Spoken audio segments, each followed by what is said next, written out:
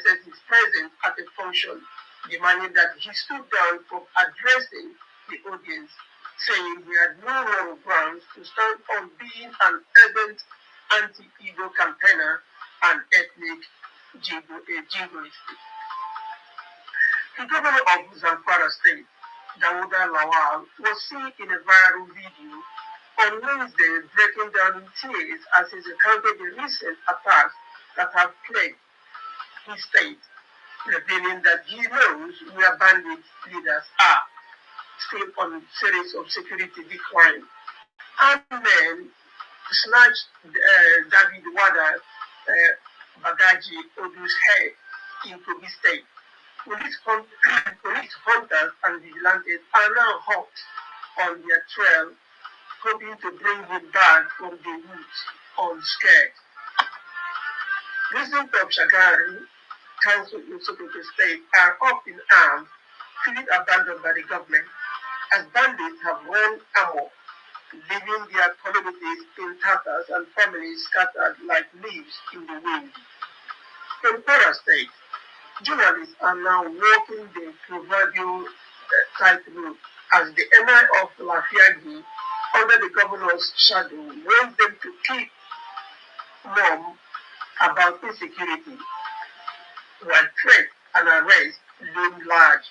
Journalists and media practitioners are currently under severe intimidation as the emir of Lafiga, Alhaji Muhammad Kudu Wawu, the emir of the reportedly threatened journalists to silence reports on these attacks, adding to the community's woes over constant reports exposing the rising insecurity in Kwara North communities. A deadly bandit raid in Kokoto village claimed 4 lives and left 2 kidnapped, highlighting the growing insecurity in Kwara North. In Niger State, a woman identified simply as Amaye has been lynched and set ablaze by Muslim youth in Niger State for allegedly making blasphemous remarks against Prophet Muhammad. In southern Kaduna, bandits kidnapped a serving councillor, Honorable David Ali Bantu, who represents 1-1 in Sanga Local Government Council in the early hours of last Friday. The Group Chief Executive Officer of the Nigerian National Petroleum Company Limited, Bayo Ojulari, has been accused of choosing personal enrichment over reform of the state-owned oil company. Multiple sources within the NNPCL disclosed that Ojulari, barely weeks after assuming office, allegedly doubled his own salary and backdated the increase to cover months he had not even been paid.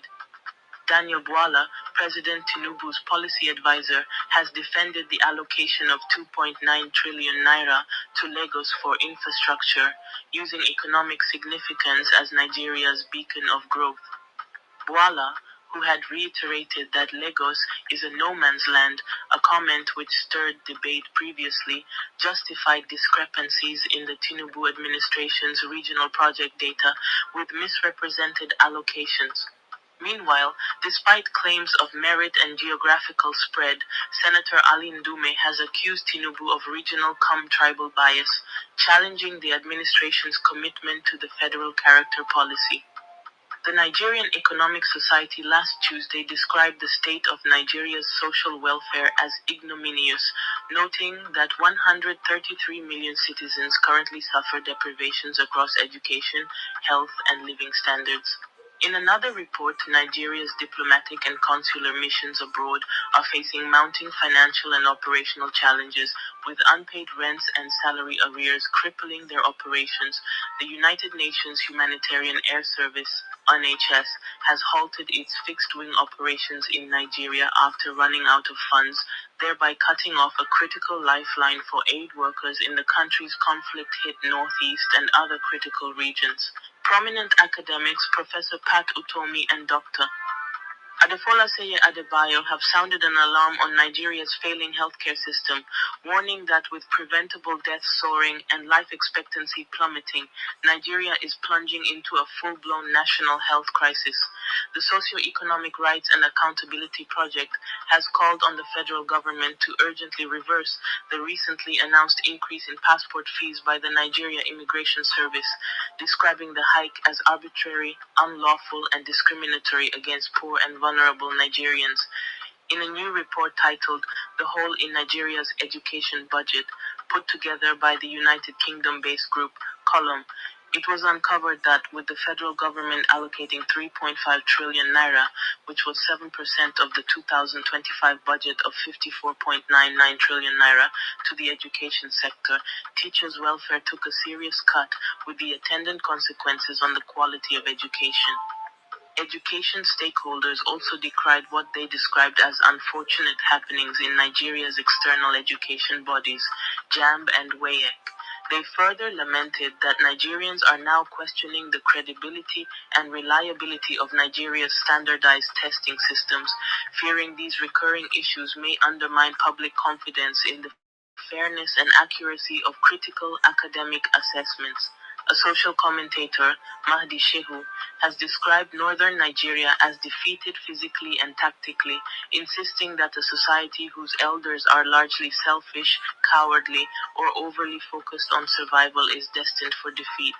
In Kwara State, journalists and media practitioners are currently under severe intimidation as the Emir of Lafiagi, Alhaji Muhammad Kudukawu, reportedly threatened journalists to silence reports on terrorist attacks on local communities.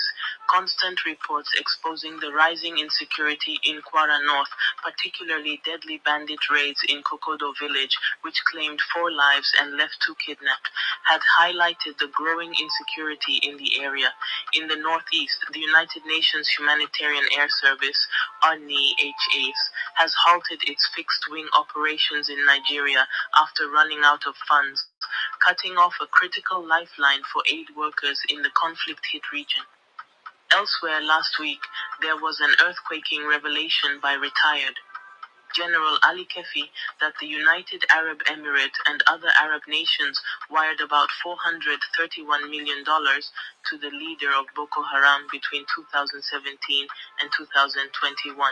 Back to Biafra land, Abia State Governor Alex Otti last week declared that every member of his executive council and other government officials don traditional Igbo attire every first Monday of the month, while civil servants will follow suit every Friday. This native dress code initiative not only supports local artisans, but also reinforces Igbo cultural pride, making Oti a beacon of Igbo heritage, ensuring that Igbo tradition remains the backbone of the state's identity. The International Press Center, through its Safety and Protection of Journalists, SEP, has condemned the ongoing intimidation, harassment, and detention of Azuka Obujuba, publisher of Media Hub and a former journalist with these day newspapers, by operative of the Nigerian police force. Amnesty International has insisted Shell must shoulder the burden of cleaning up the Niger Delta's environmental mess, despite its recent divestment, adding that the company's actions have left a trail of destruction and it must now face the music of making urgent amends. Human rights advocacy group Transparency and Accountability Network, through its national coordinator Michael Briggs, last Thursday called on world powers to deny former Kaduna State Governor Isa Al-Rufai entry into their countries, alleging that his recent utterances stoking ethnic as well as religious hatred and his poor human rights records as governor both endanger peace and humanity.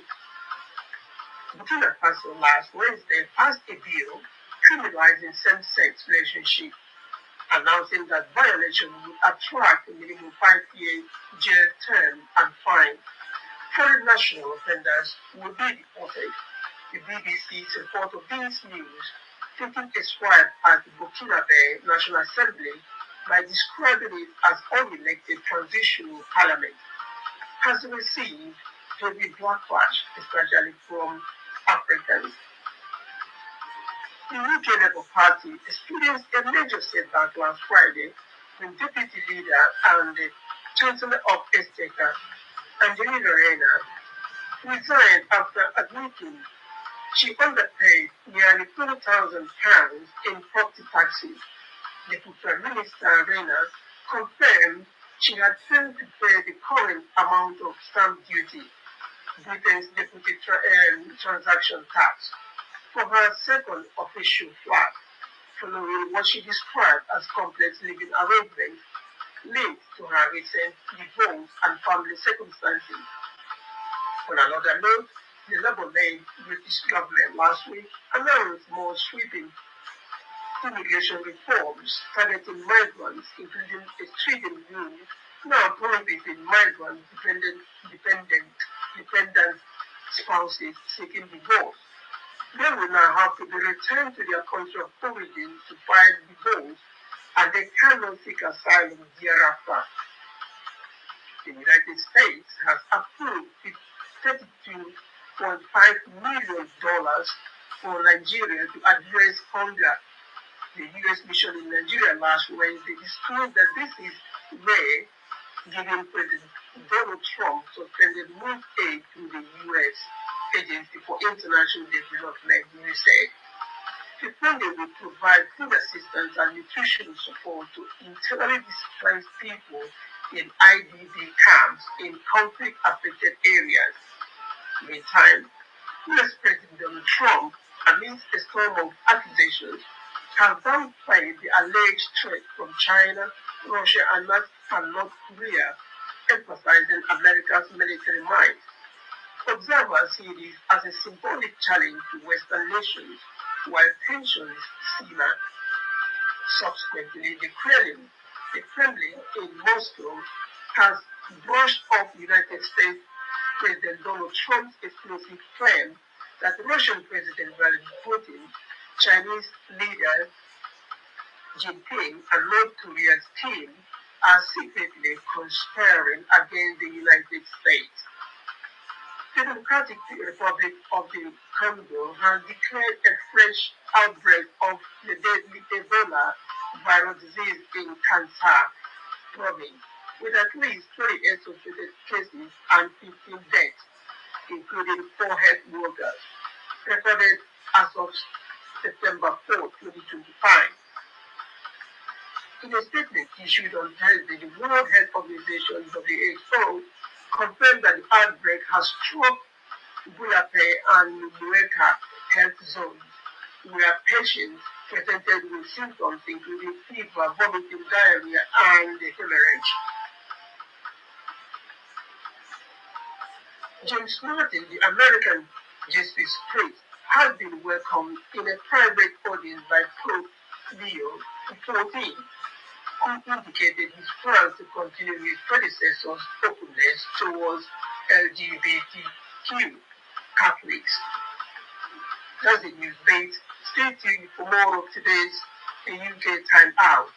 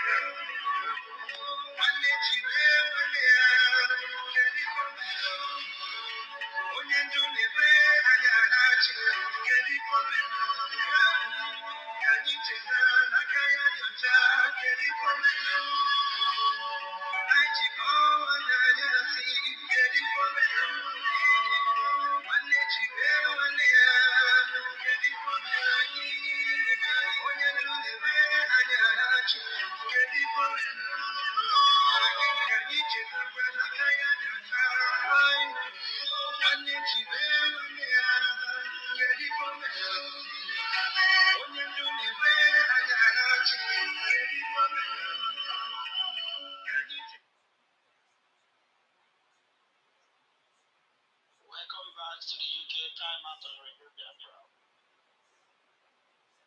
This first Sunday in September,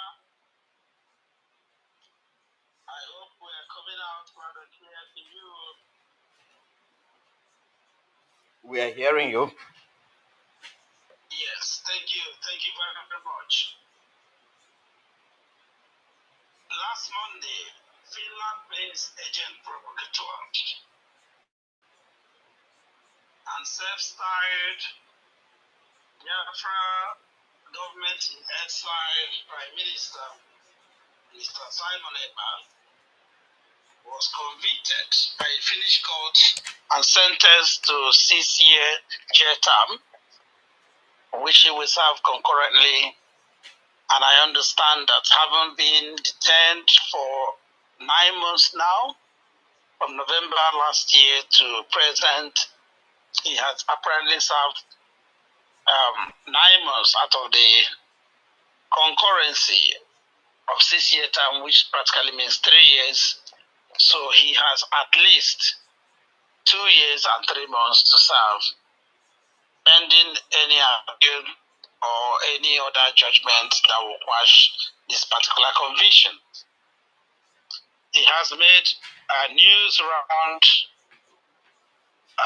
Biafra land, no least within the IPOB family as well, because we cannot deny the deception, the confusion, his infiltration, and others like him brought into the global movement. But in the end, we are here, prevailing.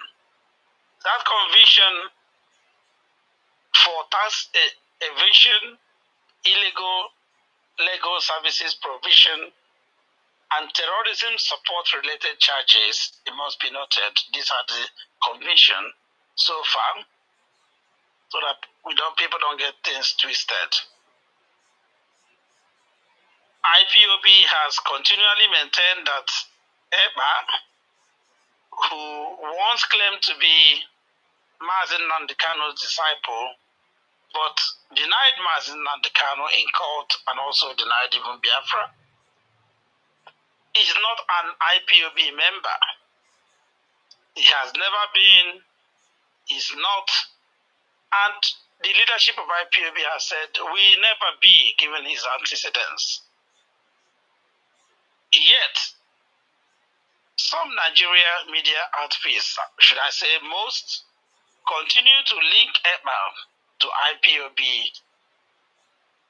in a very disingenuous, tactical way for reasons best known to them, but that is obvious now. Some of them even went as far as tagging Ekpa, an IPOB leader, which again, IPOB has debunked. You cannot lead a movement, an organization, or a company, or any association that you are not even a member of. IPOB maintains that Ekpa's conviction and subsequent imprisonment is his personal cross to carry, and he is alone. Nothing to do with IPOB, nothing to do with Biafra restoration movement. Ekpa's supporters and loyalists, mainly state-sponsored criminals and other non-state actors, are known to have committed various heinous crimes and allied acts of terrorism in Biafra land, especially, precisely Igbo land, in the last 4 years.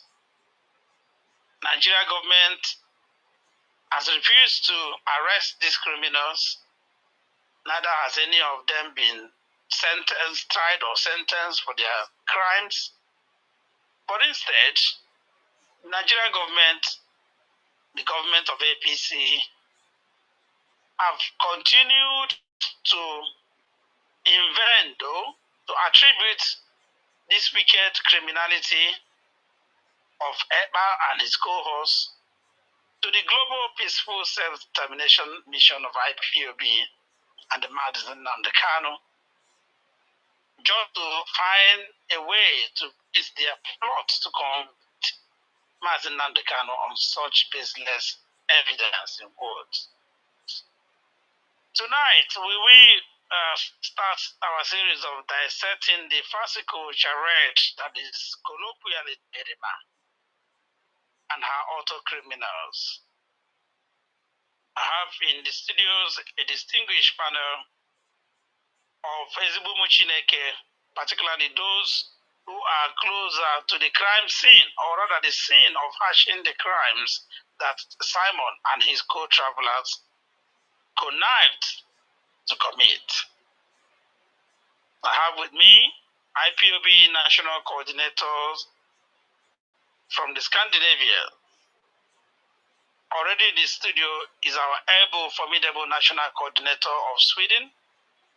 We are expecting the national coordinator of Finland to join us. He's in a meeting right now, and I sent words to say he could join as soon as the meeting finishes. Fortunately, he's sharing the meeting, so he cannot leave the meeting. And of course, our able national coordinator in Denmark,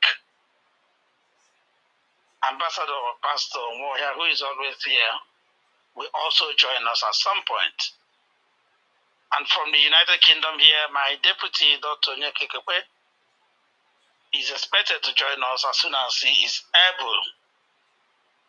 Not forgetting the fact that our channels of communication or interaction lines after our panel has laid the foundation of this discussion will be open to our dear listeners who wish to join us to contribute. You already know the drill. To be part of it, kindly send an SMS or a WhatsApp message to the numbers always given, so that we will send you the link to the program. I shall give you the numbers in a jiffy, and once you have received the numbers, or we have received your message rather, we will send you the link so that you can join the program. Be patient when you join, because you will be in the waiting room for a little while before we bring you on. But for now, let me allow my special guest in the studio already to once again greet our dear listeners and reintroduce himself to wonderful people of Biafra tonight. Mazi, thank you so much for joining us. A very good evening to you. Welcome once again to your home, the UK Time Out on Radio Biafra.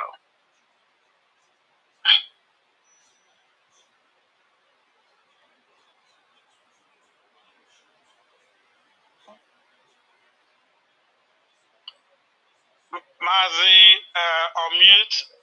If you can hear me, Mazi Onukafo, please unmute. Thank you much, Ndeke. Mazi Nigel in the UK National. I hope I'm coming out clear. Loud and clear, watching it in there. Hello to the man. And I think our brother, the host here, Mazi Alojede, who is anchoring this program. And I thank my dear brothers here with me tonight. My name is Mazi Onukafo. I am the National Coordinator of the Indigenous People of Biafra, Sweden. And I hail from Eznite, Biafra land. So I'm glad to be with you tonight. Please keep listening. Let me give others time to also introduce themselves. Thank you so much. You're most welcome. I hope you're still enjoying summer, or is it on its way rescinding? The summer is about finishing, brother. Honestly. It's about finishing. Here, our British summer is as good as you know what. Yeah. Right. Let us start by looking at let's excavate the genesis of Eba, or rather the colloquial form of Eberima, and his attendant infiltration into IPOB. Could you kindly lay the background and give our listeners, how did this all begin in your own humble assessment? Okay, Mazi. Eba already from beginning knew what he wanted to do. And those who contracted him carefully planned it. So, in my own understanding, all this happened when IPOB tried to question the senator, his name Ike Buremado, in Germany. So, a lot of politicians were angry about that. And the EBA, being one of their loyalists, I would say, was against that. And there was even saying online in the social media that IPOB should apologize to Remat. So at that time, we didn't know who he was. Some said he was chairman of one meeting in Finland, Igbo meeting or something like that. He was whatever he was there. So after that point, it looks like the politicians saw an opening, like, we can actually use this guy to do something. Coupled with the fact that Mazi Nnamdi Kanu said that when the women, Biafra women, fully joined the struggle, that Biafra will come. So what they did was to contract this fellow, not directly at that point. Rather, they moved with some women in America, and they started to gang up. They called themselves Omada, or whatever they called themselves at that point. They start to, some of them very poor, they start to donate a very big amount to IPOB, and they start to unite themselves. So some others joined this plan, maybe not knowing exactly that they were being used. So they started pushing some of these people to gain position in IPOB. The women tried to be part of IPOB, and some of them were actually praised by Onyendu, thinking that they were actually the right people coming to join the Biafra struggle. So nobody knew that they had a mission at that point. So when they felt that they have gained some people and some attention, they started to come more directly to what they came for. So that was when they were linked to EBA, and they were the one who were actually kind of handling EBA at that time, directing him. We know that woman, the one that they shared a little picture. She was one of them, the one that came to the radio and cried, she cried. It was a kind of pathetic for some people. Most people felt emotional, thinking that it was a sincere cry. But now, at least our people are knowing what freedom fighting is now. We are learning in a hard way, and Mazi told us that we actually entering freedom fighting. So that's it. So when they felt that they have gained ground in a way, they put some other criminals to come as emissary and such. Those people started lobbying those they were lobbying to see that they somehow come into IPOB. But whoever, knowing that he's actually the, how do I say here, maybe the actor of the group, he didn't want to come into IPOB. He claimed to love freedom. He didn't want to take oath. He didn't want to come to the meetings to join IPOB fully to say, okay, I'm part of IPOB. He stayed by the side. And initially was saying the right thing. So people thought he came actually for good. So, some people suggested that he came to Radio Biafra. They said Mazi can even suggest, I'm not sure. So, but IPOB, I think we are whiter than white. And we have our roots. So when he came to join, he was asked to follow the process, the due process of IPOB, which involves taking the oath, involves being disciplined. You don't come to our radio and talk nonsense because it's a hallowed platform. It's where we worship. So he said he's not going to take order from anybody. So in other words, when he came to Radio Biafra, he wants to be free to talk how he wants to. And nobody can control him. IPOB was like, you can't do this here unless in another radio. So he said, it's better he continue online where he has freedom. He was led to do what he wanted to do. Basically, he refused to be part of IPOB. So which is actually for us that he didn't even join us.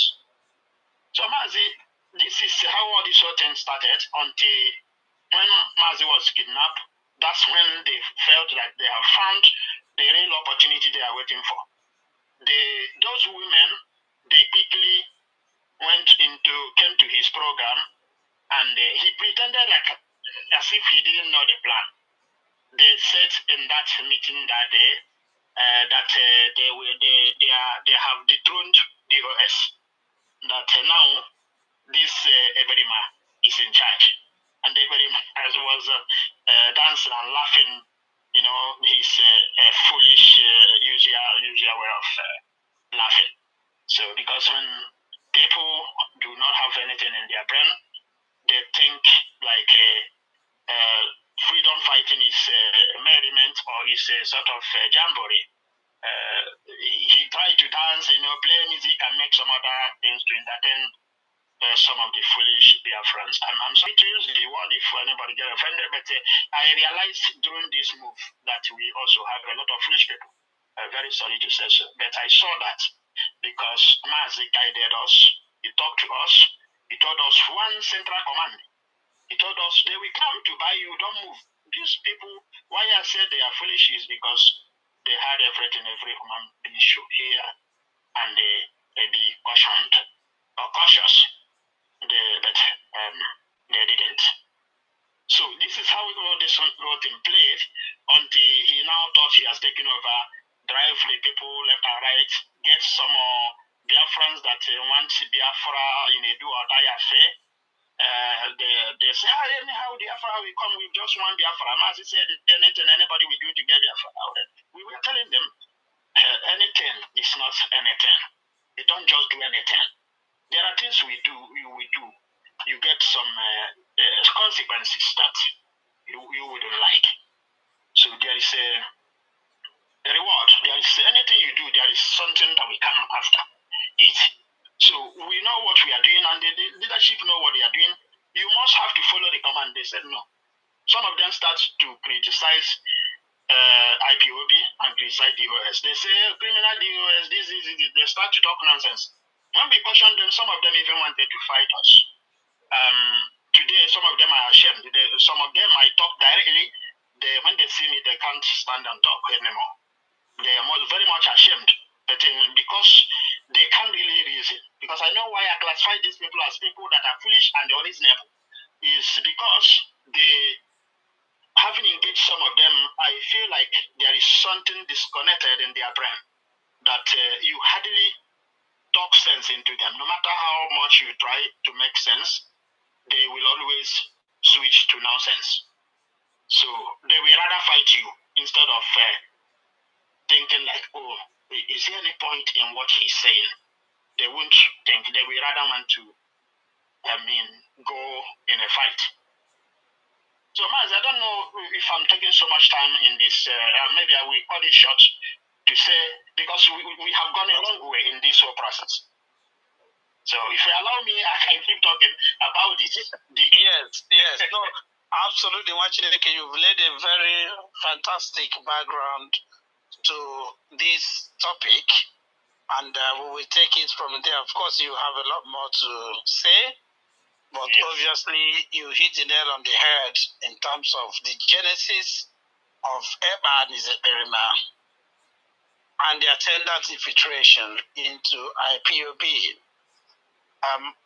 I am still expecting others to join us. I think somebody came in and just left briefly, but I'm expecting others to join us. Mazi Isaac Chukwemeka, the IPOB Finland National Coordinator, did say on this program one time that this Eberima, then, as you rightly pointed out, serving or rather operating as a chairman or chairperson of an Igbo union or association around Helsinki, Finland, from his base in Latte, in Finland as well, is on record to have torn the Biafran flag in one of the Igbo meetings when a group of IPOB family members, Biafran Restoration Enthusiasts and supporters came to evangelize Igbo community, as we do here in the UK, during their meeting session. And this, whereas a vast majority of the members of the association were interested, and we are actually listening and asking relevant questions to the delegation that came to that meeting. Eberima was said to have arrogantly stood up, boastfully took Biafra flag and tore it in front of everybody. And then within a short space of time, such a Saul had suddenly become Paul. And all of a sudden, he is now preaching Biafra and made himself a self-styled disciple. Even Paul did not declare himself a disciple of Christ until he had undergone some transformational stages that put him in that state to become an apostle. But this Eberima quickly, hurriedly declared himself a disciple of Onyendu, leveraging on the opportunism of having interviewed Onyendu. Of course, he's always a content creator. In one of his social media content creation platform, he happened to interview Onyendu. How that arrangement was made and the rest is a topic for another day.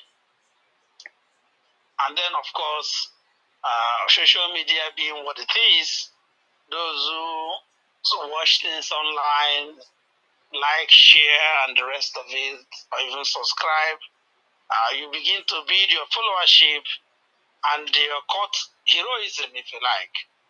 And I think that is what brought him about. By the mid-2021, he thought he has already arrived. But as you rightly pointed out, I think there was a clandestine plot to train him,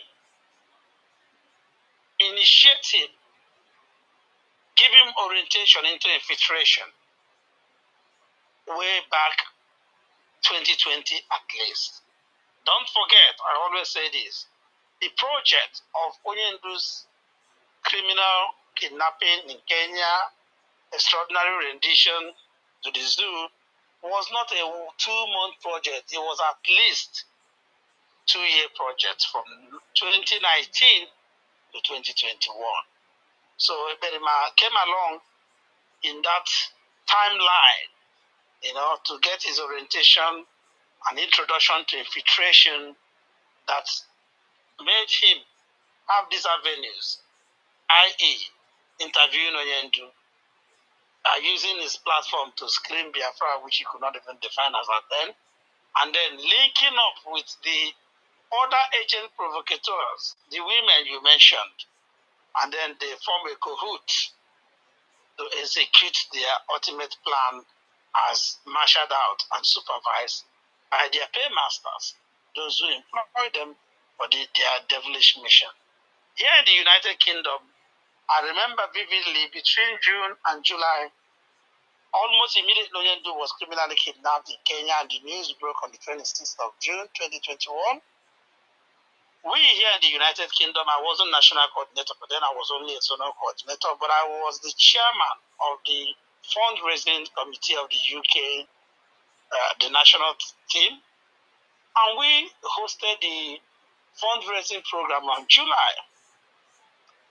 It was not until last year that I was going through my old system, laptop, and some things. Thankfully, you keep records. That I saw that there was a move then, I will mention names here, by some people. The then UK National Coordinator, Mwada Oluchi Mercy Steta, and her matron, who is Nenyanya, had almost insisted that I should make Simon Epa a special guest and in fact a moderator of our fundraising program of July 2021. I discussed it with my team in one of our meetings, and I told them that personally I did not see why that is important. The fundraising being a UK fundraising program, we have I always like to work in teams. We had a formidable team of distinguished Umuchineke who can play the role of moderation, anchoring the program, and what have you.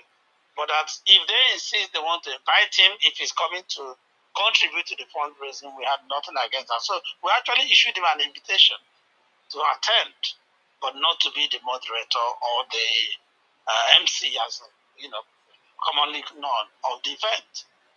I don't know whether that irked him because of the ego and the unchecked pride in him. He didn't attend eventually, neither did he make any contribution.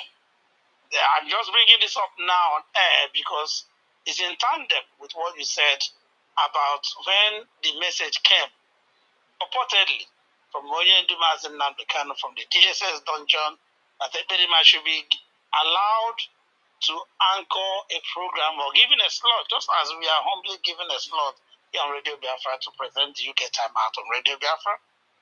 But he thought, or rather he and his handlers thought that was an invitation to take over the entirety of Radio Biafra. So it is something in him and in something in those who push him that they manifest or present in such manner. So, actually, I totally agree with you. Let us look a little bit at that early stage. As I've just given you an analogy, here in the UK, we had on record in my computer today of a move by certain people close to Onyendu to bring this man in. At that early stage, we're talking about June. Then we didn't even know about Onyendu being kidnapped. I remember that one or two of Onyendu's siblings were telling the world and even the leadership of IPOB that Onyendu went to the mountain to pray. So they already had a clue what was going on. The leadership has repeatedly stressed the point that they were not aware of the whereabouts or the precise location of Onyendu at that time I'm quoting. But some people were already plotting these pieces of the jigsaw and arranging them, wanted the Matofin infiltrate UK, which today, being the national coordinator for 3.5 years almost, I can tell you that they did a hatchet job here, if not for the grace of Chukwu Kabiama and the resilience and the resoluteness of my formidable, able Umushineke here in the UK. And I don't like to use the phrase "get watchers," but those who are alive in the spirit, very conscious, they would have succeeded in taking over UK. And by their permutation, once they take over UK or destroy the United Kingdom, they would have destroyed IPOB worldwide. So let us look at this. What are some of the links or closeness Ekperima had with some people or persons who are close to Onyendu? I've mentioned his siblings. I've also mentioned one or two persons, including Nnamdi, who was, or should I say, he is a member of the Directorate of State.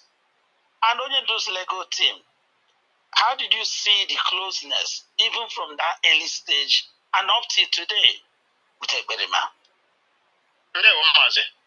Yeah, like you just said, in 2019, that was when IPOB tried to ask Epremato some questions when he came to ETR in Germany, 2019. Yes, and absolutely. That was when I became a national coordinator, and I saw all this sorting. And this woman you mentioned that were there before you was also introduced as a national coordinator of UK. Some of us in the National Coordinators Forum, we are not totally happy about that, because the man there at that time can never in any way be compared with that. So, in our own understanding, if you want to change somebody, you have to bring someone that is actually better than the person that were there. It's actually better to change in that way. But at that point, the change was not something we can understand. Mas, I hope you're hearing me here, because somebody tried to interrupt. Yes. Your audio went down a little bit, but it's good now. Okay, yes, I had an interruption here. So so it wasn't a good one for us, and we were asking questions like, why is this woman, Mrs. Starter? Why or how? What is her record in IPOB that she's being made a national coordinator? And we know how things work in IPOB, and we know how difficult it is to coordinate a whole nation. So we were told that it was Onyendu who said the woman should be a national coordinator. Well, we said okay. When she joined, we also congratulated her and told her to also be very strong. Now, as along the line, we understood, it was along the line that we understood that it was also through the connection of Nnamdi that the woman came. So, because you're asking about some connections that we can actually point. And I'm very glad that you mentioned some names. And I believe that's the way to go. We need to mention names sometimes. Say the truth and put the record straight how it is. So, at that same time, we start to hear names that were not in IPOB before. We hear something like some people become more, what did they call themselves? Emissaries. They became emissaries, and we heard that Mazi now have gatekeepers, yes. We heard that now Mazi now even have a secretary. So we were like, these whole things we hadn't saw before. Yes. The deputy then has all left, which was Mefo. Now, Mazi now had a secretary. It was along the line that we also understood that it also has something to do with Nnamdi. This is Nnamdi that when we see her in this position she was, we are all asking questions, because this woman is not in any way supposed to come close to such position she was occupying, because she didn't have manners. She wasn't well educated to handle that. She wasn't also having any even emotional attachment to the work, like she doing it passionately. No. She was not. This is a woman, like somebody said, that's supposed to be in the market to sell like yogiri or fish and some other things. And such a person was made to handle the money we are contributing. So when we call this woman to press some payment, she will talk to us like she's talking to children. we are enduring because, you know, IPOB, we try to respect positions. So when you are giving anything, we say, okay, we give you your dues. But we are enduring a lot. So this woman has connection to a lot of things that happened. So even this calendar was already in the plan because we are talking about the connections here. Then, yes, if we go a bit forward from the beginning, you see Erembobara, the lawyer. So how can we trace his connection to this what we are doing? Because he's not a freedom fighter. He's not passionate in any way to Biafra be free, even if he's not agitating. He's not somebody that feels that we have to be free. I don't know how what he thinks. So now that man came through Kanonta, and he started to play roles for the same people that contracted the Berima and those women. So the lawyer we knew, and we have known, and we still know, is Ifai and the Osokeme, because they proved themselves as lawyers. Now, when this guy came, he started to do things in a different way that actually we in the IPOB, most people, we are not comfortable. So he became the face again of the plan to push IPOB to the side. So, because whatever IPOB is saying, he's saying the negative. This is how this whole thing plays. All of a sudden, Kalonta Kanu started to showcase himself even more in the struggle, like he has position. We ask questions. Is Kanonta a member of BOS? We got answers, no. Is Kanonta a zonal coordinator or a national coordinator? We got the answer, no. When we were we went to process. I sat with Kanonta, and even we took pictures. I still have that picture. So I remember I asked him a few questions. He told me, no. He wasn't like, if he's a member, let me use the word. He's not having any position in IPOB. Let me just say, from what he said himself to me, he was not handling anything.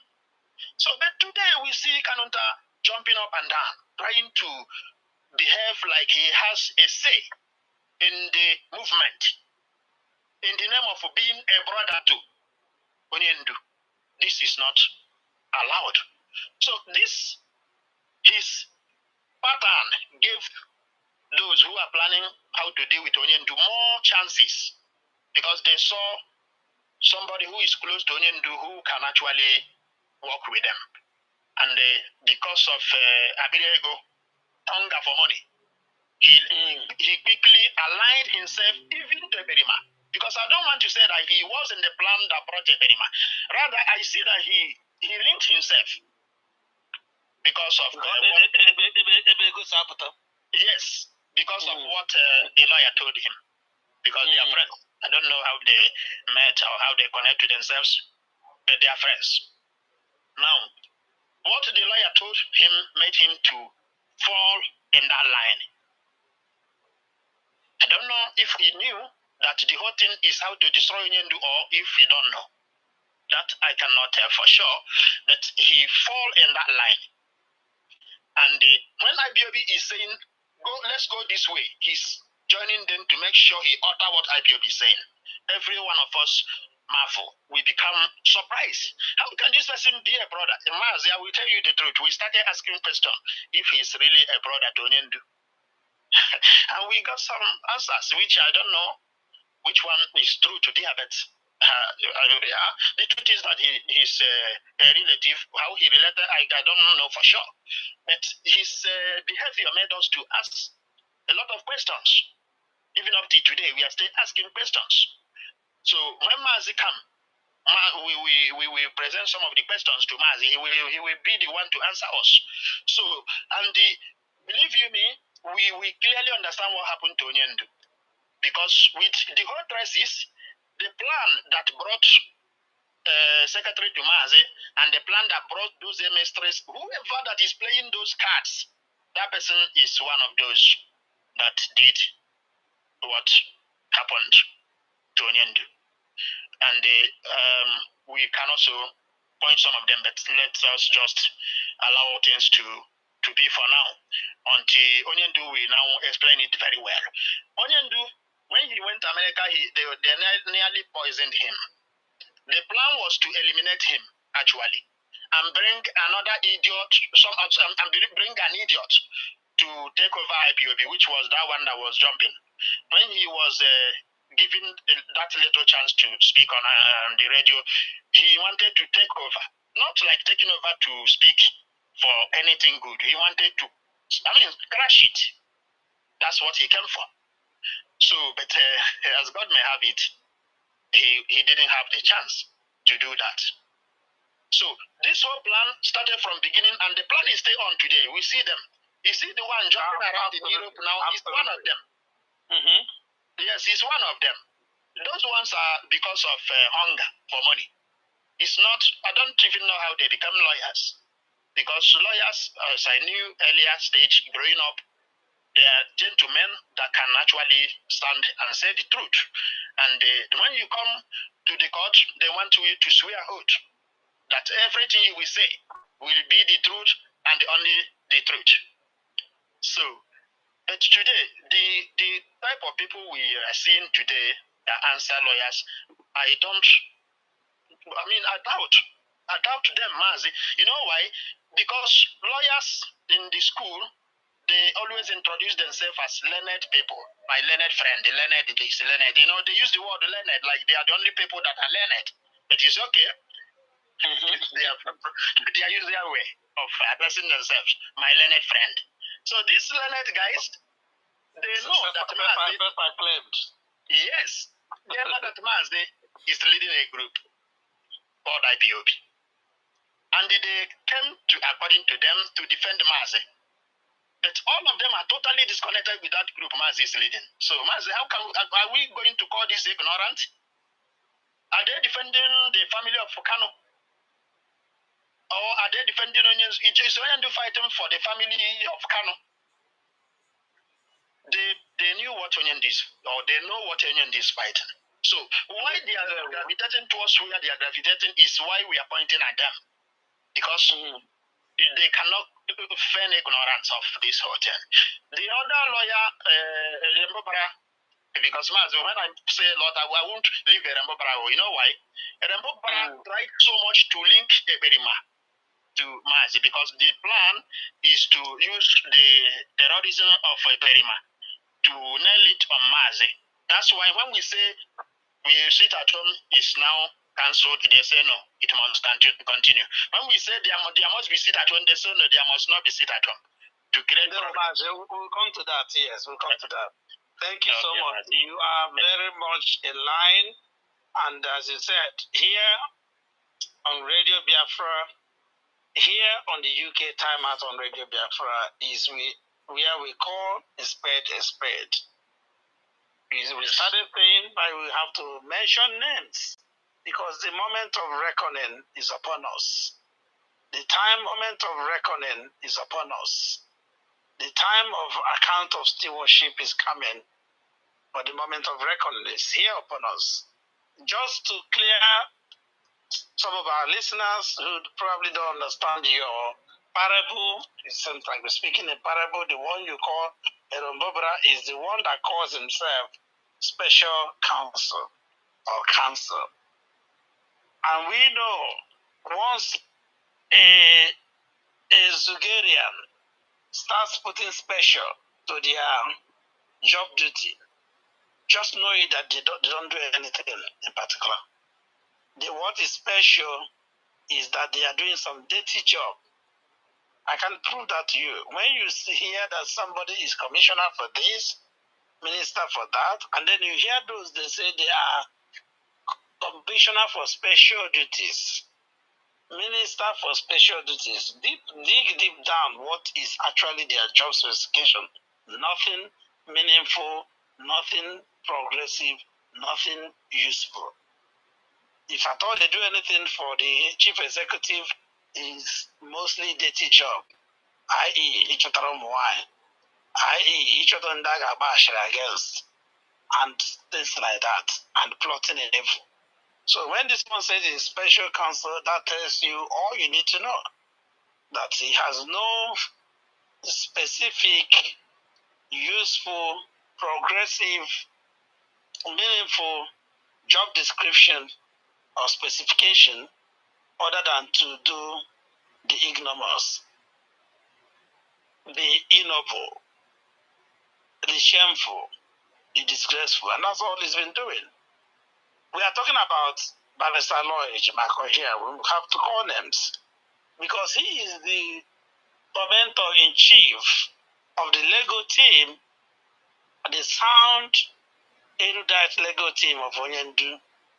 And he is the usurper that wanted to use blackmail, gossip, and all underhand tactics to usurp the role of those who know and see, who knew and still know what they were doing, so that he can juxtapose into that position to start his own private enterprise and criminality. We know, talking about links and connections, that he is well linked to the whole plot through some of the Igbo politicians you mentioned here, Ike Kweremado's languishing in the London prison here, people like Dave Umahi,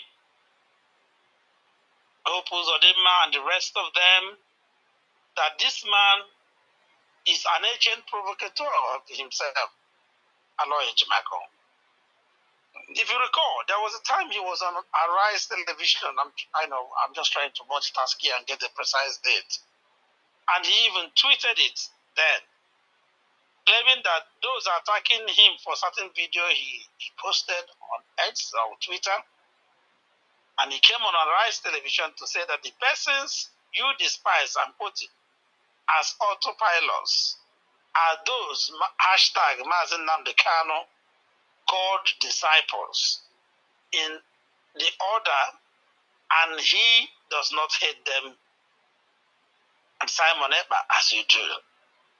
See, he was specific to mention Simon Ekpa, mention Mazi Nnamdi Kanu, and mention that word disciple using a capital D in quotes, and claim that it was in the order of Mazi Nnamdi Kanu.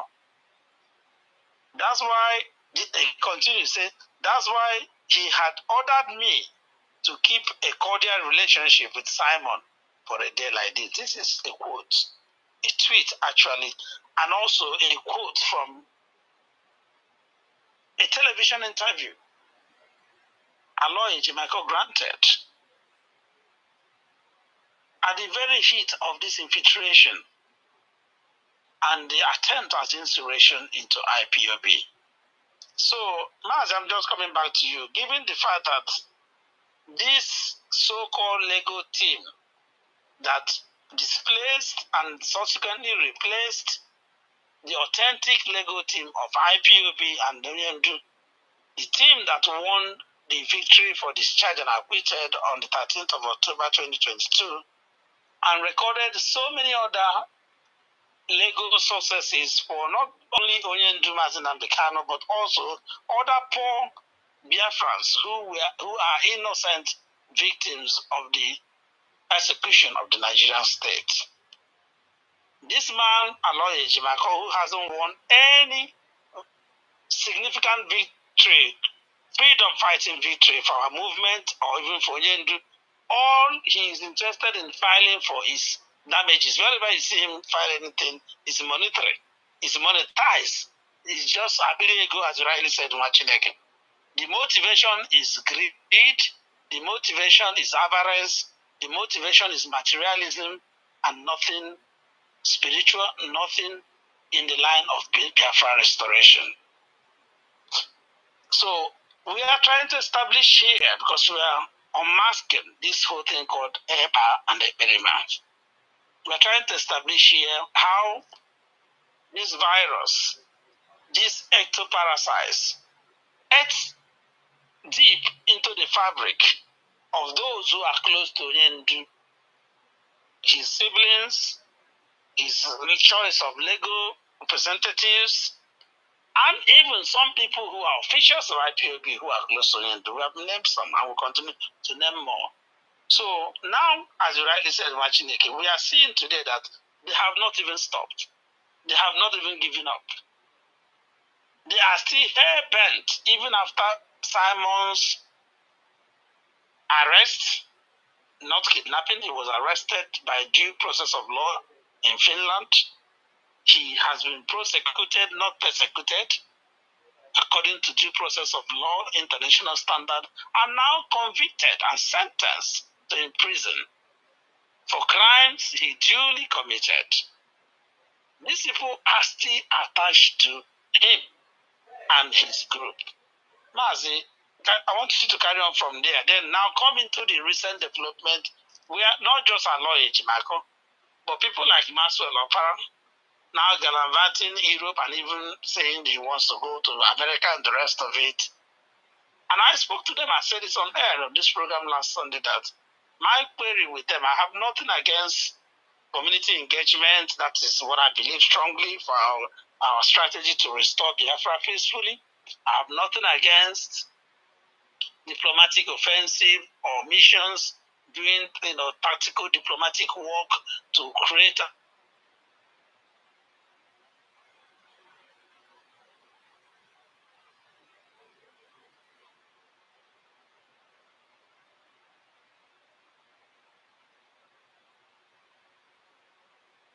the leadership of IPOB is based, and you didn't think it is fit or reasonable to engage with the leadership of IPOB, the host community, apparently, before you start doing any work.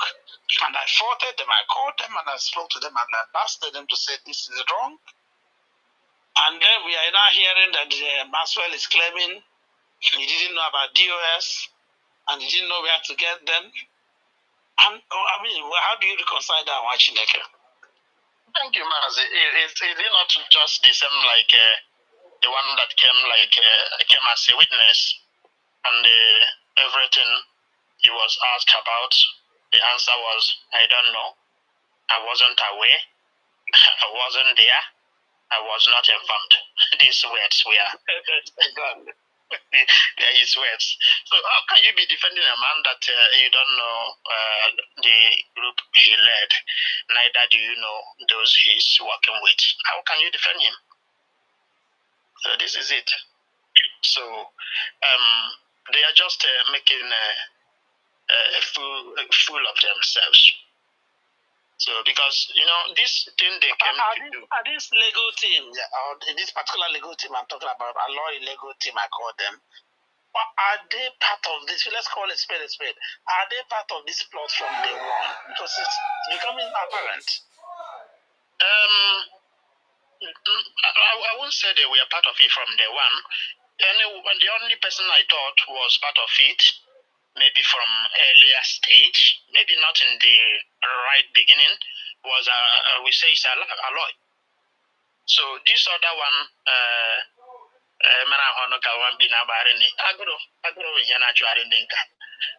I'm sorry if somebody don't understand what I said. I just said that the one that is running in Europe right now, trying to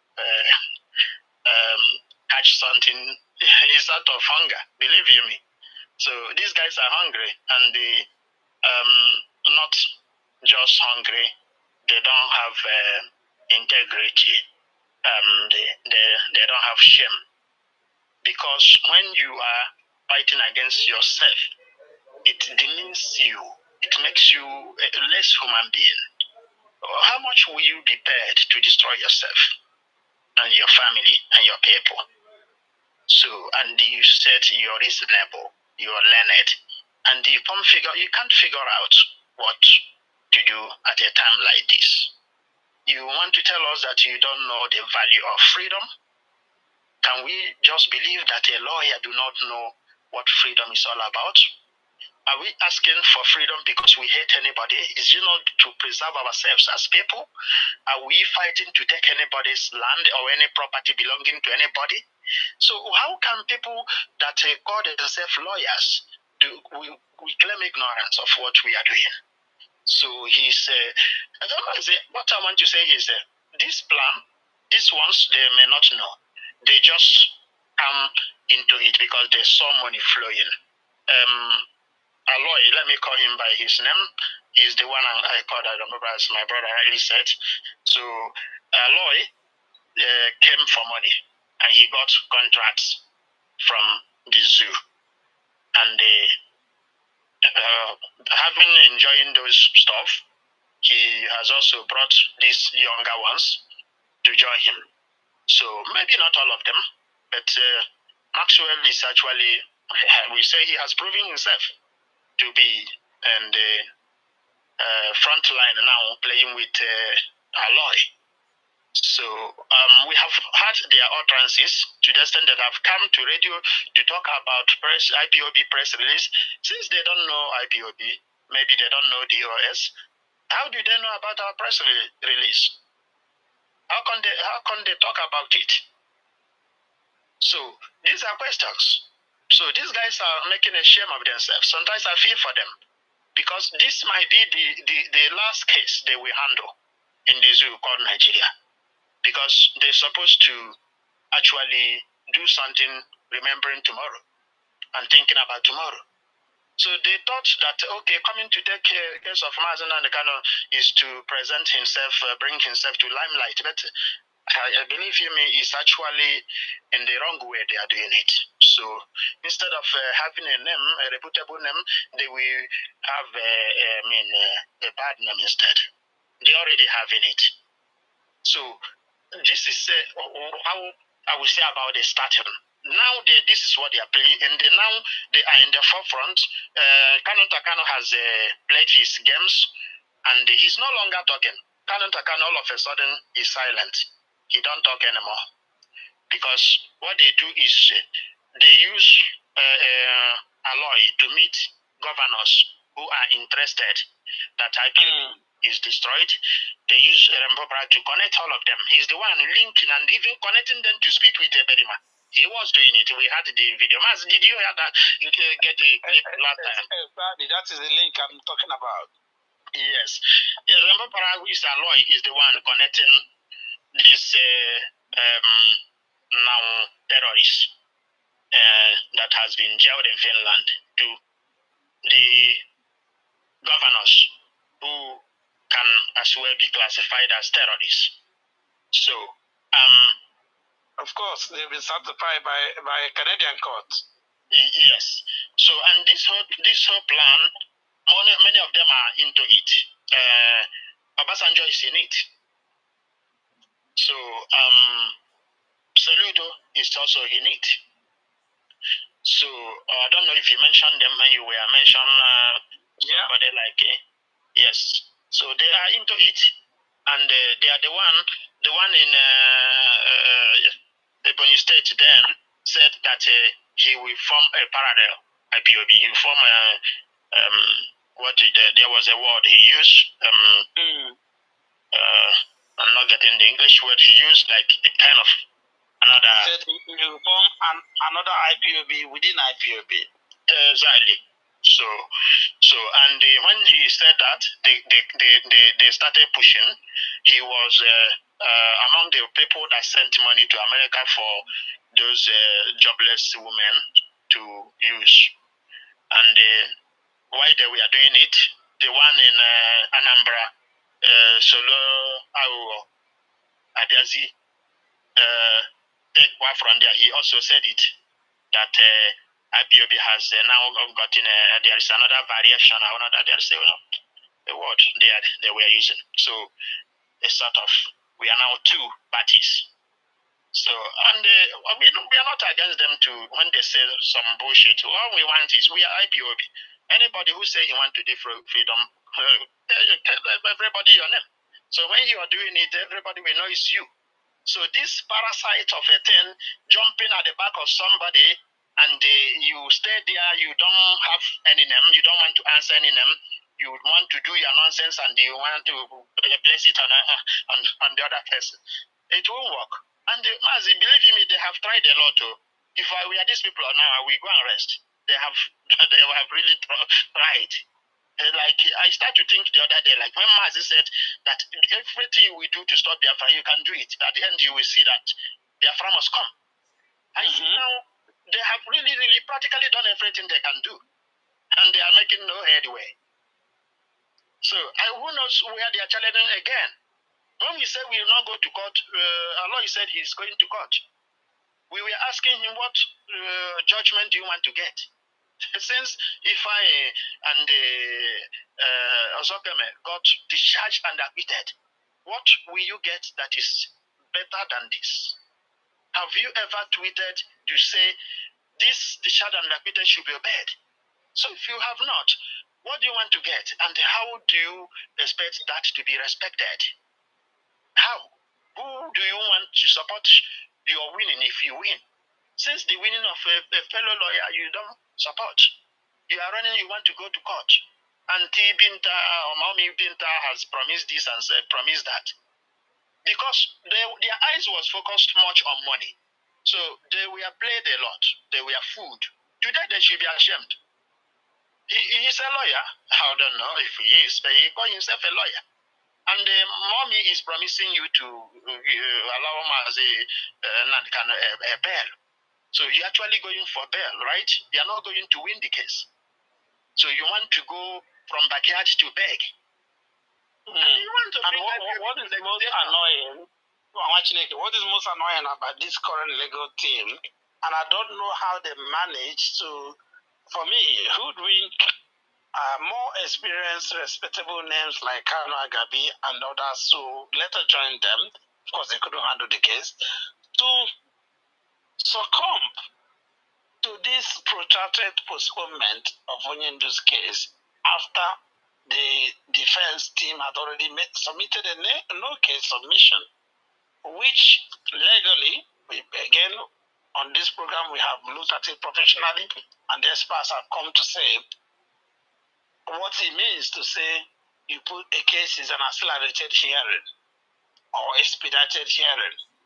So they were there, complacent, I must say, allowing James Omotosho to postpone this matter after such a monumental submission that could be heard within 48 hours, and it's been postponed for more than how many months now?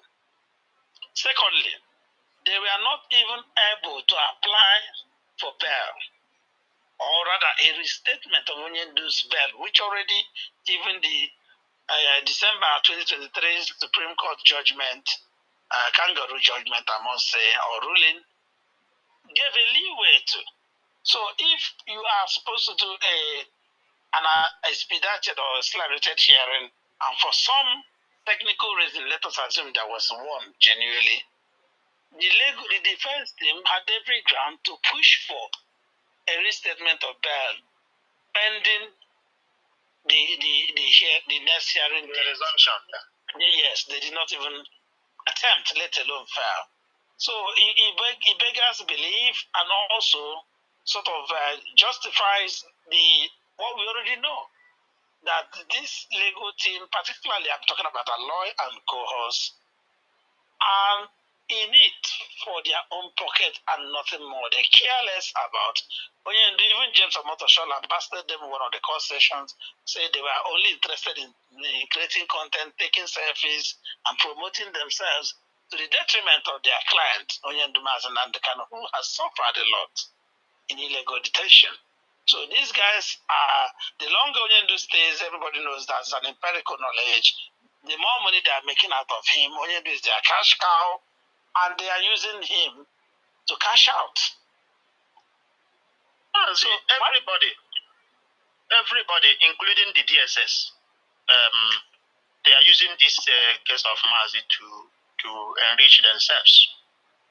So, do you know the budget of DSS whenever Mazi goes to court?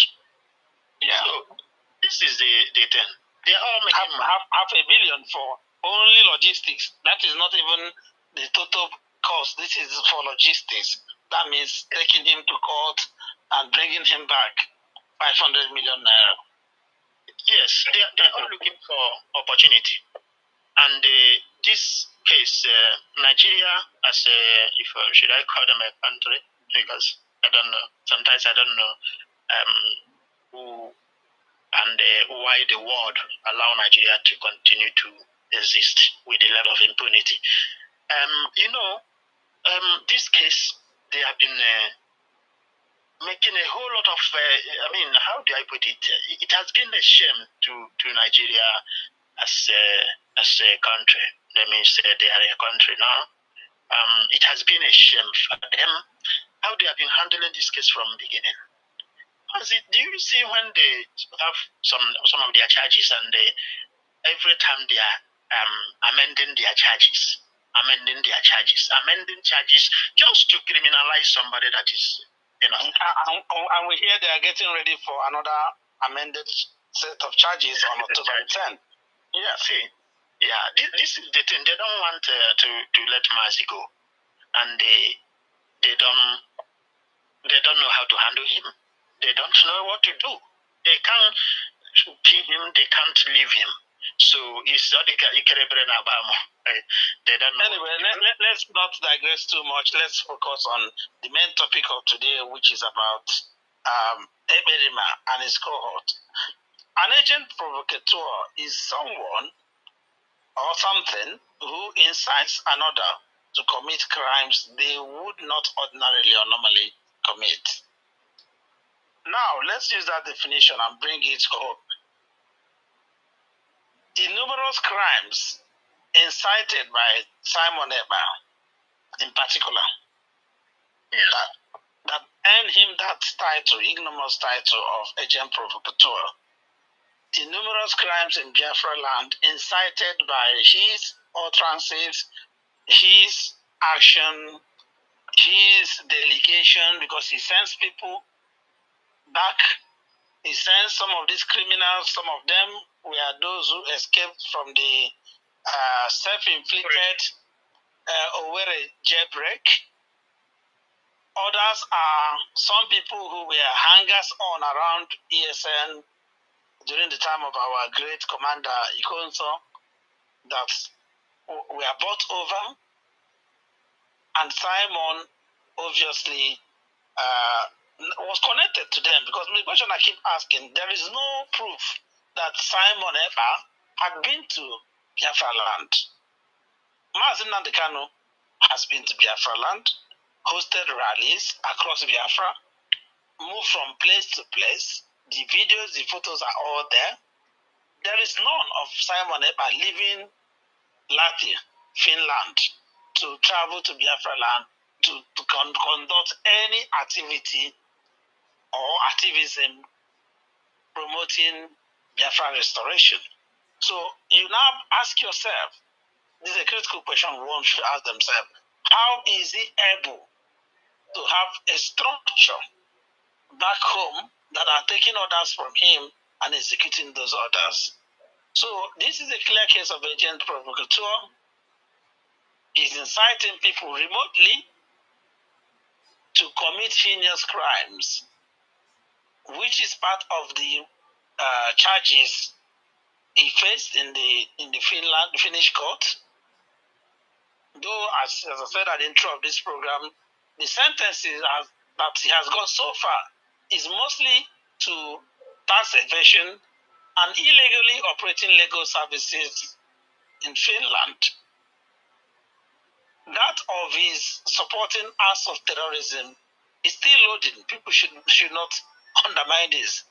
And that's why they said when he finished this particular jail term, there is a very likelihood of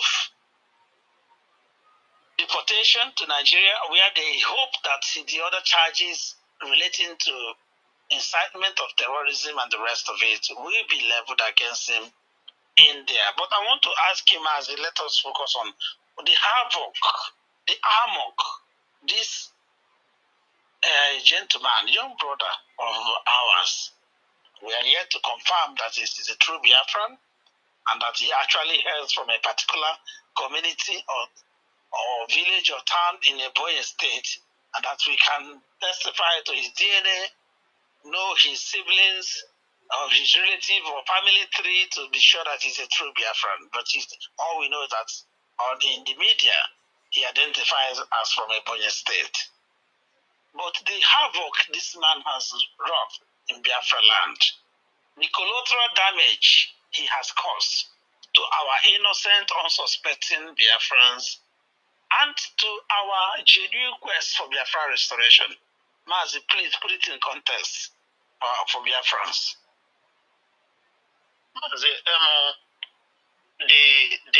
the havoc he has caused is practically because those who contracted him, they are behind him, recruiting for him back home. I don't know when last he was there, like you rightly said. Neither do I know where exactly he came from. But from all indication, there is no part of Biafra that has attested or testified that this is their son, even up till now, that he is being held. So,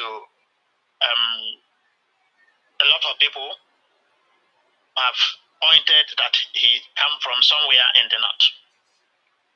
So, having said that, so what all the whole things he's doing is being engineered by those politicians that contracted him. So, and his interest is more about monetary gain, and because he's somebody that is callous, he don't care about lives that are being lost, and maybe he actually come from the north, and he hate our people, I would say, because if he had come for freedom in any way, as some saying those who believe him try to say, he wouldn't allow Biafrans to be killed like that.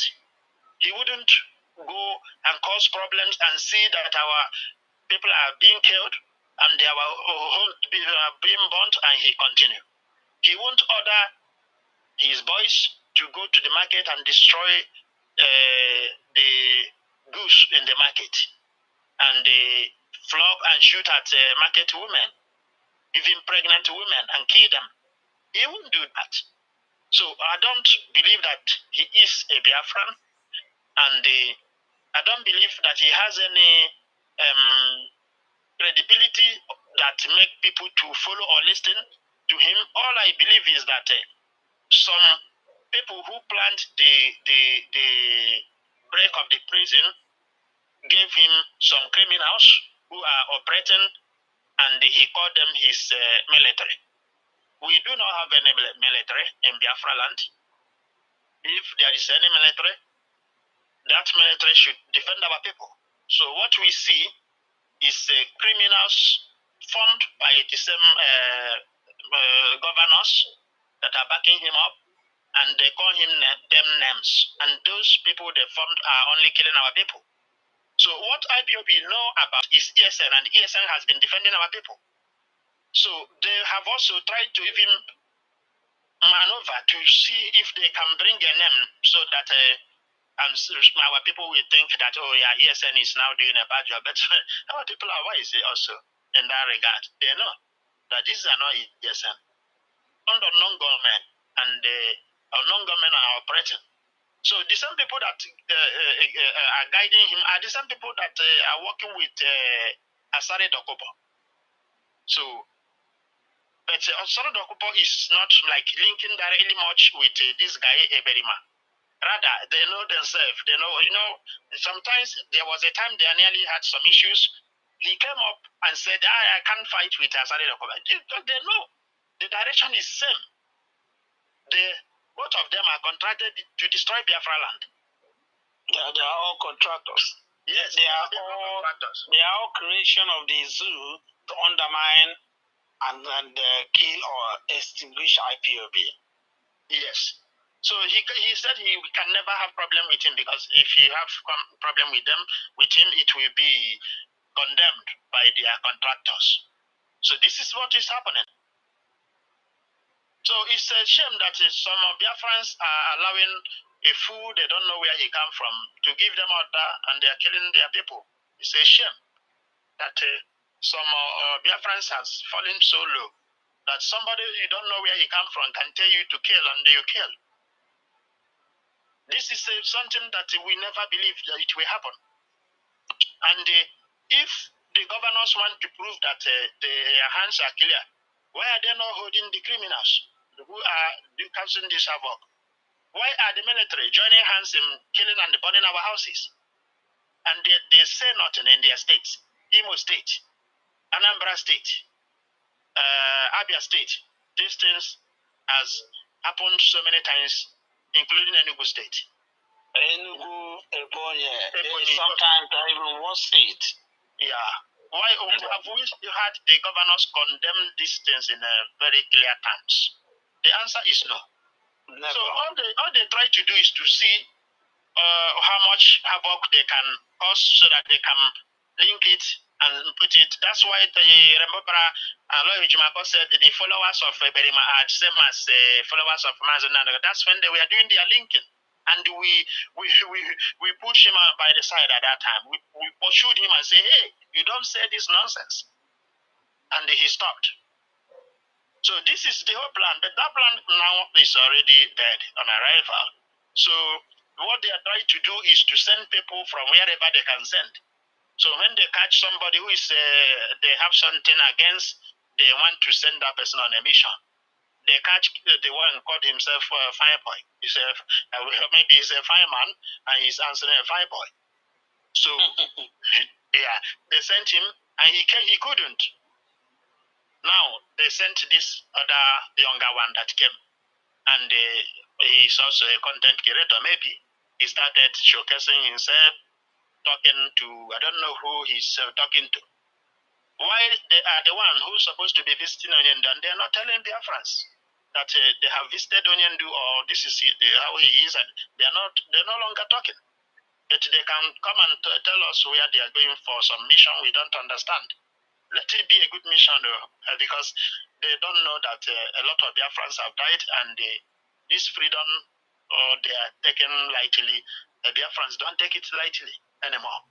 Because we can't. Actually, from what we have seen, it has become very clear that Emma Simon, who was never an IPOB family member, is nothing but a deliberate creation of the zoo government and their collaborators in Biafra land. It must be emphasized. Or to find a way to not just undermine IPOB and Onyendu, but to also incriminate him or supplant him. Like IPOB did in a press release today, and I read one paragraph where it said Nigerian cabal imagined that they could do that, just as they used ISWAP, that's the Islamic State in West Africa province, to replace Abubakar Shekau in Boko Haram. Mind you, only this week, retired General Ali Kefi, pronounced that Boko Haram received from the United Arab Emirates alone $431 million given to the leader, who is Shekau, for their operation, for their terrorism. And the zoo government thought of using Eberima to supplant Nnamdi Kanu, to replace him, just as they did with Boko Haram, replacing Abubakar Shekau with ISWAP. So it is very clear that this is, when we say Eberima is agent provocateur, that is exactly the plot, the script that has been written for him as a mercenary to just play out. How come, Machineke, our people could not read the script? And just tie down that also with, how come they fought or the fifth estate of the realm, the press, are supposed to be free and independent, even those in Biafra land, could not stand up to this, having read the handwritings on the wall, and they still continue to try everything on this possible earth to link Ebedema to Nnamdi Kanu. Even sometimes making comparison that really annoys me. So could you compare oranges with apples? Well, Nnamdi Kanu comparing with Ebedema. I mean, I know that the government had this plot. IPOB has consistently exposed and unraveled, revealed these plots. But how come our people could not read it? Are we that daft? How come even those who say they are learned, lawyers, journalists, fell for this and continue to fall for this trick? Because the politicians, they know what they are doing. They are not. They just want to supplant Mazi Nnamdi Kanu. They sort of subchange him with this fake. That's what they thought they could do. Because as I want to tell you that, you see, the government, even though they are daft, but there is a little sense in the criminal part that is still in them.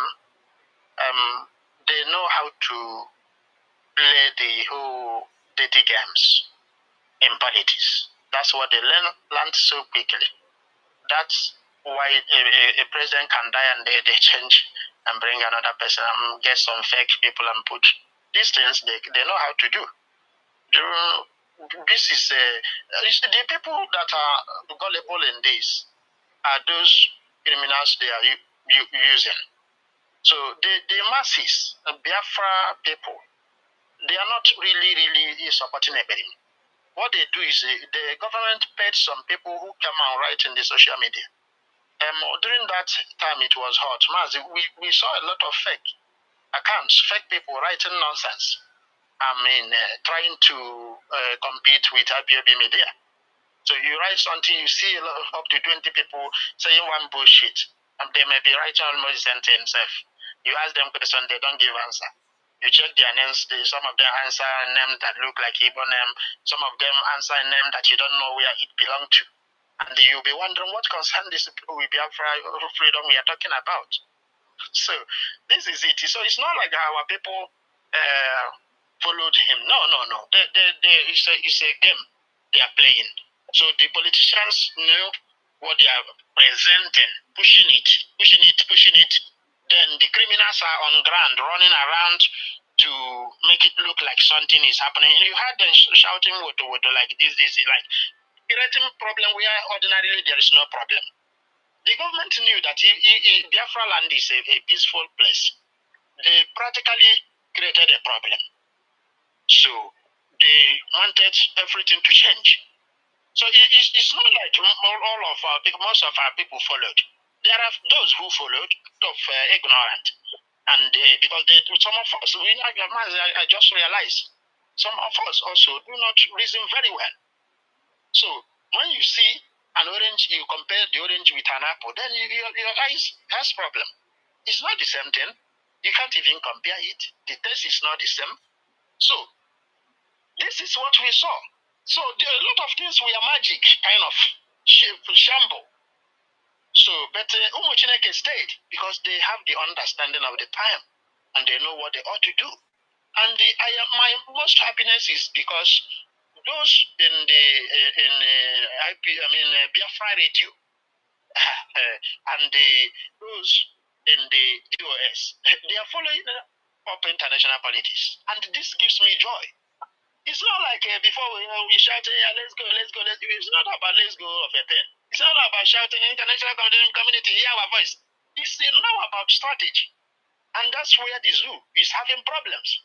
Because they thought IPOB is full of miscreants. They thought all of us, we are miscreants. How do I say? We don't know nothing. We don't know our left from our right. And this is what they had in mind coming to confront IPOB. But to their greatest surprise, they saw that every area they put head, we are there. It gives us joy. That's why we are even going head ahead. Because our people now can interpret. And believe me, we will take our place. And when we take our place, never will anybody come to say he's coming to confront our land or for anything. Because whatever magic they do, we will know. Even if we may not do it the same way they do, the IPOB is a price. You see how IPOB is patiently following them. But they want war. Because that is where they can play very well. Come to logic, no Nigeria can stand to argue with you, to reason with you. No. They want to create a fight so that everybody will go home. He give you wound or you give him wound. The discussion, everything dismissed. Even in this radio, I've been expecting Nigerians to call and make their... You don't hear them. You hear them on the street. You hear them on the social media. They talk nonsense. They never call. Well, you're listening to the UK Timeout on Radio Biafra. Today, Sunday, the 7th of September, 2025, the first Sunday of the month. The month, or birth month of our leader, Nnamdi Kanu. I am honored to have with me in the studios my beloved brother, Mazi Stanley Onukafo, the IPOB National Coordinator in Sweden, very close to Finland, where Iberima is based, where he stayed to run all his mouth and run our land into havoc. Let me say that we're expecting to have join us, but I'm just getting his message. IPOB National Coordinator in Finland, Mazi Isaac Chukwemeka, is still in his meeting, and I think practically he may have to come next Sunday. Don't forget, next Sunday is September 14th, Saboteurs Day, anniversary of the infamous Operation Python Dance. So it's going to be another special edition of the UK Timeout on Radio Biafra. Now our lines, or rather, we can invite you now to join us. Those who need the link, please kindly send in your WhatsApp message or SMS. Mazi Ochemba, thank you for sending in the request. I've sent you the link. The moment you join, please stay on mute, and I will invite you from the waiting room to make your contributions or ask questions. Once again, our method is send us an SMS or a WhatsApp message to our numbers +44 78-177-96032, and we will send you the link to join the program. Please do not call us directly over the phone line, but send us a link request, and we will send you the link, and you will join us via the platform for live broadcast. Thank you. Mazi Stanley Wachineke, you rightly said they called it out. A lot of people know this fast, but people are not speaking up, as you rightly said there. Even on air, even on this program, even on this platform, this hallowed platform where we speak the gospel of truth, raw, undiluted. Some people are still too busy to call in or to join. Others are too lily-livered, shying away from the truth to participate. Back home is even worse because of the fear of the unknown, and even the known. People have been cowed using weaponized poverty, insecurity, and impunity to emasculate people's voices, and they can no longer speak. But thankfully, there are still a few people who are bold enough, courageous enough to score these things out the way they are. Just over the weekend, one of such people is Chief Martin Onovo, who was the presidential candidate for the National Conscience Party. I think that is Ghani Fahimi's party, the NCP. in the 2015 presidential election. He described Simon Ekpa as a deranged criminal who has been rightly convicted in Finland, whose activities have no connection whatsoever with Mazi Nnamdi Kanu or IPOB. He highlighted the fact that what Ekpa and his criminal gangs have done, particularly in Biafra land, well, primarily in Biafra land, because that's the only place they actually operate. They don't even venture into other parts of Biafra. Sorry, I mean Igbo land, that's the only place. They are just contracted to decimate our young population, targeting young people, boys especially, and also some vibrant young ladies, and cutting their lives short. They have no balls to carry the battle to elsewhere, cannot even extend it to Iwacha, let alone other parts of a non-Igbo speaking Biafra land. And Chief Onovok has called Ekperima out for who he is or what he is, a deranged criminal doing the bidding of his masters, destroying his own people, apparently purportedly his own people, because we are not sure he's a Biafran. There is no sign whatsoever that that kind of blood is Biafran blood. We know that Ekperima gained, I wouldn't say popularity, I would call it notoriety, after he seemingly hijacked IPOB's civil disobedience strategy, the sit at home. Did that play into his hands? The instruction by Onyendu for the sit at home to be suspended barely just a couple of days after the DOS announced it, did that play into Ekperima's hands?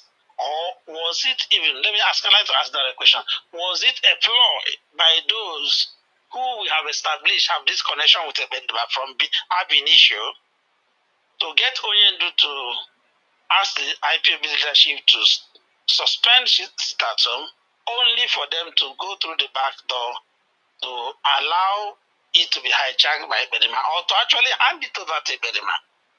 Because I understand from all my interaction, engagement with our people, those who are sympathetic to Ekperima, that is the only selling point.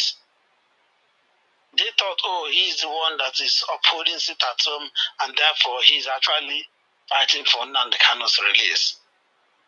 What was this gimmick, Machineke? Mazi, it is actually because our people were not totally happy when IPOB stopped the sit at home. Because of the love our people have for Mazi Nnamdi Kanu, they thought within themselves that the little they can do is to sit at home to show solidarity and stand for him at a time that he was taken. So they also thought that that could appeal to the conscience of those holding him, and they will eventually release him as a result. But they didn't know exactly that the zoo, we are so much afraid of Mazi Nnamdi Kanu, and they wanted to keep him to see if they can actually stop Biafra from coming. So this is on our people.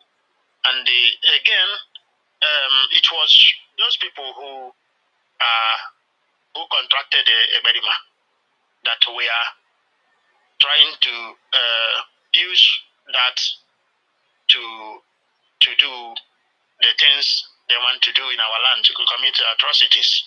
So once IPOB withdraw from that sit at home, they saw it, okay, let's go back there and usually seeing that the people actually wanted to sit at home. When our people were sitting at home, IPOB said to them, if you want to sit at home, that is basically your business. Because IPOB didn't enforce sit at home. So it was a sort of free will from our people because they want freedom and they love Mazi Nnamdi Kanu. So there was no enforcement. So it was happening sort of naturally, kind of. So people queued in free will, willingly. So so when we now it was retrieved, suspended. The handlers of Berima saw it as a chance to jump in, and before they even move it very, very hard, they went back again to call that woman called what's the name? The one in America. I don't know why I always forget her name. I don't even need to know people like that. Yeah, just it's not important. I know Really, the name, but yeah, you saw her when she came and campaigned. The EOS, they stopped what is working. What does she know that is working? What does she know? She don't even know why IPOB put the seat at home in the first place. So, and the IPOB did not even mean that they will actually have our people sat at home until Mazi is released, because that is not the way. IPOB knew that this is something they want to use for a purpose, and they used it and they got the result they wanted, actually. So, now it was stopped. If it was Mazi Nnamdi Kanu that was saying that it should stop at that point, I don't know. Because these people who go to Mazi, most of them are bringing fake information.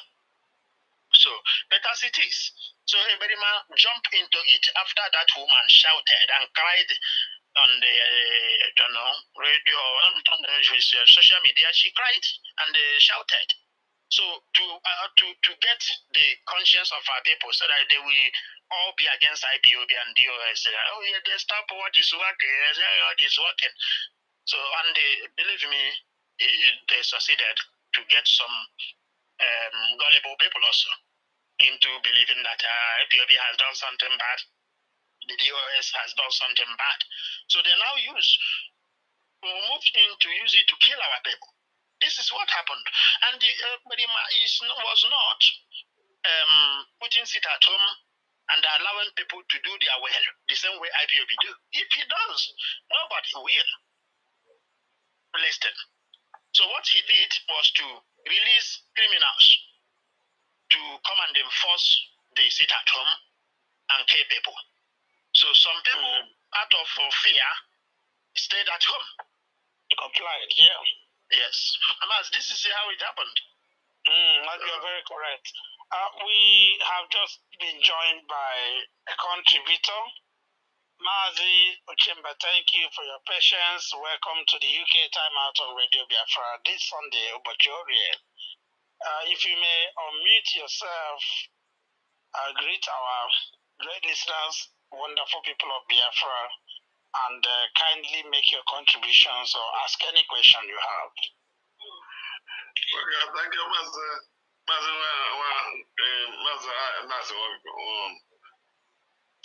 guys go. UK rep at this congress. My name remains Mazi Nnamdi Ochemba, JP, from Olu province of Biafra land. Starting here in the United Kingdom in the Birmingham as a West Midland Deputy Coordinator. I'm happy, I'm delighted to have been in your midst today. I thank God for inviting me. May God bless you and for all the effort you are trying to bring everybody together. And my former comrades here, my loyalty still remains. So it is quite imperative about what we are, the issue at stake. So my advice is that we continue keeping on our quest for the restoration of Biafra, irrespective of the distractions from everywhere, irrespective of the distraction from all the disparators. What I'm telling you is that those people who are just that you are very, very surprised that people are still following this man. You know, an Igbo man, when he's not in the forefront, when many of us have no nerve, they have no liver to continue with the heart.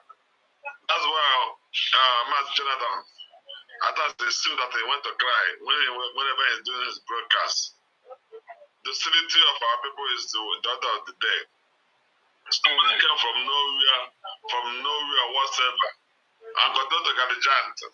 Myself, I was even enter Biafra when he was operating. At times, I used to ask him the question. He would deviate the question, and when I found out that that man is not a real man, during the edition of our data magazine and the Kanu, I just wrote him that he should stop this. But the man he was passing me on the phone, on the internet. Then I just blocked him and stop. Yeah, Inter Biafra is Bediman's Facebook. Yes, that's what I'm saying. I was following Inter Biafra at that time. During this era. But when I found out that this man is not, they said that we should stay away from him, and I just made a research. I found out that Inter Biafra is a Bediman and is a fake war. And since then, I've not been doing that Inter Biafra. So I said Mazi, yes, you made a very valid point. Some people were deceived by the claim that, Oyendu say we should, some people say listen to, others say follow Ebedema. And how much did that play into the equation of things? And also, a lot of people, I don't know, you can tell Biafrans now how that affected your zone in the West Midlands and the region, and even the whole UK, and probably worldwide, Eberima. So a lot of people use Eberima as an excuse to jump ship, abandon the movement at the critical time that we needed them. And now that Eberima has been exposed, are we seeing people retract, repent, and reflect and come back to the fold? Yeah. Okay, thank you for your question, Mazi. Let me just start from what conspired during that time, during the era of rendition, which is about 4 years ago. Our group here in West Midland will suffer severely. Even before, when we go to meeting, we are more than 30 or 40 people. And even that time, I was saying, look at United Kingdom have more than many, even Louis Sham, even Crowdon, even Forest Gate, they have unions, but they have only one. But you cannot maintain it even as at that time. Until the Mazi of the Ghana was renditioned, and we dwindle too much. Whenever you got them there, the worst is you cannot even convince them. I said, why are you not paying them? The problem, one of the problems is that monthly dues and instant security network pledge. Many people, our people like they want to eat the one that is ready. People doesn't have the nerve to fight for struggle.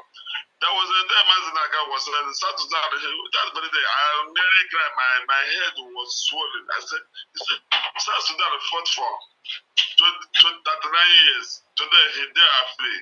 Eritrea fought for 9 years or whatever, they are free. He started deliberating. But our own is an Igbo man, we want everything to be very, very, very, very smooth and steady. That's why we lost the war. That's why we lost the war. It is very, very, very, very appalling.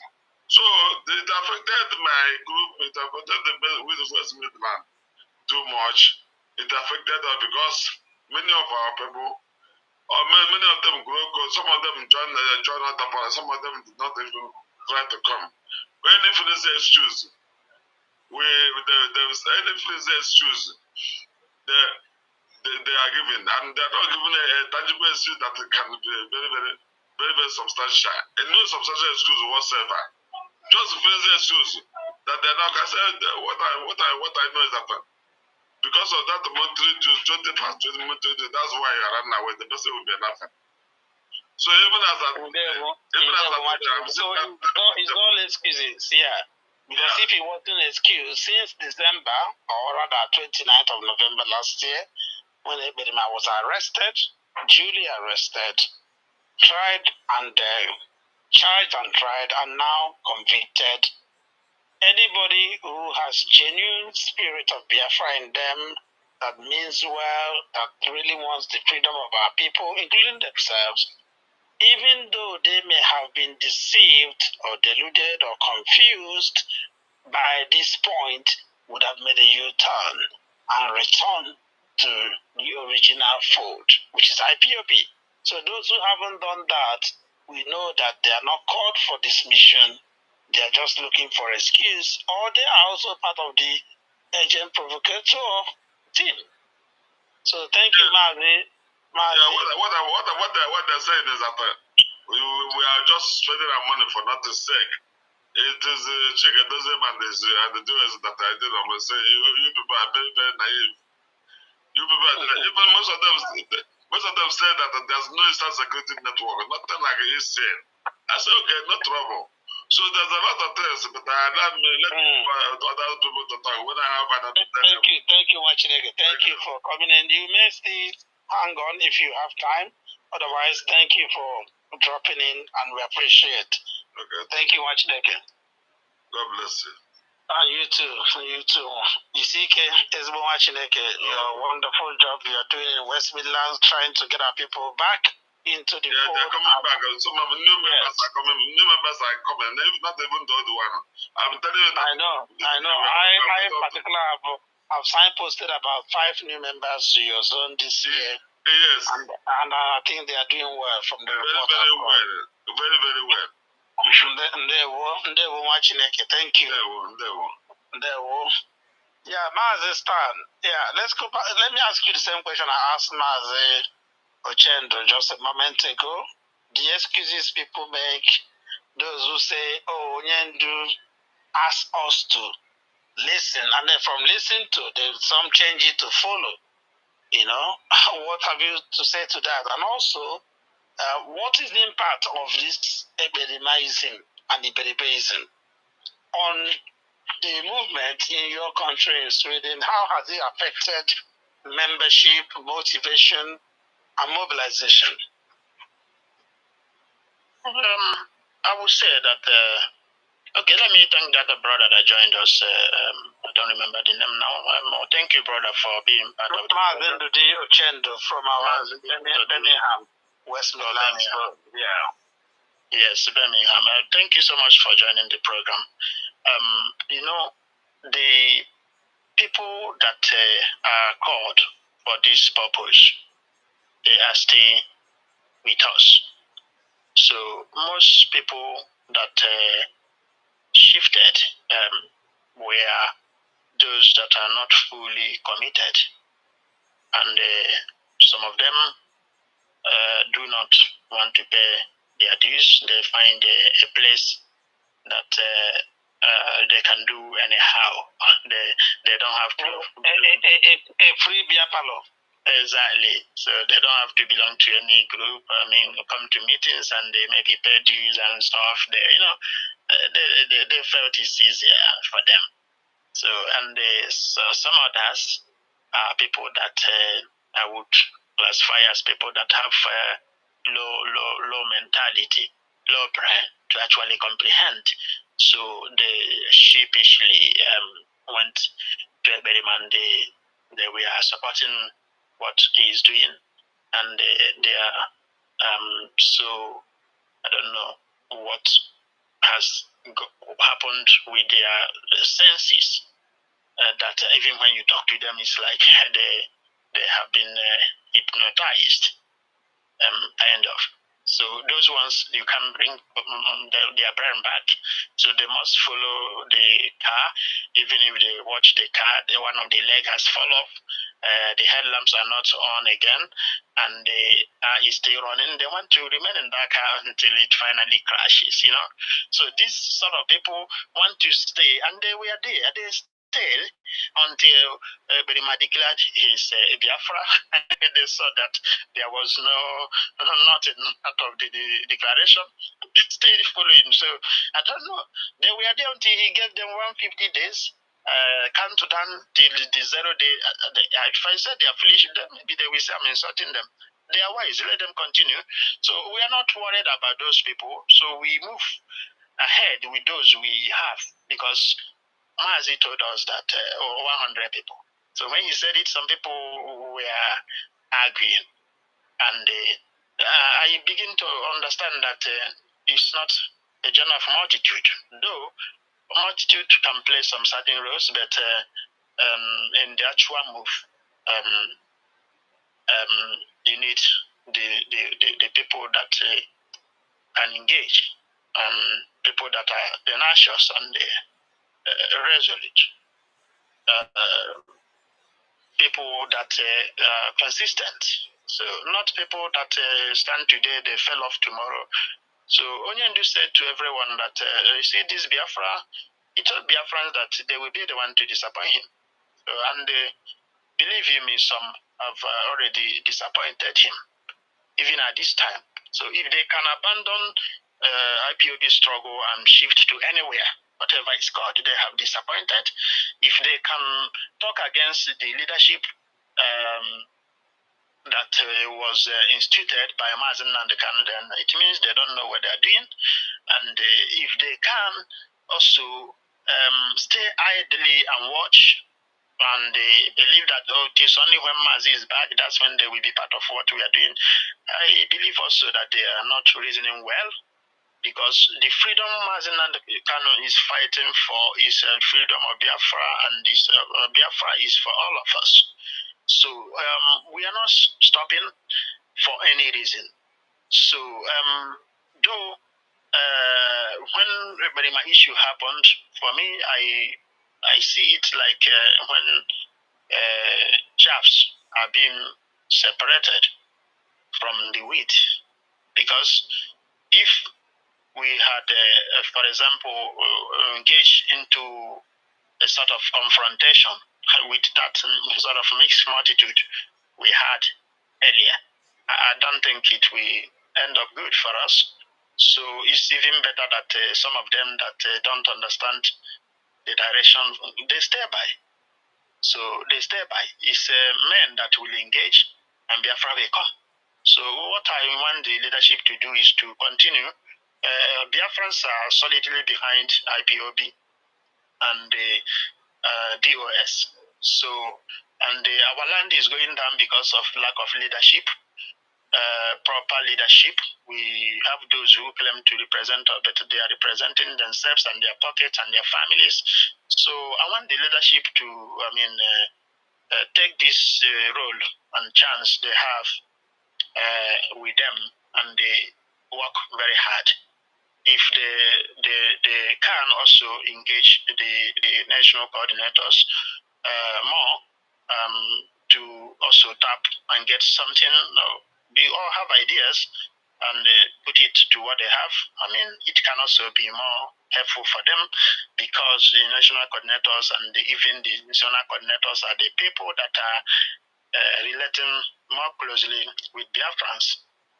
So, I mean, the chance and the opportunities is here for us. What has come to Biafrans is what we can actually, we are able to what has come to us. Biafra, so we are everywhere. So if we want to save ourselves from the situation that has come to us, we have all it takes to do so. All we need is organization and direction. So Eberima case has come, and I'm believing that it's also fizzling out. And anybody that is still following Eberima up till now, I don't want to say you're stupid. You will maybe advise to us. You have to advise yourself properly. So because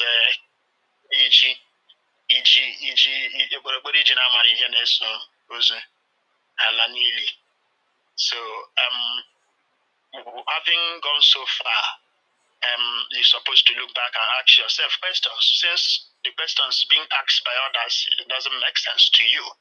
maybe you have to sit back or sit down and ask yourself questions. So the effect of Berima has come and go. IPOB is now moving forward, focusing again. So the zoo has done all the whole thing they want to do. They have done. Where the direction they are going now, Mazi, I don't know. But the issue here is that they can't stop this movement. Reason no chance. Yeah, reason is because they have destroyed our land so much, and they have killed a lot of people. So, and they have also thought within themselves that the solution is to continue killing. So this will not make our people to stop. Rather, it will make more people to actually see what we are fighting from the queue in to what we are doing. So, Mazi, at the end of the day, you see these politicians, I know they are operating out of fear. They think IPOB will come after them because they too have done a lot. So, but we want to tell them that we are looking for freedom, and we don't want them to be on our way. Let them not stand against us being free. So, I mean, they're supposed to start reasoning. It's not all about them, and it's not all about their family. So it's also about the coming generation. It's also about those that have been killed unjustly.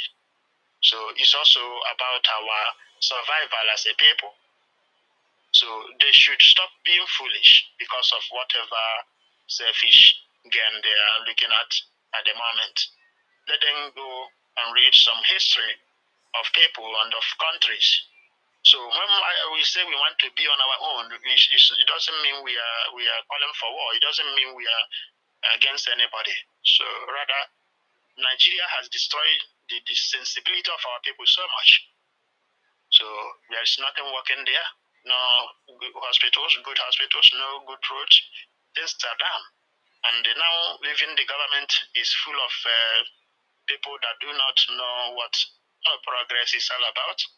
All they know is a primitive acquisition of wealth, and this will never take a country to anywhere. So they should give way or support what we are doing. So it's not all about them for now. So we are not fighting them. Rather, when Biafra comes, Biafrans will decide how they want Biafra land to be. So IPOB is not fighting them. So they should all know this. Those in politics, it's high time you start reasoning, because those other places, they know how to guide their people. Even when their people are doing the worst, they know how to also protect them. So if you're a human being, you have to protect, self-defense, self-protection. Even the chickens, the hen, they protect their kids. So you being a politician and you're there, our people are being killed, and you also joined, it's a shame. So if you're hearing this message this night and you're close to them, talk to them. If you're their children, talk to them. Makadia mama. Mazi. Thank you, Machineke. Thank you, Ebola Yeunata, and well said. Tonight also we are reiterating IPOB's message to not just Biafrans, but to all lovers of freedom, all people of goodwill across the globe, that Simon Eba has no connection whatsoever with the global peaceful self-determination movement of IPOB. No, IPOB leader Mazi Nnamdi Kanu, to Biafrans in particular, we remind you that it was not only Simon Ekpa that Onyendu gave a credit for the work they were doing in social media. And by the way, anybody who's experienced now knows that social media is it is all about hype, it is all about razzmatazz. It's unreal that if somebody, like just like my humble self and my brother for here, if we have the platform or create a platform on social media and use it to showcase our gifts or talents or whatever we think we have acquired to learn. And then some people like your style or presentation or loose. Does not necessarily mean much. It is more of style than substance. And it was not only Simon Eber that Mazi Nnamdi Kanu gave credit to at that time, and it was a tactical statement, if you ask me. That is what a leader will say.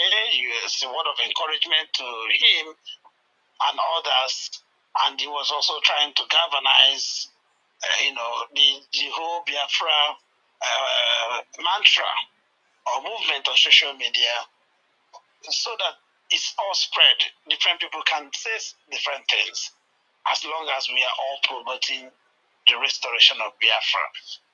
That in no way, shape, or form signifies that Simon Eber has become special, or that he has become a lord in the movement that Nnamdi Kanu spearheaded or initiated. That in no way automatically confers membership, let alone leadership, on Simon Eber, because IPOB has structure, IPOB has leadership hierarchy, IPOB has command and control, chain of command, and Mazi, or rather Mr. Simon Eber, was nowhere in that chain, nowhere on the ladder, not even at the lowest rung of the ladder. So how could he have somehow catapulted himself to the top echelon and people believed that to be real? You got to be asking yourself some questions, or you got to be kidding me, actually, to believe such. And we also want to say that all the very, very sad, abominable criminality perpetrated by Simon Eber and his group, especially on our people, innocent, unsuspecting Biafrans, is so sad. My heart bleeds when I recall some of the heinous crimes. All those have nothing to do with IPOB. I can speak for myself and also speak for leadership of IPOB. We have no hand in such. Ikechukwu Nwokoro, we never have a hand in any form of wickedness, impunity, criminality. We are called Umu Chineke in IPOB for a reason. We fear Chukwu Kabiam and we worship him and him alone. And no true child of God would have anything to do with the evil that Simon Eber and his group brought onto our land. And they were not doing this for any good. It was not to better our land. You cannot be killing the same people you say you're fighting for their freedom. Because when you finish killing them and you get the freedom, who are you freeing and who are you obtaining freedom for? Mazi Nnamdi Kanu repeatedly, when he had the opportunity during his court appearance before Binta Yako's court, roared like a lion, condemning this criminality in its totality. He called them out and said they are idiots, they are criminals. He used all manner of superlatives and explicit terms to describe this evil gang called Eberima, autopilot or autocriminal. They are not part of IPOB. We are using this opportunity tonight on this program, the UK Time Out on Radio Biafra, to ask anybody who knowingly or particularly unknowingly has been deceived into joining this gang to please retract your steps, repent of your sins, and reflect. The leadership of IPOB gave a window of opportunity at some point for people to return. There are those that the leadership have marked out because of their level of involvement in this criminality and impunity that we are not going to welcome back. However, the door is open for the honest, sincere ones who are innocuous, innocent in the sense that you just maybe by listening to them, following their social media razzmatazz and all the nonsense jamboree they were doing on social media, got confused. And you thought in your heart of hearts that, they are probably doing it for good. for Nnamdi Kanu and for Biafra restoration, and therefore you followed them, or you decided to become pathetic. That is to say, you're not following them, but you are not also following IPOB like Mazi, Ochendo rightly pointed out. And we have many of them in the UK here who have just built a fence and sitting and standing on the fence. Even when we are knocking the fence down, they just won't move. They are neither in nor out. They are neither hot nor cold. Repeatedly, it's my favorite mantra here in the UK to say, we don't need any one leg in, one leg out, because if I in particular find that that is the case with anybody, I will metaphorically, I'm not talking physically, put that leg that is in so that that person falls out, because that person is not good. The Holy Book says, if you are neither hot nor cold, you are an abomination to Chukwukabiama. That is, you're no good to him. All that you are good for is to be spat out with a disgustful disdain, because that's all you are good for.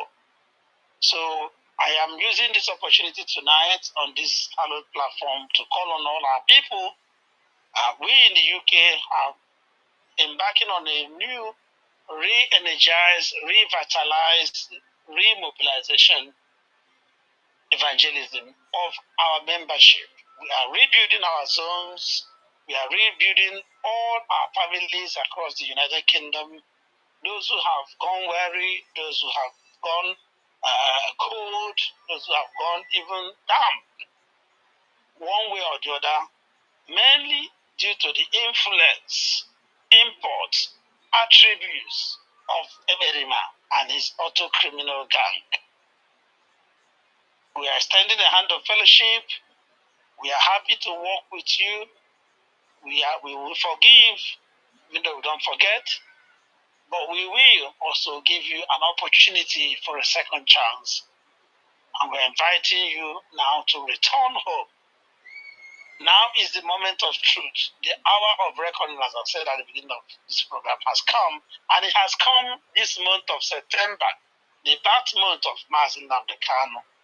His birthday is on the 25th. After his birthday, it will be less than 2 weeks. He will be going to that court, and we are very hopeful that the no-case submission, not necessarily by the will of the legal team, the likes of Aloy and Co. in particular, but by the grace of Chukwukabiama, the no-case submission will receive a favorable hearing and outcome, and James Omotosho will do the needful to uphold Onyendu's discharge and acquittal. Don't forget, the Kenya court has already set the pace. So what has Zoo got left? Even the Zoo, together with Britain, has already given you a clue by announcing that a certain Buhari that died 6 years ago has now formally or officially died. So these are all laying the backgrounds for Onyendu's coming out. And most importantly, remember the prophecy of Onyendu's wife here on our program for the Christmas edition. She declared it that in the incoming year, which is this year, 2025, the year of our Lord, is the year Onyendu will be released. She never made such a statement before. She made it on this program, and Lord will be returning on this program at the end of this month. The first time in more than 5 months that she's been on air to talk about so many things. So this month on the UK Timeout on Radio Biafra is special edition all the way starting from today to next Sunday, where Finland National Coordinator will join us to talk partly this issue, and also we'll be looking at Saboteurs Day. Remember, it's September 14th anniversary of Operation Python Dance, 8th-year anniversary of Operation Python Dance, and we'll be looking at saboteurs, not just only the ectoparasites, the auto-criminals that are saboteurs. There are even saboteurs within IPOB till today. We'll be looking at everything in all their ramifications. And of course, the following week will be our anniversary edition of this program, the UK Timeout on Radio Biafra. Many thanks to everybody, particularly Mazi, Chukwemeka Lozie, our great anchor who ensures that we come to you every Sunday on this program, Mazi, Jonathan, Chinedu, who started with us on the 15th of September last year, when Onyendu's wife, Loluche Kanu, launched this program on air. It was a groundbreaking episode, the very maiden edition of the program. And since then, we've not looked back. So on the 22nd, the team behind the scene, the IPOB UK National Media and IT Innovation team will be joining me on this program for a special anniversary episode of the UK Timeout on Radio Biafra. So now you know why I said that this month, this program will be 4 weeks of special episodes back to back, starting from tonight. And I want to thank my brother and fellow comrade, fellow national coordinator, Mazi Stanley Onukafo. We are from the same Ezinite, we're a province, Biafra land, doing our own little contributions, doing the needful across nations to ensure that Biafra is fully restored. Mwachineke, thank you so much for coming today as we are winding up. I want you to give your passing shot. What would you say to people? And as you say that, I had a question, Arizal. Why is it that every time Oyendu's case is coming out, they will bring up something about this auto-criminal, the Berema? Is it a distraction or is it a diversion? We even read on media, people are part of the comparison saying, oh, now Berema has been convicted in Finland and he's a disciple of Nnamdi Kanu. Maybe it's a prelude to Nnamdi Kanu's conviction. What a load of nonsense. Watching again. It's a distraction, I would say. At the same time, it's a direction they thought they could go, but they can't, because before now, IPOB has been writing repeatedly press releases, telling and educating the world that this man is not a member of IPOB. And believe me, Mazi, if he were a member of IPOB, the moment we discover that he has become a criminal, we would have also expelled him. So, but in this case, he has never been an IPOB member. And the HOD himself said that he can never be.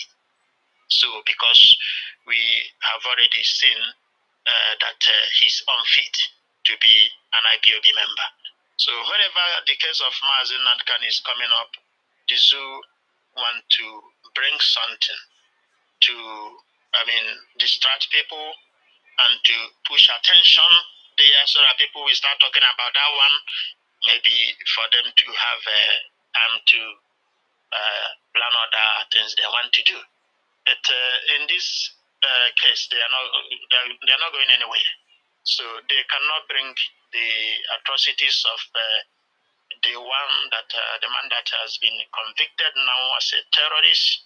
They can put it on an innocent man whom they have been they have held for 4 years now, right? More than 4 years. So since 2021 May, they have been holding our leader, and they sent out this man to start committing atrocities, and you want to put it on the man you are holding. So unless there is anything Mazi has committed while in their custody, so maybe if he sneak out of that place to enter market or somewhere, they will come and tell us. So otherwise, they have no case. So they are shaming themselves. And like you rightly said, the Kenya judgment, I don't even know how the zoo will defend themselves. Sometimes I also feel for them, because they have really fought to the extent that they're supposed to start saying, okay, you know what, go and have your Biafra, so everyone can at least rest. So this is what every reasonable man is expecting them to do. But Mazi told us something about the zoo. He said that that was a word he used. they never stop. They are stubborn, kind of. So they don't reason. So the thing you think is common sense is not common to them. No, it's not common, and they are shameless. They are shameless. So he also said that the zoo has been placed on the path of destruction by God Almighty. So you see them, everything they are doing is wrong. Look at them. Actually, because those that the gods want to destroy, they first make go mad. Exactly. So these days, they are not going to win. Mad people everywhere. Yes, they are making a shame of themselves to the whole world. So because I don't think they have advisors now. If they have countries that love them, I think they should be telling them, oh boy, you guys are supposed to be returning back because you have made a shame of yourself, a mess of yourself. So this is it regarding the case of Maz. They will always want to put something to try. But Maz is coming out. That is the thing. He has done nothing, and they cannot put something on him.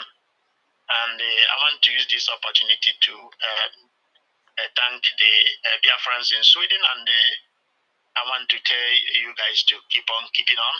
And wherever you are in Sweden and you are not an IPOB member, I think it's high time you think again.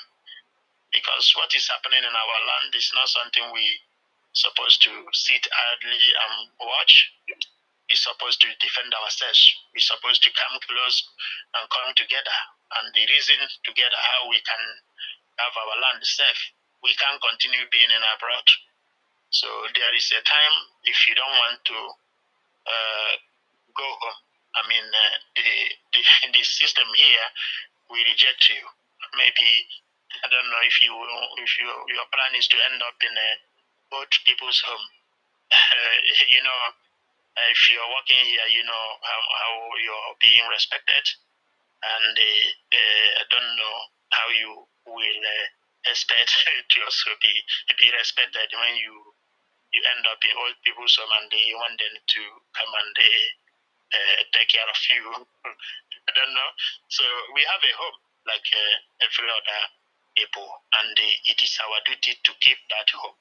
So if you are not part of what we are doing, please come and join. The door is still open.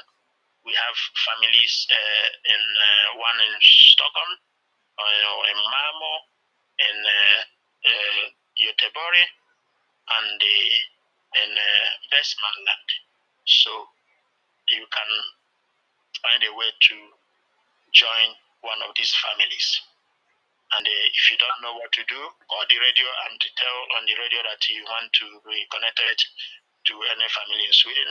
You will be highly welcomed.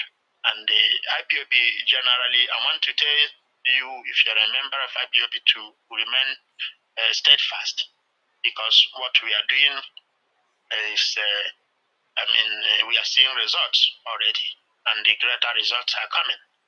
So we will go home. We have fought so much, and there are still some areas that we have to fight still. Do not get tired until we get what we want. So if we can't save ourselves, nobody else will do. And we don't want to fight again and leave it for our children, just the way we have inherited this fight from our forefathers. It is better for us if we can finish it up, and God will be glorified in heaven. There what he said, there was watching every Biafran in Sweden, in the Scandinavia, in Norway, in Denmark, in Finland, come out. For sure, come out. Join the movement for your liberation. Join IPOB, support IPOB, even if you don't want to join as a member officially, support IPOB, support the ESN. I'm very sure that is the message Mazi Chukwuemeka will be delivering when he comes on next Sunday with some other people to join as well, so that we can get from the horse's mouth some of the things that transpired in Finland, including Mazi Chukwuemeka and his other two national officers that testified in the court to say that Abirima is not an IPOB member. So he'll be here by the special grace of Chukwuemeka has confirmed that to me next Sunday on this program. Before we sign off, I want to thank also my UK national team on community engagement and mobilization for the wonderful work we do. For the past 3 years, all summer round, we go from one community to another, from one Biafran event to another, evangelizing our people. Yesterday, our formidable Manchester team, ably led by the zonal coordinator, Mazi Olemba, were in the Manchester Igbo Festival evangelizing. I'm getting a lot of calls and positive feedback. That is wonderful. So many other places we have been to. Mazi, Prince Chukwuemeka Mbadoga Omekago and team doing a wonderful work around Sweden, Bristol area. He also doing the same thing. Mazi Afunwukeje and team also doing fantastic work around the Midlands of evangelizing all through this summer period, particularly in the last couple of weeks. Of course, Mazi, Wajago, and my humble self and some others who did sterling work around the Northwest area, Liverpool, Preston, and even Manchester as well, again, over that weekend. Not forgetting Mazi, Lodoke Ibokwe, and the team also, of course, he has that national team.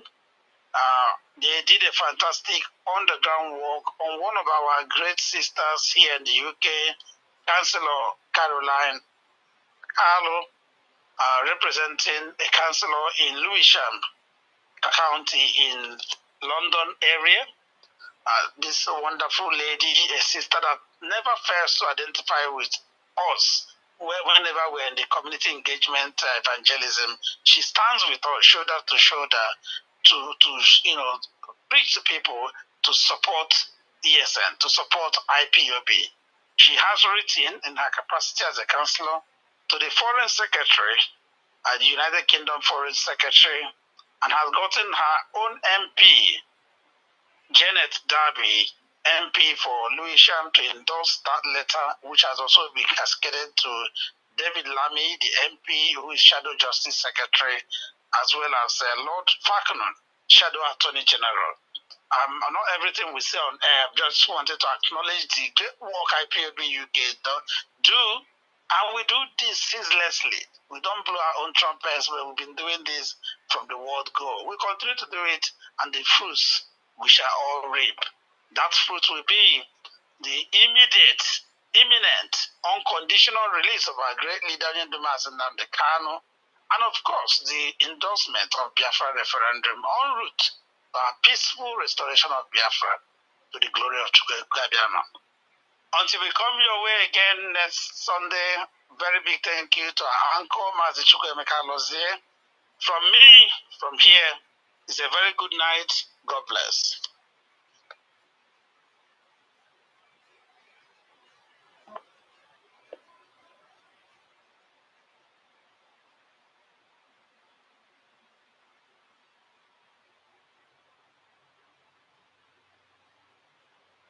Recording stopped. Ndewo Mazi, ndewo nwa Chineke.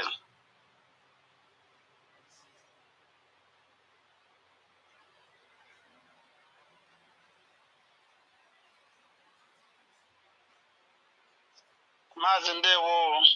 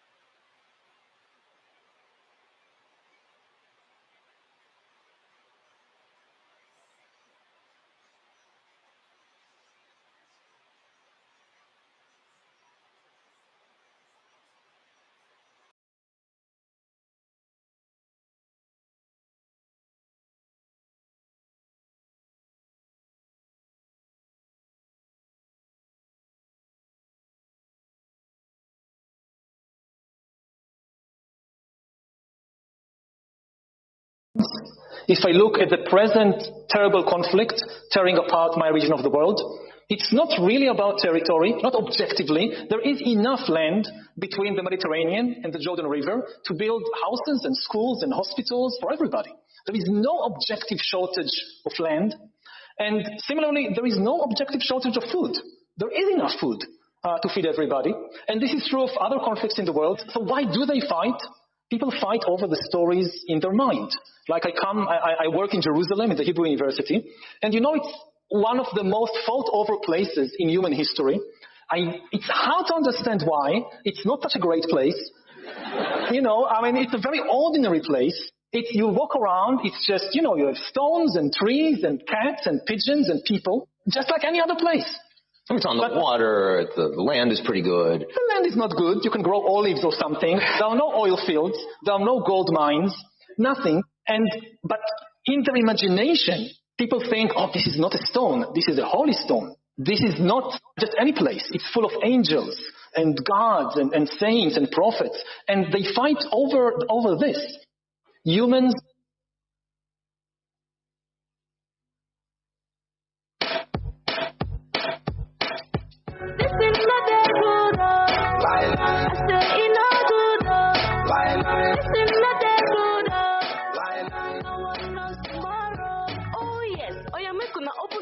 Hear this one.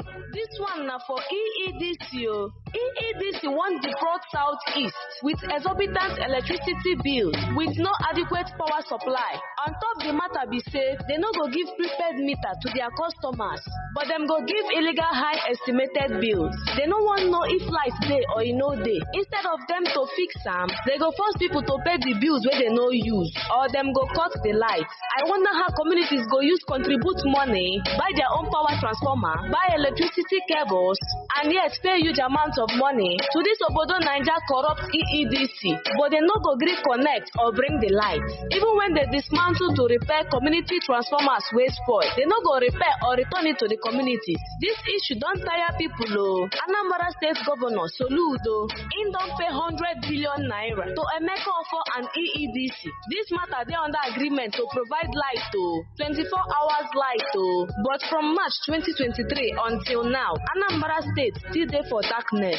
Emeka Offor don't frustrate other companies wey won't give us light. The Koko be say EEDC na the reason why Southeast no dey develop. This is not a good. I say it no good. This is not a good. No one knows tomorrow.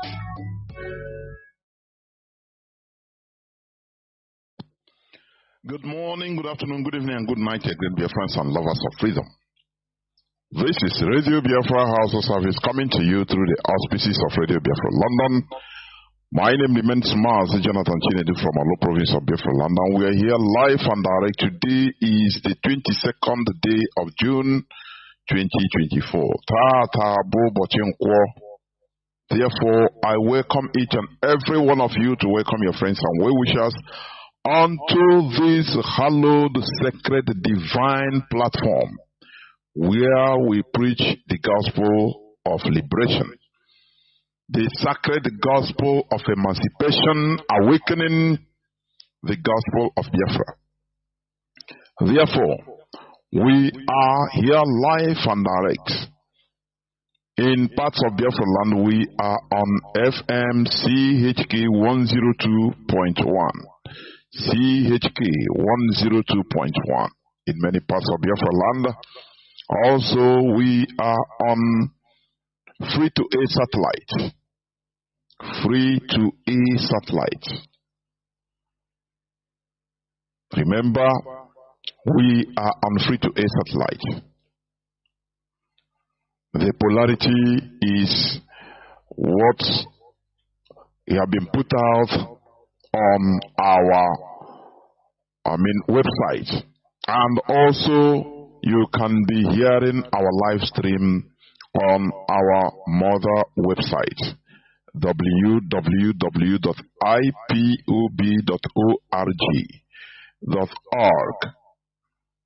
That is our website. You can also listen to Radio Biafra via www.ipob.org. There you will see live, Radio Biafra live, and you click and you'll be listening. Very simple. Moreover, we have inside there, you can also donate for ESN. Donate for what we are doing. Because without money, we cannot move as fast as required. This journey, this movement needs money. It needs funding. Therefore, you go to the PayPal section and click, and you will be directed on how to donate, pay.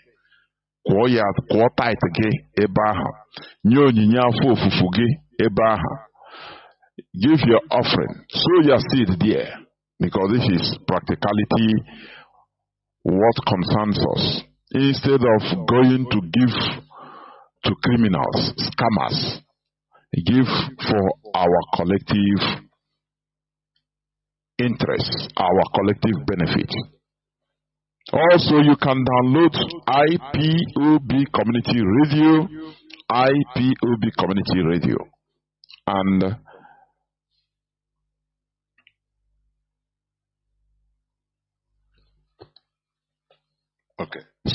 you can download IPOB Community Radio.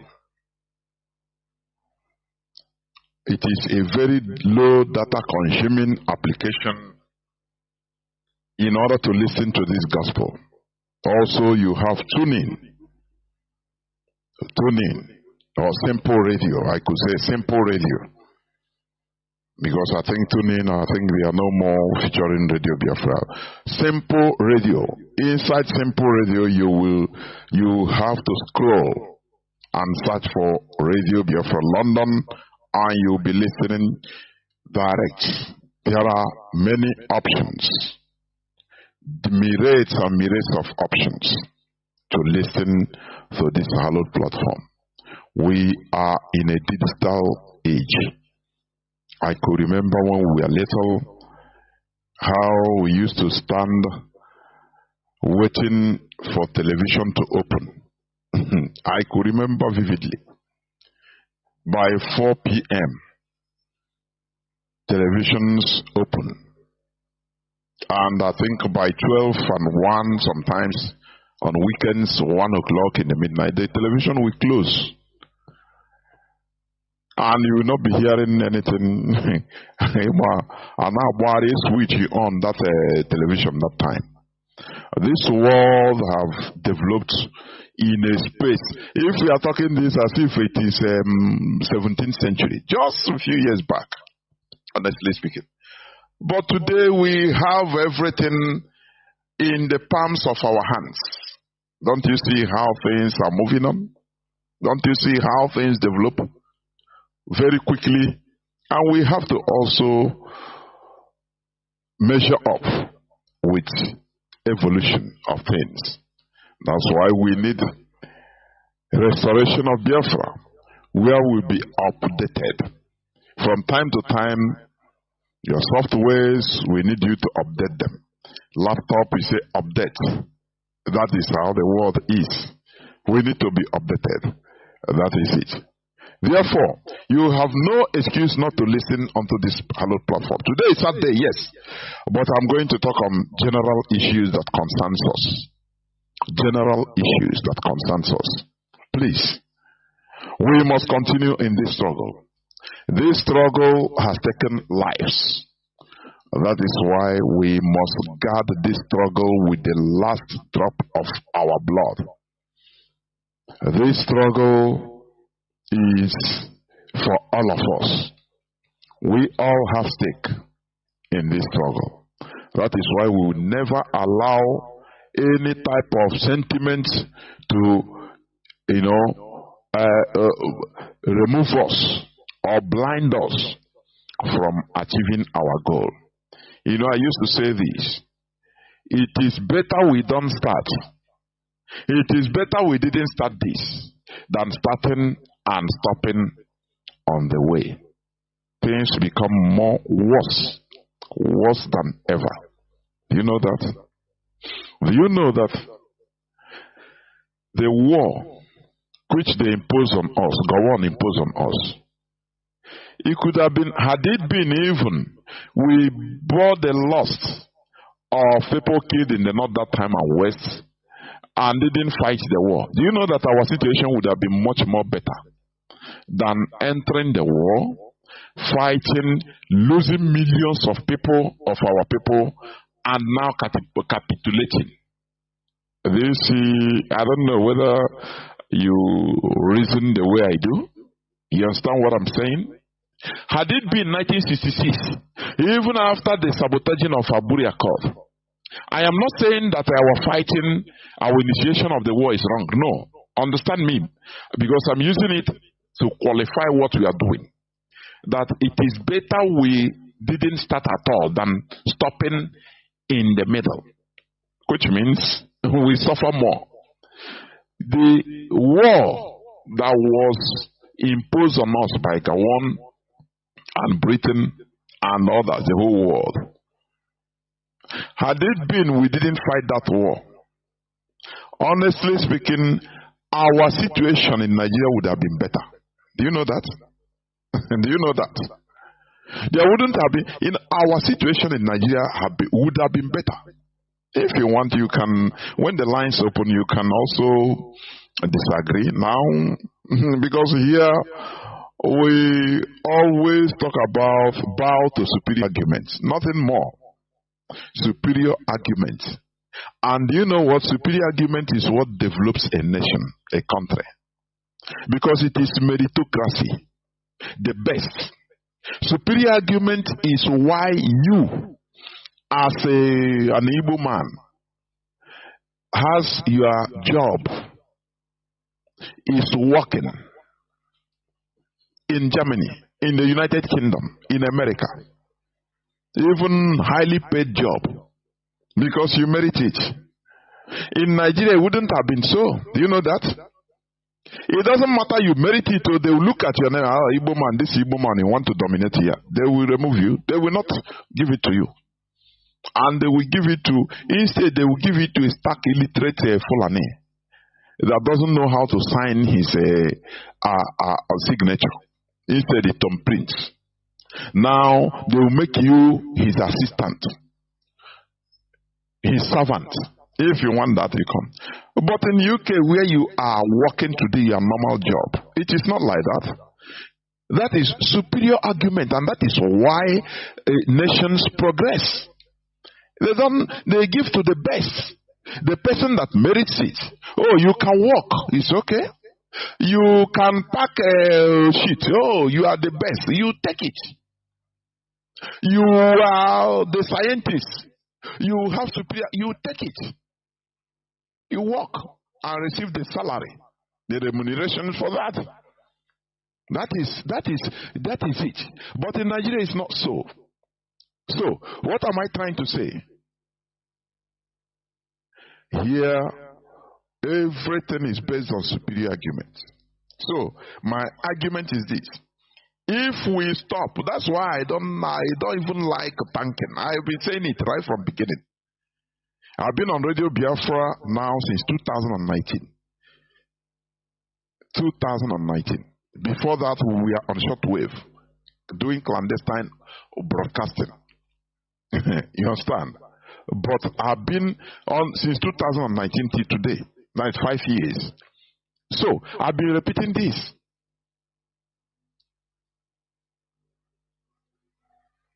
What we need here is superior argument. Once you make your points, your argument is superior. We bow. That is it. And nothing more. We bow and learn. That is the reason for Radio Biafra. It's not because somebody can talk or no. You know, as I said, that's why I hate tanking. Tanking, I thank you. Oh, you are doing, what is the need? Our goal, we never reach our goal. What is the need? There is no need. Because it's preempting. Preempting. What about if everything collapses? If you see, everybody will be on their own. Do you see, let us learn. I don't know why all this talk, but let us learn.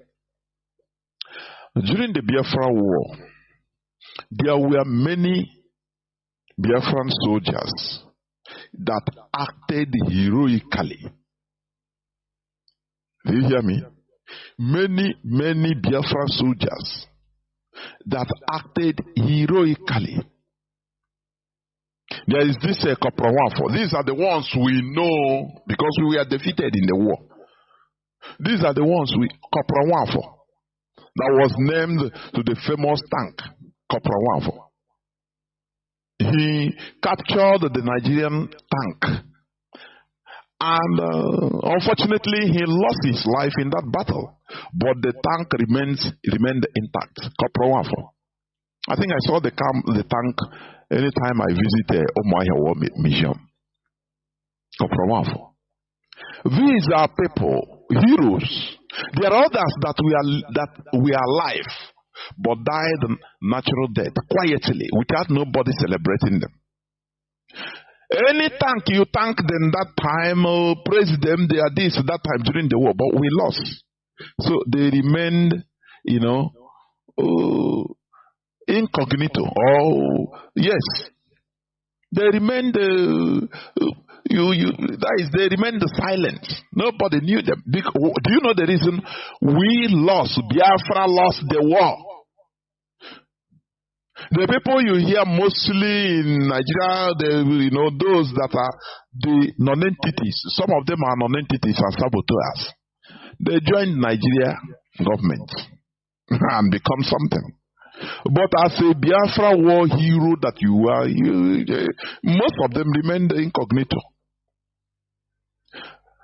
Do you know that had it been Biafra won the war and we had our independence, maybe we would have named maybe one of our institutions Koprawafo.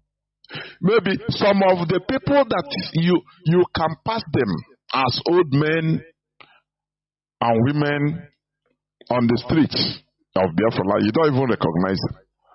Many of them would have been generals, that's why if I'm watching Israeli documentary about their prowess, because they succeeded. Are you hearing me? Many people that we don't regard today as anything in our land. Had it been Biafra war, you would have been hearing their names everywhere. They would have been in big positions, recognized. Reason being that collectively Biafra won. But once we are on the process of this restoration, no person, praising is additional. For me, I see it as additional, it's not necessary. For everybody, I am telling you honestly, everybody, until we won everything, we won. We won. If we win, yes, you see people will start coming out from everywhere. Now people will be celebrating them for the roles they played. But now, once you are thanking, praising somebody, it's not needed. It's not needed now at all. It's not needed. Are you hearing me? It's not needed. That's why I used to say, remove sentiment. Remove sentiment. Our eternal leader tried, yes, he tried. But do you see how he died? He was, if you listen the real story of how he died, the way, very shameful for a legend like that, a hero. He was left in United Kingdom hospital. He was taken to the hospital, the country, the core enemy. For you to understand, he was left dying in an agony. And many of us don't reason about this. Many of us don't reason. Did we succeed? The answer is no. It is only when we succeed that praises will be true praises. For now, Everybody from A to Z. No need. We are all working towards the main thing. And that main collective interest is victory. If we lose, all of us lost. It doesn't matter how you see it. This one, he tried before he tried. Did he win? Did we win? He tried. Can you do what? You know, our people, we are so sentimental. Can you do what he have? But did we win? The answer is no. So, why preempting praises? Showering praises? Why? Whereas we are still in the process. We must continue. The only thing is that we encourage each other. Encouragement and praises, they are two different things. Encouragement. Let us continue. That is encouragement. Because if we fail, we are all gone. But failure is not in our dictionary. Therefore, we must continue what we are doing. Before I continue, I will first of all read IPOB press release of yesterday, 21st. I wasn't on air. Yesterday, 21st of June 2024, being Friday, the press release of IPOB. ESN operatives do not kidnap nor demand ransom. IPOB. The attention of the noble family and movement of the indigenous people of Biafra, IPOB, ably led by the prophet and the resolute leader, Mazi Nnamdi Kanu, has been drawn to the statement credited to a faceless Taraba indigenes accusing faceless Taraba indigenes accusing ESN of killing 3 and holding 9 persons hostage and demanding ransom of 20 million naira. IPOB wish that the so-called Taraba indigenes will publicly make a video of themselves so that Biafrans and the world will see those who sponsor terrorists with weapons and charms into the holy land of Biafra. On June 13, 2024, the public, especially Biafrans, were alarmed over the viral videos of foreign and local Fulani terrorists in Biafra land with various charms and weapons in the middle of the night, who were intercepted by the gallant ESN operatives. These Fulani terrorists confessed that they were sent to camp in a certain location in Biafra land. They confessed that some of the terrorists are already on the ground in Biafra land, while others will also arrive soon. Their mission is to destabilize Biafra land. After ESN operatives interrogated the terrorists, they were given appropriate treatment that they deserved and were dislodged from carrying out the attack in Biafra land. The so-called Taraba indigenes should look for their terrorist brothers in one of the forests in the north. They have been dislodged from Biafra land and sent back where they come from. The terrorists are not in the custody of ESN.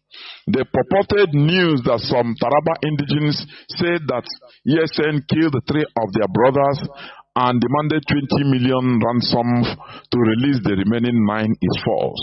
The so-called Taraba indigenes claim that the men that ESN intercepted in the middle of the night of June 12, 2024 were fishermen. Question begging for answers are, what are those fishermen doing in the night inside Biafra bushes? What are the fishermen doing with charms and weapons? Number 3, third question. Which river or ocean in Biafra land are the fishermen coming to fishing?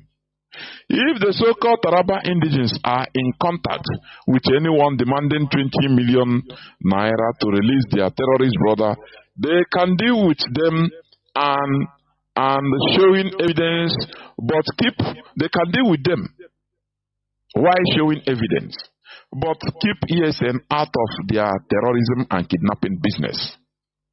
ESN does not kidnap nor demand ransom. ESN are trained and disciplined vigilantes with mandates to dislodge Maruedin Fulani terrorists from the Biafra territory.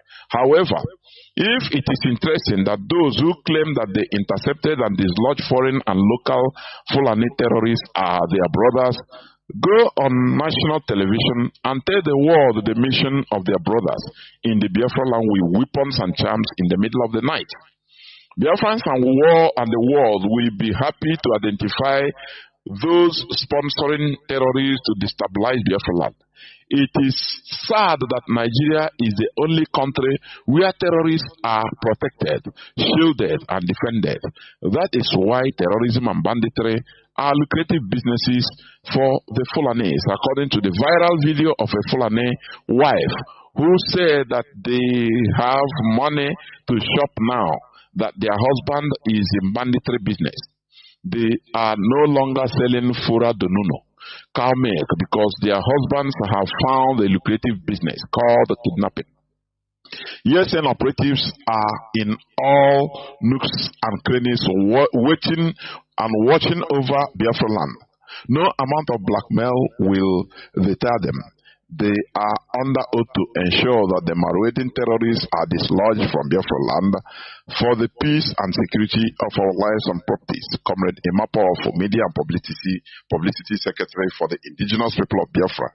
You know, the so-called Taraba indigenes, you know, they know, Nigeria know how to propaganda. They know how to propagate propaganda. It is their work, but they come late because we demask them. We open their nyash. As the press release say, those people have been dislodged and sent back where they come from. So go and check for them inside the Taraba bush. What are the Taraba, the Fulani, what are they doing, fishermen, so-called fishermen, doing in the middle of the night? With charms and weapons, with photos. Many of them took photos with military uniforms, with guns, everything. We saw it, it's in the viral video. What are they doing in our bushes? You know, Nigerian government should be ashamed.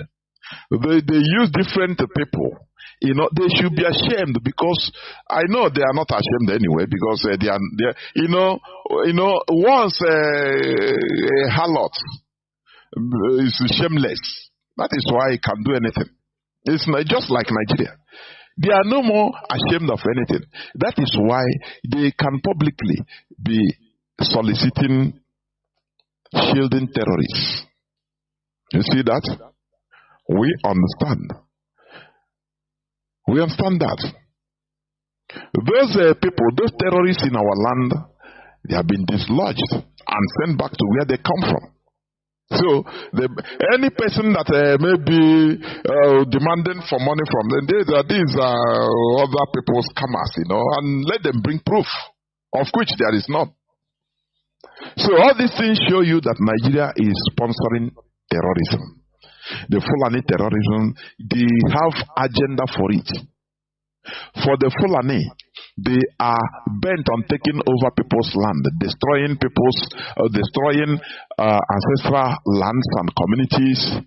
But for the bigger hand that is using them, they are bent on depopulating Nigeria in particular, and Africa in general. They are bent on their world order business. That is it. Be great. The bigger hand that is manipulating, that is using the Fulani. The Fulani thought that they are in charge, they are conquering. Let me read you this today's news also. 2 million Benue farmers sacked from ancestral homes still languishing in camps 7 years after. 2 million Benue farmers. Do you see, the other day, I read the news about Tinubu now accepting and fielding, launching Bill Gates' GMO seeds. Do you see that? Do you see?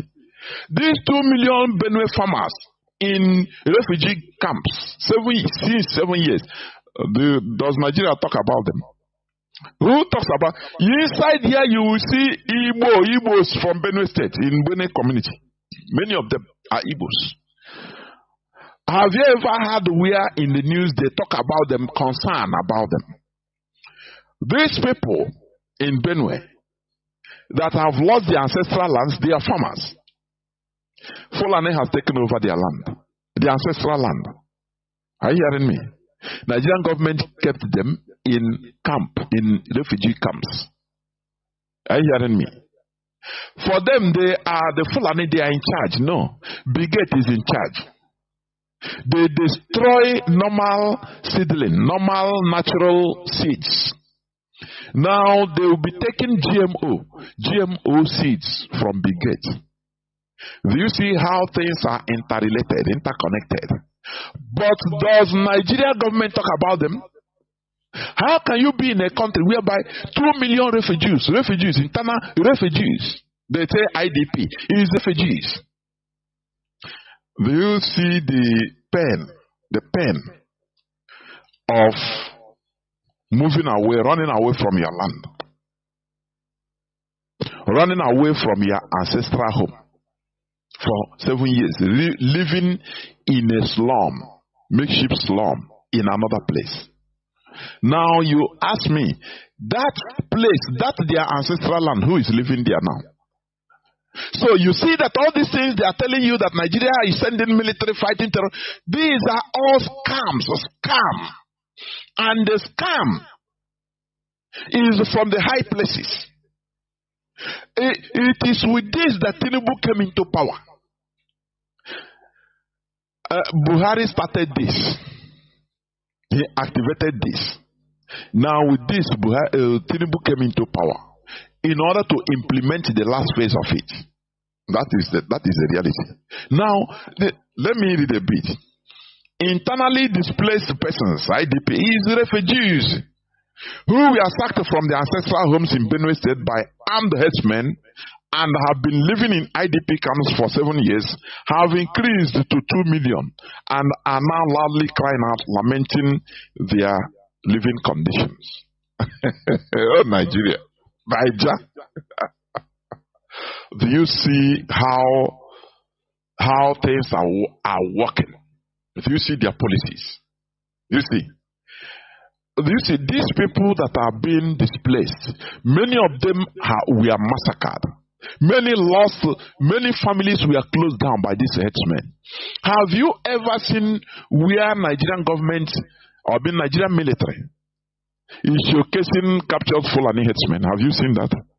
Okay, come to our land. Have you ever seen where a Bubago showcase that they captured Fulani herdsmen?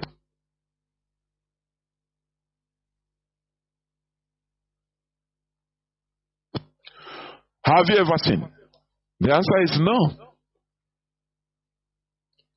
The answer is no. The Nigerian government is working with the Fulani. Just, I don't know. Sometimes, you say, are you really talking to human beings? What block Nigerians' heads? I don't know. Is it hatred for Igbo people that block their head? They don't understand what is going on in their country.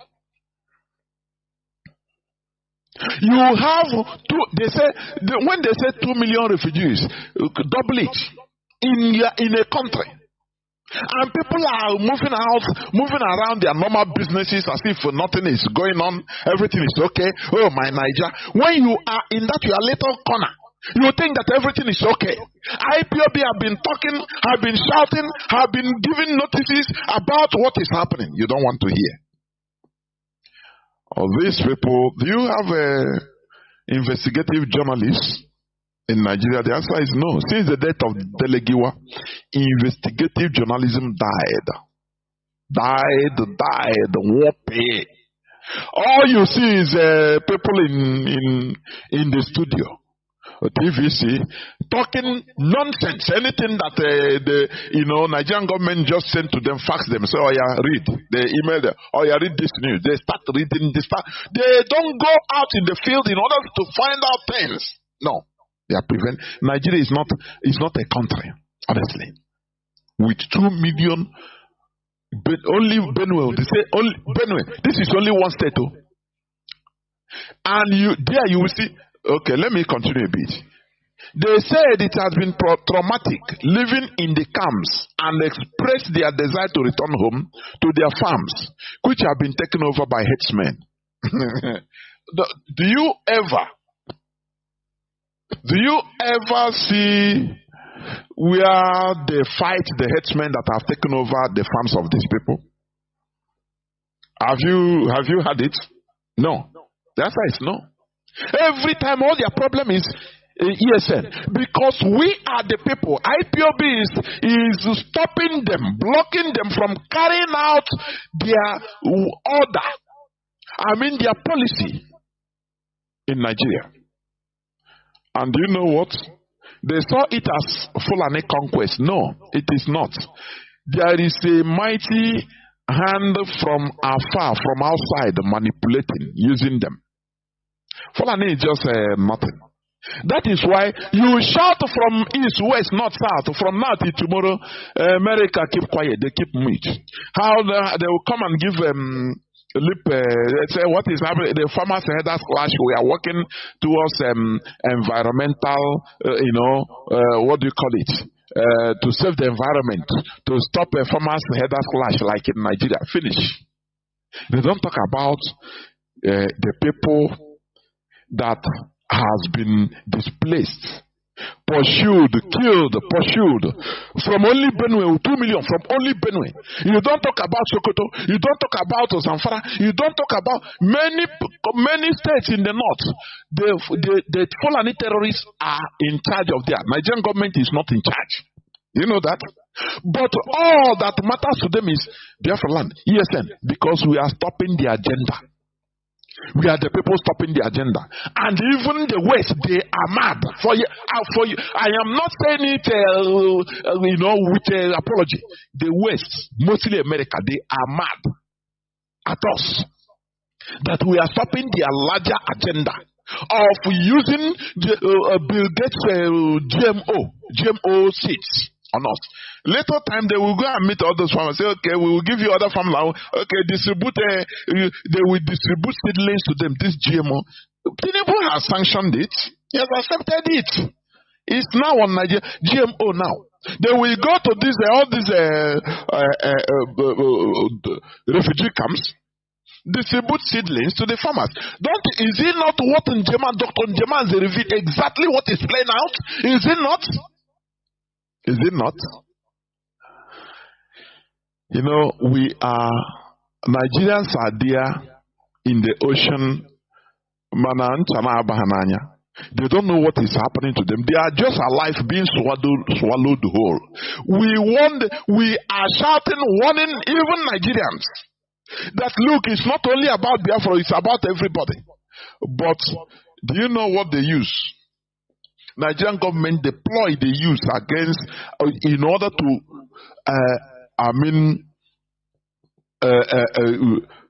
deal with every other Nigerian is the hatred of Igbo, the hatred for Biafra.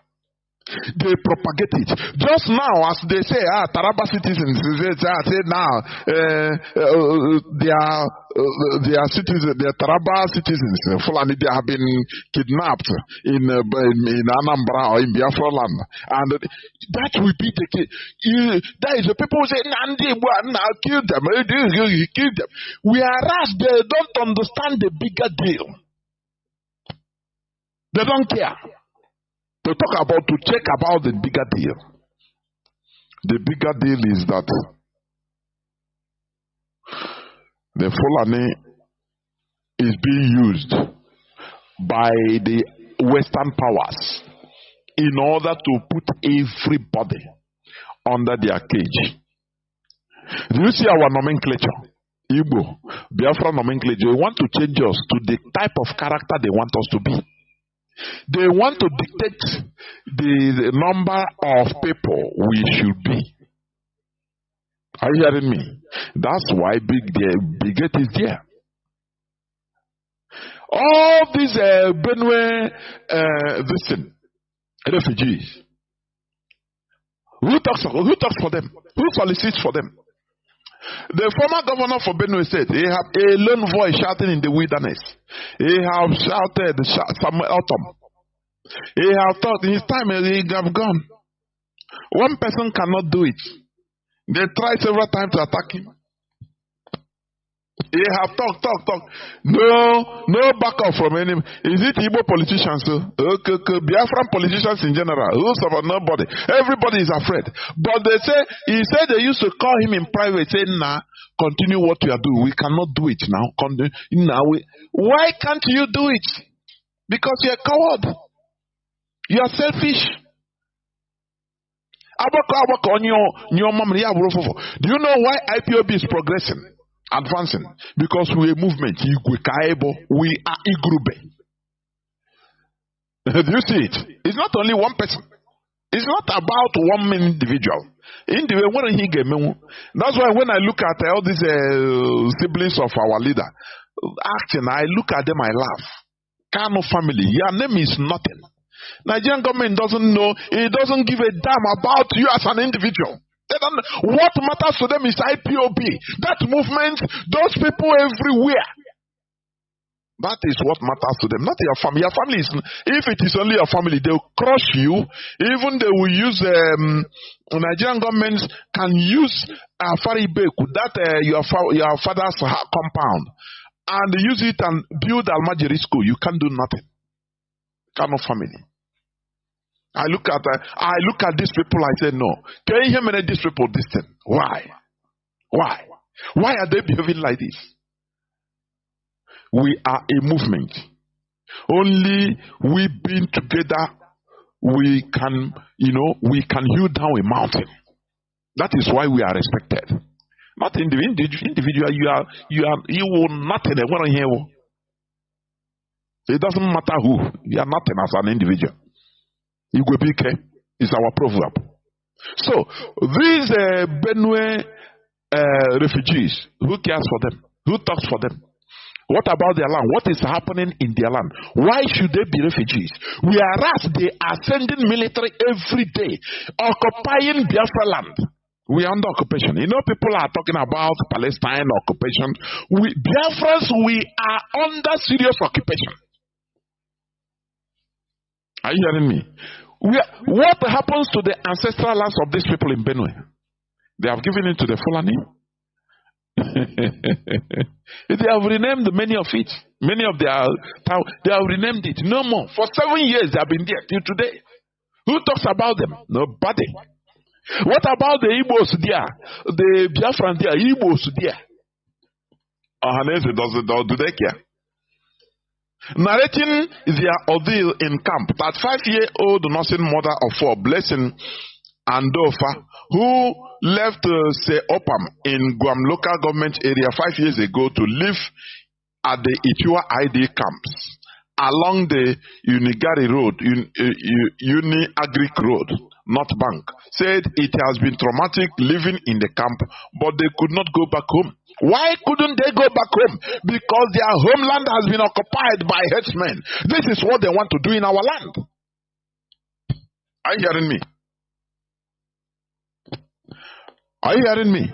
Because their lands have been occupied by headsmen. And that is what they are trying to do in our land. And ESN is obstructing them. IPOB is obstructing them. And that's why they are mad. That's why they are mad. Do you know what they are doing? They are using media propaganda, everything in order to demonize IPOB. And as Nigerians are stupid and foolish, they buy into it. Oh, yes, and these people. You don't know that we are defending our territory from Fulani occupation. So that what happened in the north will not happen in our land. The Yoruba Amoteku, they are silently doing their own. Do you see them talking? Do you see them talking? The answer is no. Because their land also is under threat, Fulani threat. But it is only in our land that they are using our politicians. These people, I don't know what type of human beings our people are. They are using, because of their private greed, they don't understand the bigger picture.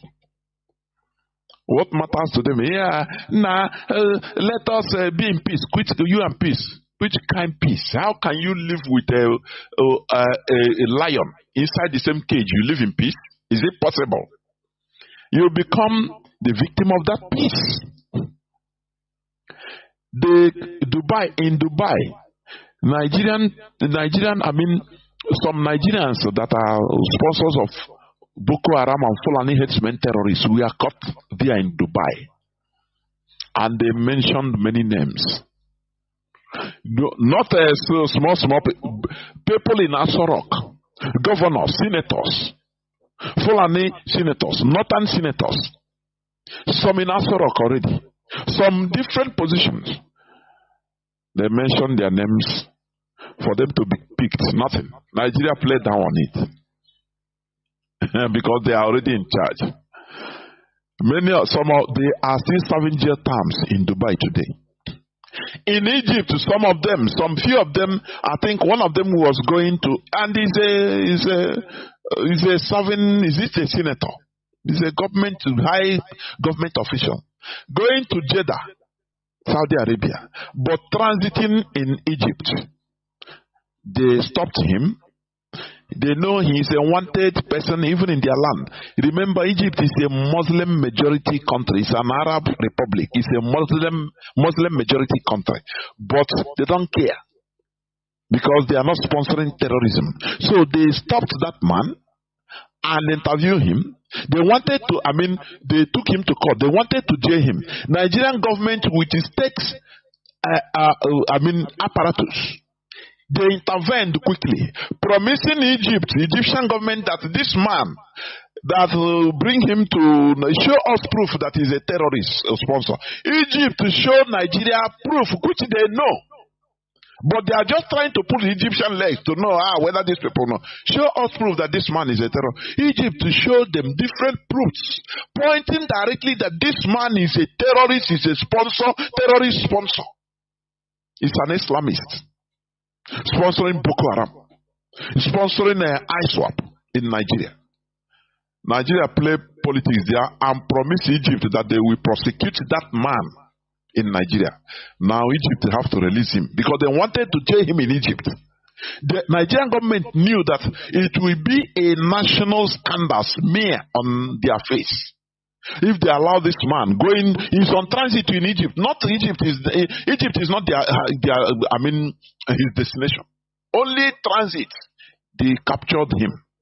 They arrested him because he's a terrorist. They looked their list. He's on the wanted list. They told Nigeria assured them that look, this thing I'm saying, I think it happened last year. Nigeria, promised Egypt that Egypt will prosecute this man. They feigned ignorance. As if they didn't. So this man did this in a while. Bring him, we will jail him. They brought this man home and they released him. Where is that man today? What of those? One Yoruba, high-ranking military intelligence official that should be in the shadows have to come out openly on national television to shout that the problem of fighting terrorism in Nigeria is not about sending military. It's not the center of gravity of terrorism. They asked him, what is the center? He said, you people, if I tell you people, you can't do nothing because I know you people. He told them that those sponsoring terrorism are in Asorok. They are in high government positions. And when he said it, they kept quiet. This one will look this one, this one will look this one. They say, okay, we gotta move on. I beg, leave this one, leave this side. Today, that is what they are sponsoring. They are sending Fulani terrorists in our land. They never tire because they are not lacking Almajiri indispensables, people that are indispensable. They fool now, they fool the not. Come, they train them, you are fighting for both foreign jihadis is coming into our land. People don't understand the seriousness of our issue. Ask this Benue Benue indigens. Only Benue, only you. They never talk of Plateau. Benue, 2 million. And you say this is a country that we're supposed to be. They use the hatred of Biafra and the Igbo to unite them against the people that are fighting. In fighting for everybody's interest. Do you see how the Fulani have been succeeding in Nigeria? How little Fulani took charge of Nigeria? Do you see? Because they isolated Biafrans, isolated the Igbos, mostly Igbo Biafrans. And, they know that we are the people that will wage them, that can wage them. Now they isolated the Igbos and now put that hatred on Igbos. Oh, the hatred of Igbo. Everybody, they demonize. Everybody caught up, and today everybody is shouting and suffering. Fulani, they are killing us. Why? 1% of a population. Nigerians, can't you be ashamed of yourself? They formed a bubaga in our land. A bubaga is meant, they never one day go after the Fulani Maruedas. All they are doing is killing our own people. The people that form the Bubago, they are Igbos. They are Vomahi and Co. They are using it today to kill our people. And you ask, what type of human beings are these? Sometimes they can have power for nuclear weapon. Before God and man, TNI just four megatons of multiple nuclear warheads. We think everywhere because it's just a waste of space. People don't reason. I am telling you, people don't listen. Only Benue recording 2 million refugees, only in Benue. Now you ask what happened to the lands or ancestral lands of these 2 million people? They cannot tell you. No person talks about it. Oh, you are making money, you are looking for money. You don't think. One thing, when it reaches you, Nigeria happens to you, start shouting. By the many of you cannot even live to shout because you'll be dead. And only if you die, you don't even know that you have died. Do you see how stupid Nigerians are? 2 million refugees only in Benue, from Benue only. What about Taraba? People that are talking. What about Taraba? What about Adamawa? What about Sokoto? In Sokoto they killed the blasphemy. They killed one person, Yanusi, for blasphemy. The other time they killed, and the people are still let us be in Nigeria. What type of country are you talking about? What type of country? Where the government is bent, is massacring the citizens with only 1% of the population as terrorists to terrorize everybody. And the larger hand there is Bill Gates, which is America using Bill Gates, the West in general using Bill Gates, so that they will be able to control the population, control the number of people, to make you more idiotic, food dependent. Every year they must provide seedlings for you before you can plant. That is the plan. Just a little time they will start distributing seeds. Say, okay, you see one NGO. Oh, we say, okay, you'll be present. Africans. Why I detest the attitudes of Africans. They worship their killer. You see some Western NGOs now come say, hey, save the children. They will care for these refugees. Now, we have gathered seedlings to share them so that they will go to other places and plant because their ancestral lands have been taken over. It is finished.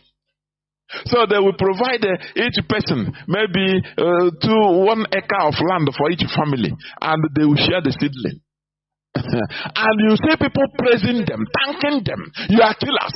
People that planned for you to run away from your ancestral land. People that sponsored and armed the headsmen, the terrorists, to kill you. That is the world we are in. Africans, the worst thing that Africans do is worshiping their killers. After all, you have white Jesus, don't you? You worship white Jesus brought to you by Europeans. The people that killed you. When I see people arguing, I cannot even bear it. People killed you. You were in your land. silently doing your thing. Some people came and massacred our people, massacred your parents, your ancestors, and imposed a religion, imposed a God. And you defend it. You are defending. Now it became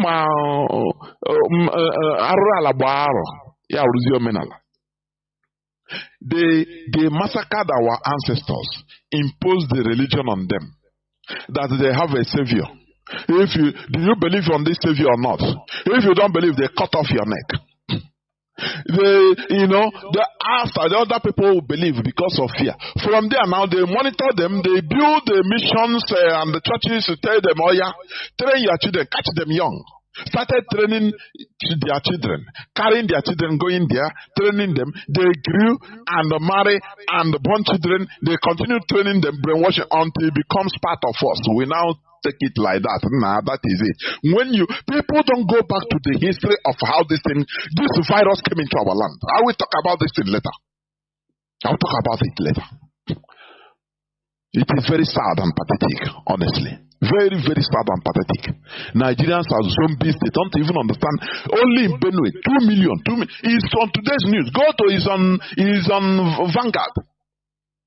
2 million Benue farmers sacked from ancestral homes, still languishing in camps 7 years after. Who sacked them? Fulani terrorists. It's open there, it's written there. But nobody. Many of those people in the camp, when you tell them about Biafra, they say, Biafra is bringing war. I beg. But they are suffering. That is one thing with black people. Instead, they worship their killers. Is it not high time we change our mentality, please? Overall time I get change here. Because with this mentality, a black race is heading, we are going nowhere. We are going nowhere, honestly speaking. With this mentality. I saw somebody write up on, I think on March. Let me read it a bit. Let me read it a bit. Somebody that went to pilgrim in Jeddah. He's a Yoruba Muslim. He said, if you arrive Mecca, the roads are layered with industries. If you go to Jerusalem, Tel Aviv, the roads are layered with industries. Go to European societies, the roads are layered with productive industries. But come to Yoruba land, the roads are layered with churches and mosques. The roads between our two largest cities, Lagos and Ibadan, are all decorated with churches and mosques. Hardly any industries. And they are praying. The worst part of it is that in that industry, in that churches and mosques, they are praying for God to feed them, to give them work. You see, why do I call black people many black people primitive Neanderthals? This thing, is it not common sense? Is this something you have to read, go and study in Harvard before you know it? Now, what provides job is industries, productivity. Why do you know that the Western countries don't see black countries as or many black countries as countries that have economy? They don't not to have a small economy. They say they don't have economy. Zero. Many people don't understand what it means. You cannot produce nothing. You cannot even feed yourself. During have you forgotten the war in Ukraine? Where importation of grains from Ukraine and Russia was perturbed. African president were shouting, okay. Instead of people to think, how are we going to make sure that we feed ourselves out of this, teeming population we have? When you ask an average Nigerian politician, Nigeria is a blessed country. He will tell you Nigeria is a blessed country. What are the blessings of Nigeria? You say, we have crude oil. We have gas. We have gold. And finish. All these things, natural resources, finish. When you have a Japanese, talk to a Japanese politician.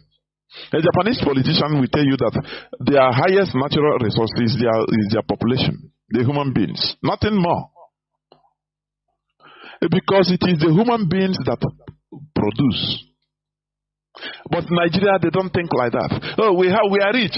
Say we are our land. Oh, we have oil, we have crude oil, we have gas, we have this and that. It will not even mention the most important thing. And that is how it is. That is why Nigerians are poor. You are in the midst of ocean, you are in the midst of rivers, you are in the midst of arable lands, but you are hungry. In the midst of forests, teeming with fruits, good manured lands, humus, soil, everything. Animals, teeming. You can lay trap and catch it, but you are hungry, dying of hunger. What do you call that person? Here on Radio Biafra, we say it as it is. We don't pity ourselves. So, if you cannot endure or you cannot, listen to what you are saying, you better quit. We don't beg you. Are you hearing me?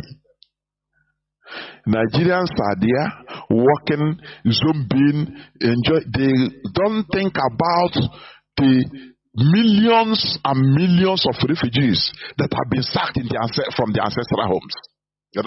It doesn't concern them. It's only when maybe as he's going, one way the Fulani herdsmen will waylay him and attack him or kidnap him. That time when he come out, he will start talking. Have you forgotten the primate? The bishop of Anglican bishop. Is it Archbishop of Abia? Have you forgotten? Since that time, is he doing anything? The answer is no. Typical black man. He has taken, he will be careful of how he moves. Do you see the difference between the black man and the civilized white person? I am saying it here. That primate, if he's a white man, let me tell you, he will sacrifice his remaining life and say, look, I don't care whether all this thing that is happening, I don't want it to happen to any other. We must fight this. He will be campaigning everywhere around the world because he has the means. He can travel anywhere and talk to people, talk to power. But this one, Igbo man, hey, I don't talk much, yo.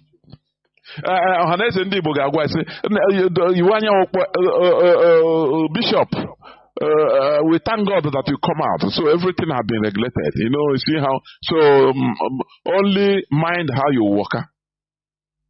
Hope of them will tell him, I will give you 2 policemen guiding your military. So he himself, he will go down, say, okay, don't worry. No, stop talking about it, okay? Just mind your business. That is how black people work. And that is why they are behind. They don't fight evil. A person that they kidnapped is it 2 or 3 years back? He didn't want to, until in the next 24 hours, his people cough out 100 million naira. They were trying to price. He told them, no, don't price. These people are not joking. In my prison, they killed many people. Don't price. Just give them the money. They have to cover to put the poor people that pay 50 naira, 100 naira, all over emergency. And he came out. Instead of dedicating his life to fight this cause, that is how black people behave. How do you think evil will diminish in our land? It will not. Because people don't sacrifice their lives to fight evil. People don't sacrifice their lives, no. He wants enjoyment, but he wants to go to heaven. They gave him straight ticket, one-way ticket to heaven. He refused. He said, I know they go. For you to understand that they are all scammers. All of them. All, they are scammers. All. I say it without any apology. Instead of that kind of person, he should be going everywhere, in televisions, in different media houses, even if outside, somebody, if he thinks that his life in danger, run away from Nigeria and start campaigning. Say, what is a pastor if I can, what am I doing as a bishop if I cannot fight for humanity? But he cannot do it. Because he's a black person. What matters to him is his comfort. His comfort is what matters. Once he has his comfort, every other person can go to hell. This is what IPOB is trying to change from our head. That's why Mazi Nnamdi Kanu said that the problem of black man is nothing, is in the head, the way we reason. It is fundamentally flawed. We need to change it. Without changing it, we are going nowhere. We don't want to restore a Biafra that will be run aground by useless zombies, by people that think in a very fundamentally flawed mentality. No. Honestly. A primate, a bishop of high cadre like that, that's supposed to be moving around, making sure that people are sensitized, talking to the powers that be, that look at what is happening in our land. I am a living example. I experienced it. Look at. As I explained, do you know how many people they killed in my presence? Every day they are killing people. Fulani headsmen on the ramp. He said it without fear or favor. But after he went down, I know they have done the backyard politics. Call him and tell him. Instead, they make him to be living more better, give him more security for his own self. Very selfish people. This UG, the selfish, honestly. The extremely selfish. Every human being is selfish, but our own is extreme. Is extreme. We are still at that hunter-gatherers level of selfishness. It never changed. Do you know when the early men type of selfishness, whereby if you gather your mango to eat, any person that comes to take one to eat, you use a stone, break his head. There was a time human being behaves like that, but that behavior is still in the mindset of Nishoji till death, black people. I am telling you. That's why they don't like to fight against evil. Because they tell you, so I beg, what if I die? If you die, and then, are you not going to die before? The number of people that have died in this world is far, far, far more than the people living. You know that? For some millions, if not billions of years, human beings have been existing. You know that? So why should we? The good name is better. You immortalize legacy. Our people, they don't look legacy as anything. What matters to them is that thing, that material wealth they have and enjoy. The bishop, Olago, do you see him anywhere? This is a person that should be worrying, even go to CNN and be blasting. If they don't allow him, he go to Al Jazeera, go to international, start a foundation that look, Fulani headsmen must go. He must be abolished. But no way, now because more comfort. Yeah, me. That is a miserable life of Ndishoji and some Igbo men and women. Very pathetic indeed. This is what we are trying to change. This is what we are trying to change in this generation, in this IPOB. We must continue. Now, I want to read something. I want to read something. A news headline, and I want to talk about it because since our leader went to court, I have not been on air since 19th. Are you hearing me? So I want to say something about the so-called negotiation. Let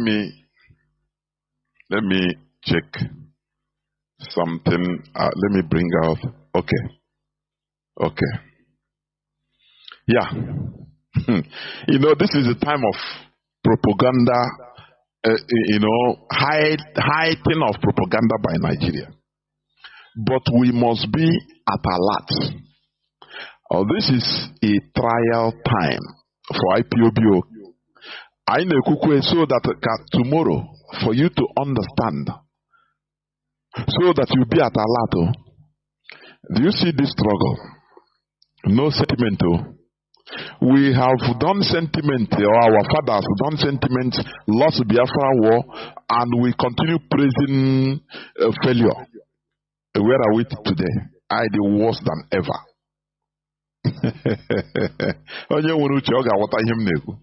Today, it is not like that. Until we get it right and get to our final destination. Please, that is our focus. Nothing more. Now, the barrister, the so-called attorney, Ejimako, he threw blackmail and everything. He took over just for his personal interest. He took over the case of our leader. Organa to the extreme. He have reached his limits. Instead of, asking for help from others, no way. He continue,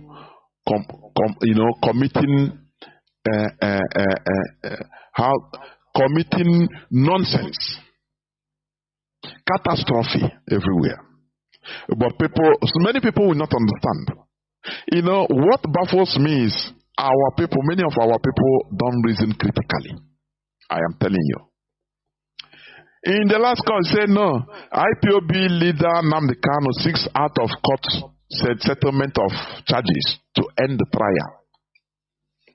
You see, when Mazi Nnamdi Kanu was asked on camera, he said, no, it was not me, it's the lawyer initiative. And it is the law said, Jimako wapota, macha. Wapota na ako, there is a law. There is a law. Do you see that man? I don't know. But I see him as a Nigerian agent. Direct. That is my feeling. From day one. I could remember I've interviewed him here on this platform. There is one question I asked him. I know why I asked him that question. I think it is either 2 or 3 years now I interview him. I asked him a question. I say yes. As a person that is going on the case of Mazi Nnamdi Kanu, you have never been attacked. Do you feel safe? He said yes, he feels safe to do anything anywhere. I chuckled. I kept quiet. I said okay. Because I want people to hear. The interview is still is on record. I know why. There is a way you catch a fish. Or catch a monkey. How do they say it? I asked him that question that day. He didn't know why I asked him.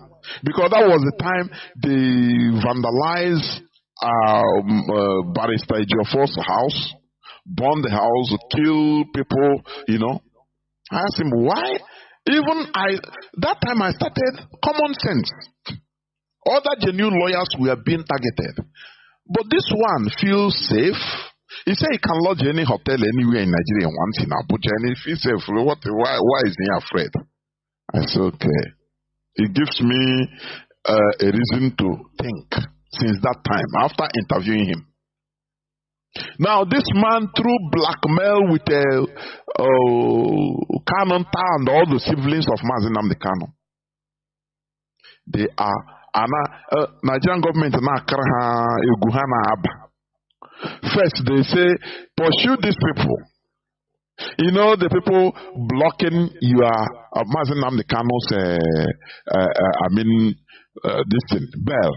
He said these people, Ejiofor and Zekoma, pursue them, try everything so that they go.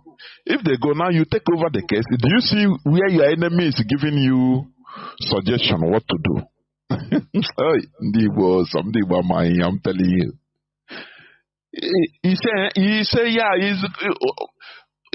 Binta Nyako told them, just do it. And using blackmail. Hey, this and that. Hey, these people do. And India will wire. si okenye ohere were file bunye ejimako. Ha agazie court the first time for ha may opt for bail. This position they are in now, it is what IPOB have been saying, that we should never get fair trial for Mazi Nnamdi Kanu. Because Nigeria, once they could not obey the court order of 13th October 2022, discharged and acquitted, it doesn't matter. Normally, they're supposed to obey that order first. They said no. So what are you going through? These people said that they committed them into continuing the trial. They deceived them that they will have bail. After now they go for the bail, they flop them. Go for another, they flop them. He said, Mommy Nyako. Now wow. That time they came back. He said, now they came back saying, no fair trial. Now they say, according to law, whether Article 17, you can go for negotiation. I'm asking Biafrans, a lawyer that is not talking with the movement. Please listen to me attentively. Barrister Jimako is not talking to any member of the DOS. Mazi Nnamdi Kanu is the leader of the indigenous people of Biafra. He is there because of IPOB. The barrister that is in charge is not talking to any member of the DOS, but he is initiating negotiation. Tell me what type of negotiation? It's just to compromise Mazi Nnamdi Kanu. Just come out first. Do you see this? Let me come out first. I'm talking it here. Mark today's date. Let me come out first. Do you think that Nigeria dealing with you, Nigeria you are dealing with is stupid? Wazirike went and came back. Where is Wazirike today in Biafra struggle? They gave him now the chart of his. Nigeria now gave Wazirike a chart of doing his own Biafra. Every year he do Biafra this thing. They pump you money. Money is not the problem. He will be, so uniform. People come and do much pass to raise our people's sentiment.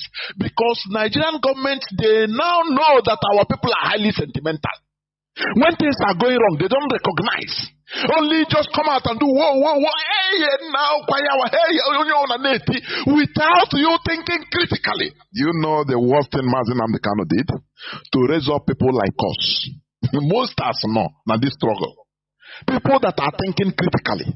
The way you are seeing things and shouting is not the way. We go to that saying, now what is this? We reason it critically. So that people, you see, if Wazirike called for Biafra, this and that, people are still following him today. Am I wrong or am I right? Why do you think so?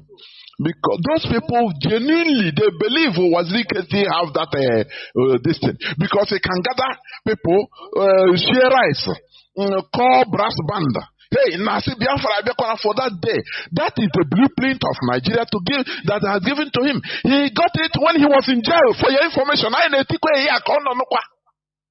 because this struggle, no person should come and rubbish it for us.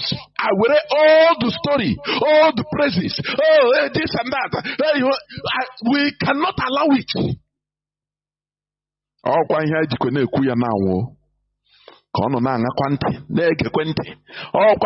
When we say we are awakening, all these things are awakening. Are you hearing me? Wazirike is through jail that he was compromised. When he come out, he started doing Biafra in Nigeria way. I said the worst thing Mazi Nnamdi Kanu did is to gather us everywhere in the world. You don't know people that can also checkmate him. People, or everybody say, hey, now he's our. No, tomorrow if he come out and start talking nonsense, we tell him that Biafra is more than you.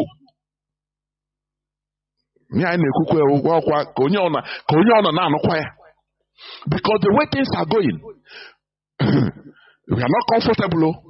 How can a Jumako be initiating negotiation? Do you think Nigeria will say, okay, negotiation on what basis?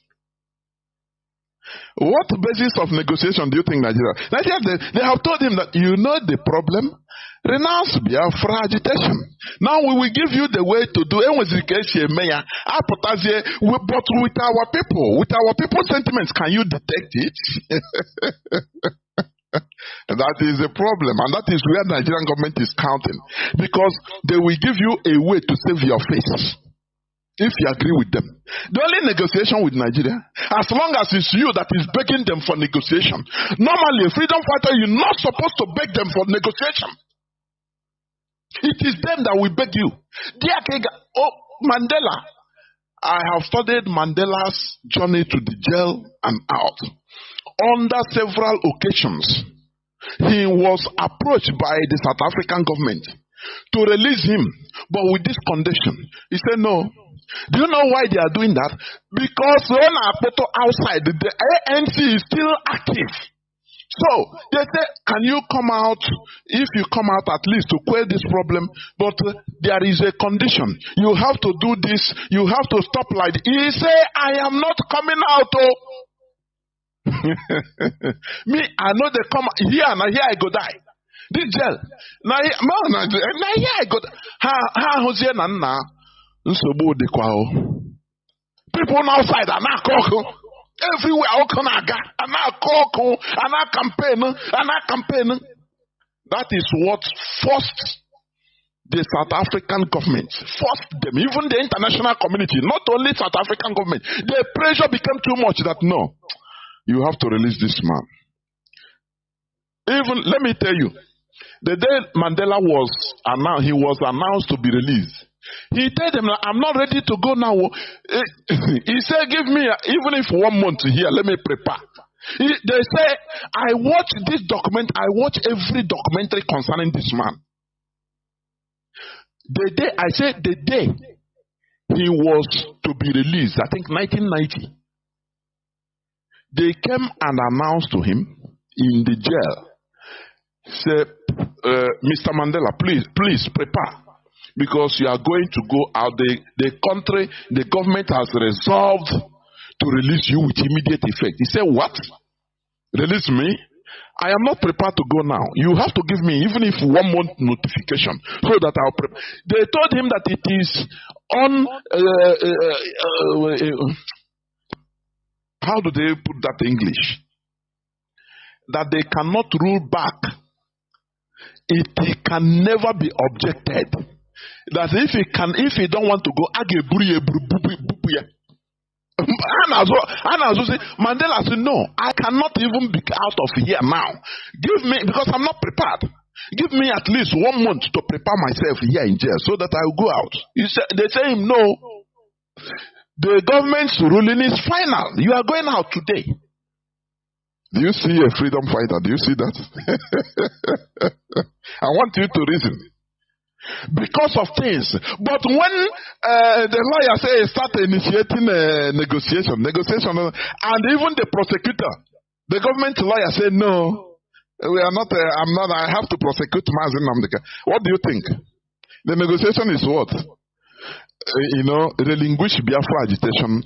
Now be doing it when you go out. Be doing it in this way. And with the command. You can first of all, give Mazi Chike dosiem, go reshuffle DOF first, because on there again you sobu. Ha you were in there, you were Madam Bridget tinye, you were on your reshuffle lawyer, so that we will help you. Not be money. Nigerian government will give you. People that should be bought with money will be bought. People that will be bought with anything, they provide all these things. Because we understand your situation. You could go many things, so we don't want you to feel ashamed. We will help you, so that people will be still seeing you as that person you were. In here, this is government something. But we are just analyzing. We are not dummies. Let me read it a bit. How can a lawyer, an attorney that is not even talking to the IPOB, He's not talking to the leadership of IPOB. Telling that he's initiating a negotiation. Negotiation. On what basis? To come and compromise so that after I say, hey, you see it. Hey, have come out now. You see, it's me that do it. People now will be carried with sentiment without going, shining eyes and watching. What is the conditions of his coming out?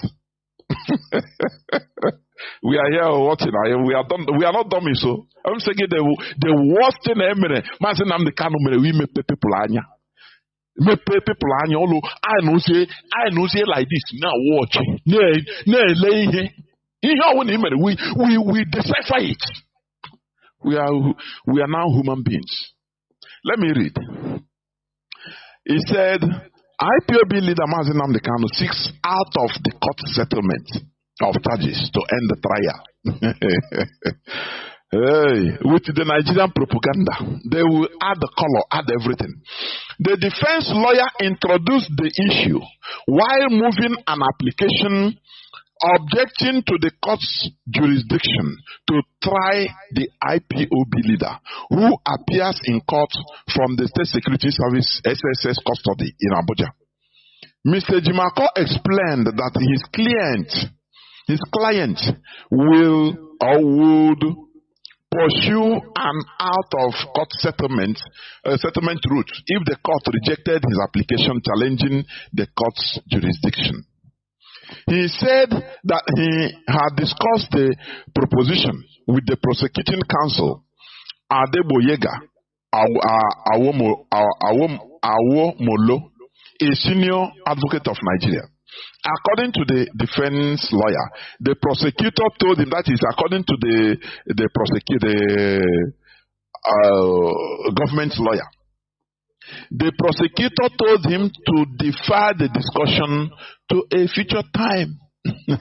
You see, he went to negotiate. Now let us negotiate. A lawyer of the leader of a freedom fighting outfit of IPOB now begging, let us negotiate.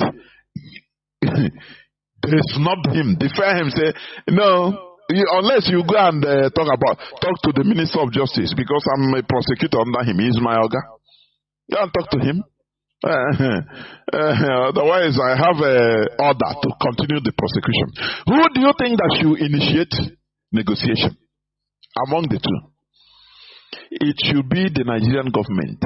Because of what things that are going to say, they are the people that should initiate any form of negotiation or call for negotiation. By that time, Mazi Nnamdi Kanu knows me. I know the negotiator. I dare here. No, nothing. If no one came me, no problem. Me, I don't dare already. So IPOB is still there. So it's also no. That is the talk that should be coming out from Mazi Nnamdi Kanu. But when a defense lawyer that is not even talking to any member of the DOS is trying to initiate something that is bigger than him, what do you think? Is compromise. Compromise. Mazi Nnamdi Kanu, bring down this your struggle. And let's continue talking about saving Africa, like Zeke of Africa. How to make it? Do not talk about Biafra again. Only talk, be talking in a coded way so that you come out. When you come out, this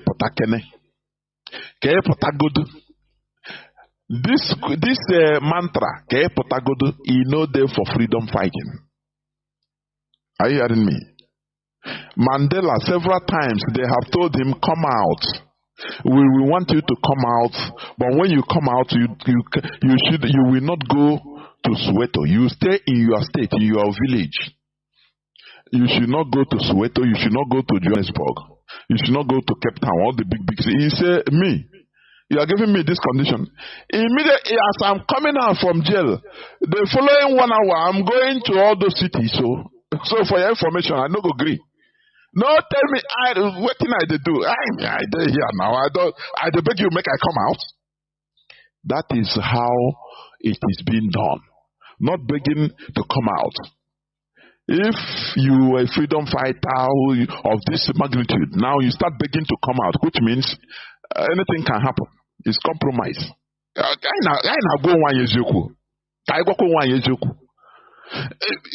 lawyer is trying to push Mazi Nnamdi Kanu to compromise.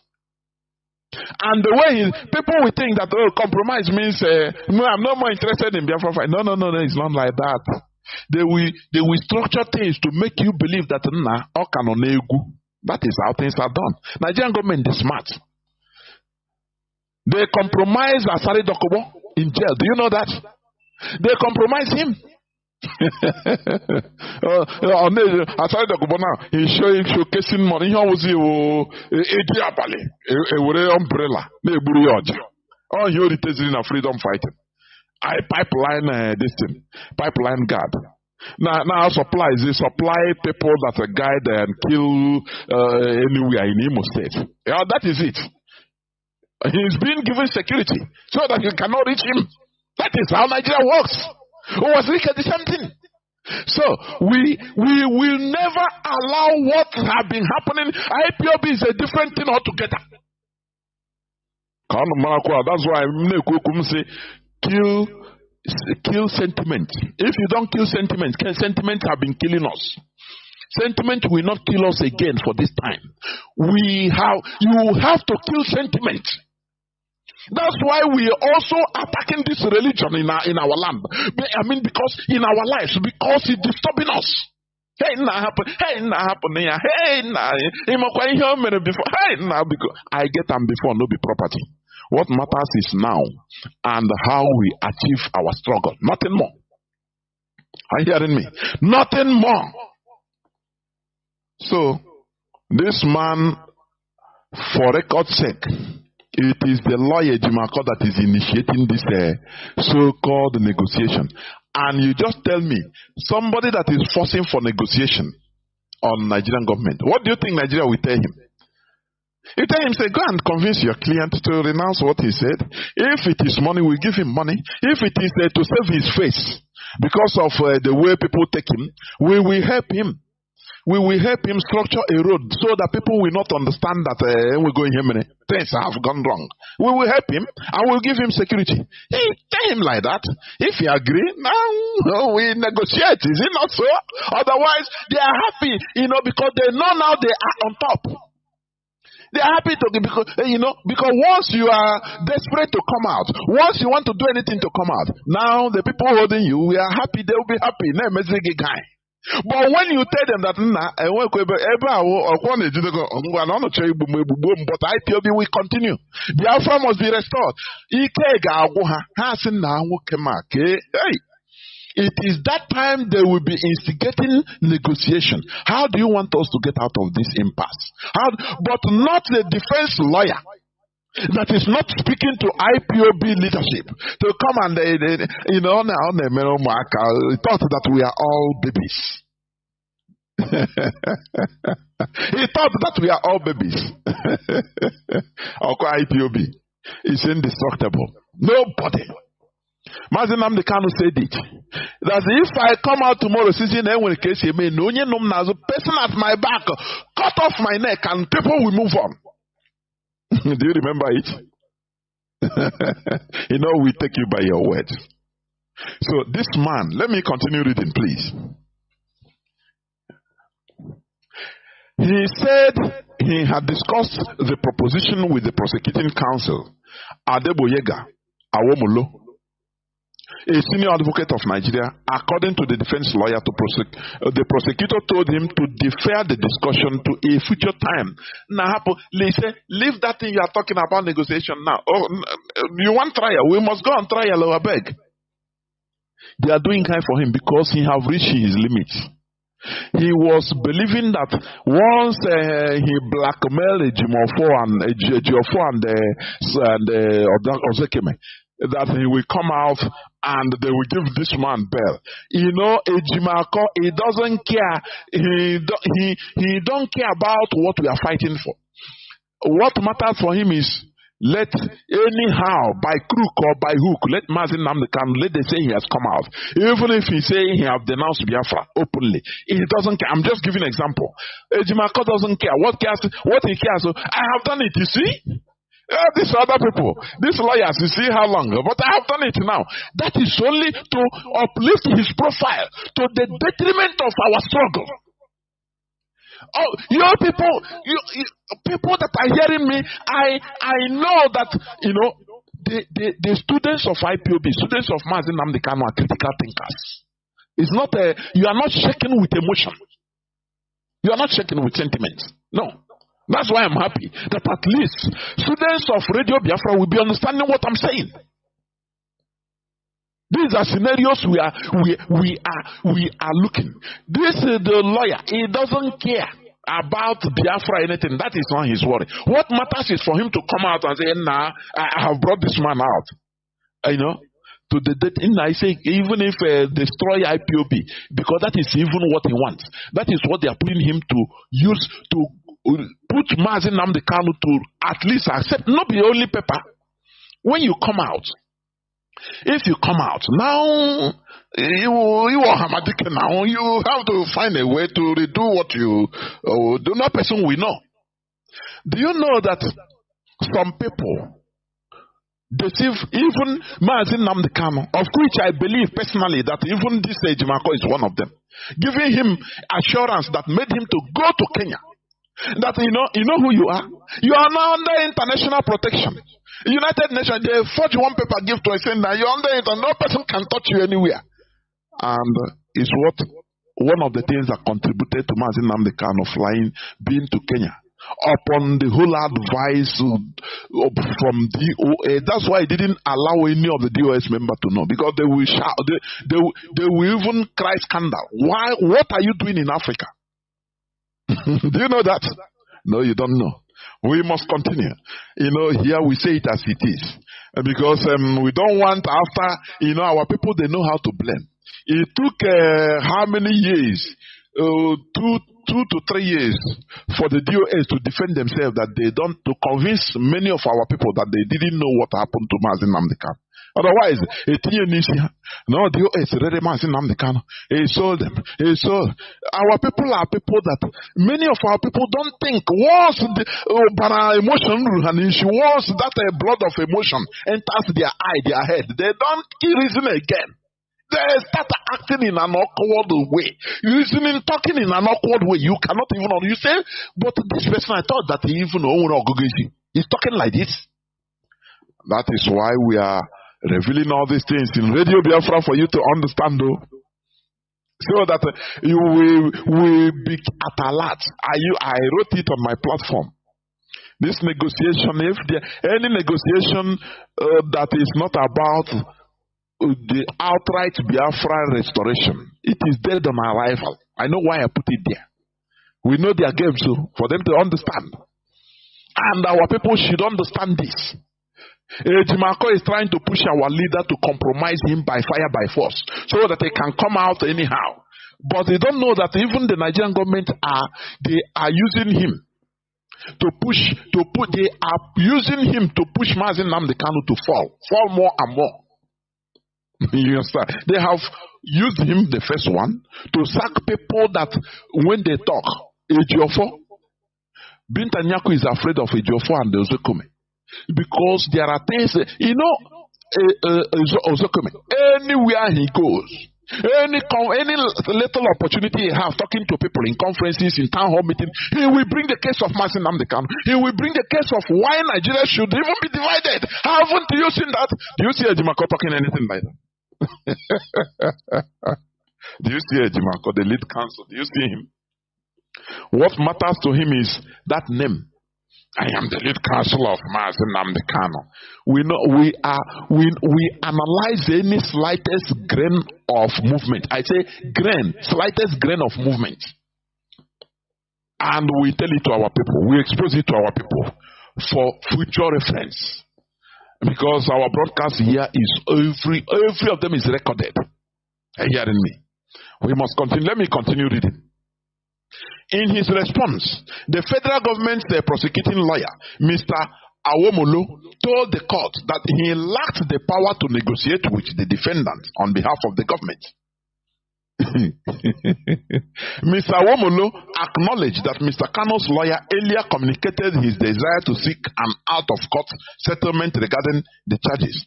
But he said he did not have the instruction of his client, the Attorney General of the Federation, AGF, to embark on any negotiation with the defendant over the charges. He said that as a lawyer, he was only briefed to prosecute the matter. I told him to go to the AGF, that is Attorney General of the Federation, who has the power. He said, adding that the AGF and Minister of Justice Latif Fagbemi was the one with the statutory powers to negotiate on behalf of the Nigeria. Do you see? People, people that should be begging, they are now snobbing, bluffing. Is making strategic mistakes. He don't care about crumbling IPOB, but he cannot now. He cannot. Hey, he cannot. He is making caricature of our leader. Are you hearing me? Going to beg, I want us to settle this. Let this man come out. Anyhow, even I know what he would have told them. Even if we don't care about IPOB again. Do you remember what Iwanyao said? Do you see how they are enveloping our leader? He said he distanced himself. It's propaganda, yes, but there is some but. It's what they want. They are putting words inside his mouth. No, let him just come out. He will make people will not even realize that he has distanced himself from IPOB in a general way or in a specific way. But he will be acting. Because our people, once they come out, where's your gadget now? And I just think, no, leave him, he's our leader. Oh, no, hey. That's our people. And that is what Ejimako and Kanu and the family wants to play on. That is, they want to play on the sentiments of our people. That is it. How do you think that a case of this profile, a freedom fighter of this renowned profile, will now be, the lawyer, his attorney will now be bringing him low to go and beg the prosecutor? The prosecutor said, no, I don't have power. I'm hired by Attorney General of Nigeria. So it's you, go and meet him to beg him. And the Minister of Justice. I'm just their lawyer, prosecutor. We have to continue the prosecution. What do you think? I cannot, I beg. I go and beg them. What do you think that once you are begging, now they give you condition. What do you think is the condition that they will give? Renounce IPOB. I know you'll be ashamed, but we will give you a leeway to get out. And the people will not know. You'll be acting like before. When Samson, according to the Bible story, we learn from everything. Samson, once he they remove his power, he will go out and say, let me do like before. Let me do like before. That is what they want to do. That is a prank, the ugly game they are playing. They want to play. So that people will not recognize that, another thing. For Biafra or for Africa now. He's fighting for Africa. General statements. All quite here, Ejimako not there. That is what Ejimako is for. To compromise, to push Mazi Nnamdi Kanu into compromise. Because when you are pushing, begging, it's just like Ohaneze Ndigbo begging for presidency. Here is 2023 Igbo presidency. Anything you enter begging, start begging. You initiate begging. You can, even if you get it, there will be a condition. Are you hearing me? That is what they want to do on the case of Mazi Nnamdi Kanu. Ejimako wants to use begging for negotiation. They tell him, no, go to prosecutor, tell him, go and discuss with AGF, Attorney General, and the Minister of Justice. I'm just their lawyer. They hire me. I'm just their lawyer, government lawyer. Okay? So, I don't care. Now, they are bluffing.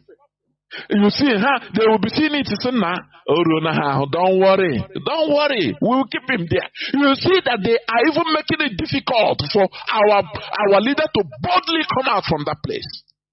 You see that? They said, don't worry. Keep him there. They will fall. They will fall to our tune. Don't worry. Keep him there.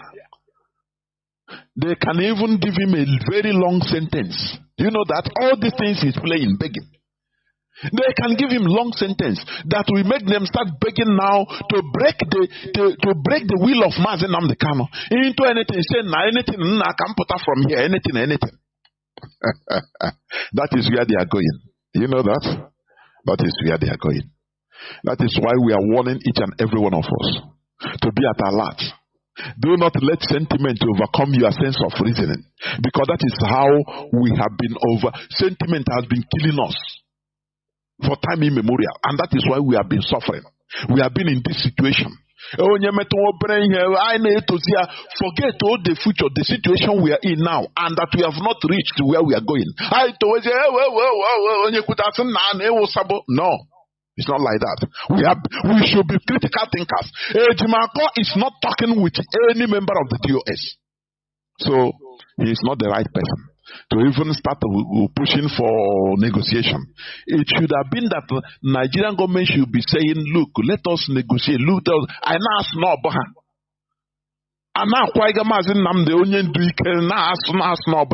but he's now being rounded up with negatives that all these politicians that are going there with the help and connection of Onion sibling. They collect money, they go, when you come, I will take you to Mazi Nnamdi Kanu. They put his name, you go. Do you think that they are going there for free? They are, when you continue hearing something being pushed, Mazi Nnamdi Kanu is a human being. He is not a spirit or a superhuman being. No, he's a human being. The only thing that I am soliciting is for us to be at alert. This struggle is what they are eyeing. It's the problem of Nigeria. This struggle, IPOB, nothing more. Any way to corrupt it. Any way to, just the same way Masob was corrupted. There is still Masob today. Don't you know that? Masob, is it not still existing? There is it, but it's moribund. Oh, go pay. That is what. Now, if there is a Biafra anniversary, Wazirike will now invite Hamza Mustafa. Come and celebrate with Abiana Warabanko. Hey, not so. Not the type of Biafra we want you to do. Where are you going with it? Nowhere. Just to do party and make people see that you are still on course. It is not what we are clamoring for. We either do this or not. That is it. Now let me read the final. We must register, we must record this broadcast. Are you hearing me? We must record it. Let me read the final news headline, please, before I open the lines. Blasphemic killings claim over 300 Nigerians since 1999 as police fail to prosecute suspects. How do you think we should be in a country like this? How? Please. How? How? How do you think so? Blasphemy.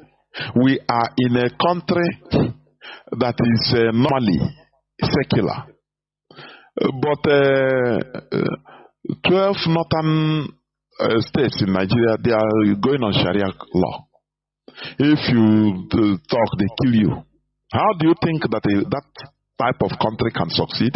Nigerians talk. No, let us tell ourselves the truth instead of deceiving ourselves. Are you hearing me? We must tell ourselves the truth. This type of country will never succeed. It is impossible. It is completely impossible. Okay? That is why we are fighting, in order to get out of that mess called Nigeria. That is it. And it must be done. Now, there is this other headline too.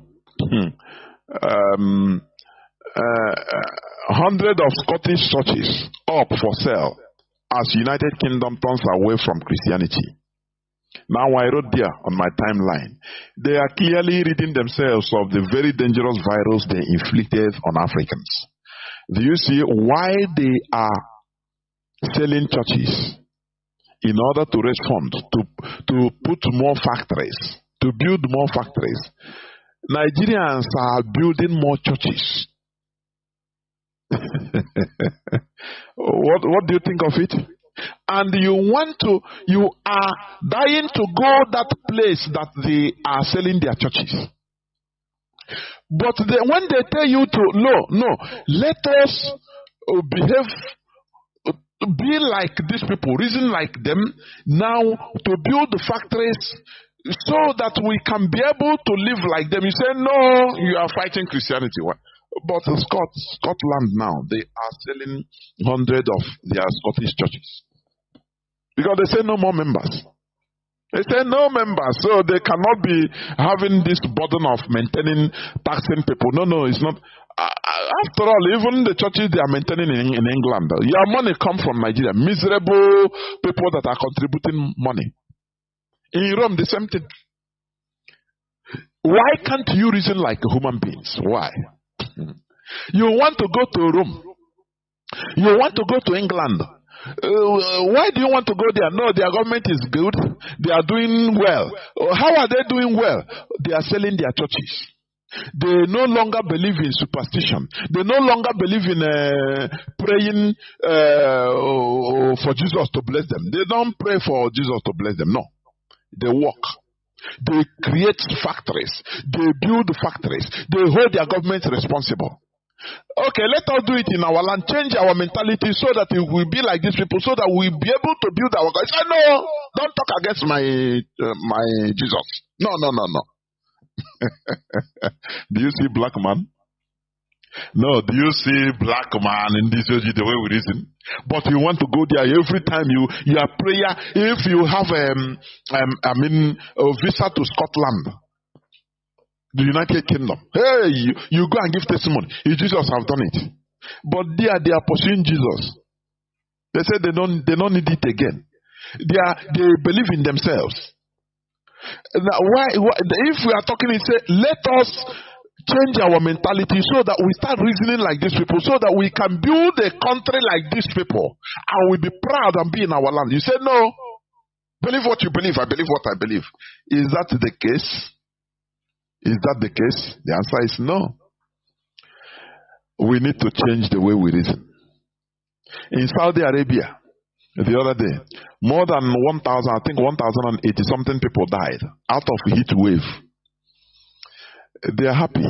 One person, somebody over there, I think mostly they are Egyptians. Most of them are Egyptian pilgrims. About 600 and something of them, more than half, according to Al Jazeera. Somebody they played it, is talking direct. He said people are falling like flies. Dead bodies everywhere in the streets, in the car, all those sides. They say they don't have they don't pick them in time. In that way, in that heat wave of 50 something Celsius. Do you see that? Do you see what religion can do to people? And they are happy that they are going to heaven, isn't it?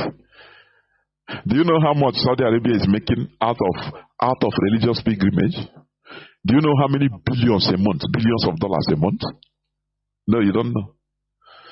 It's better we change our mentality and remove religion from everything we are doing. We are the gods of this earth.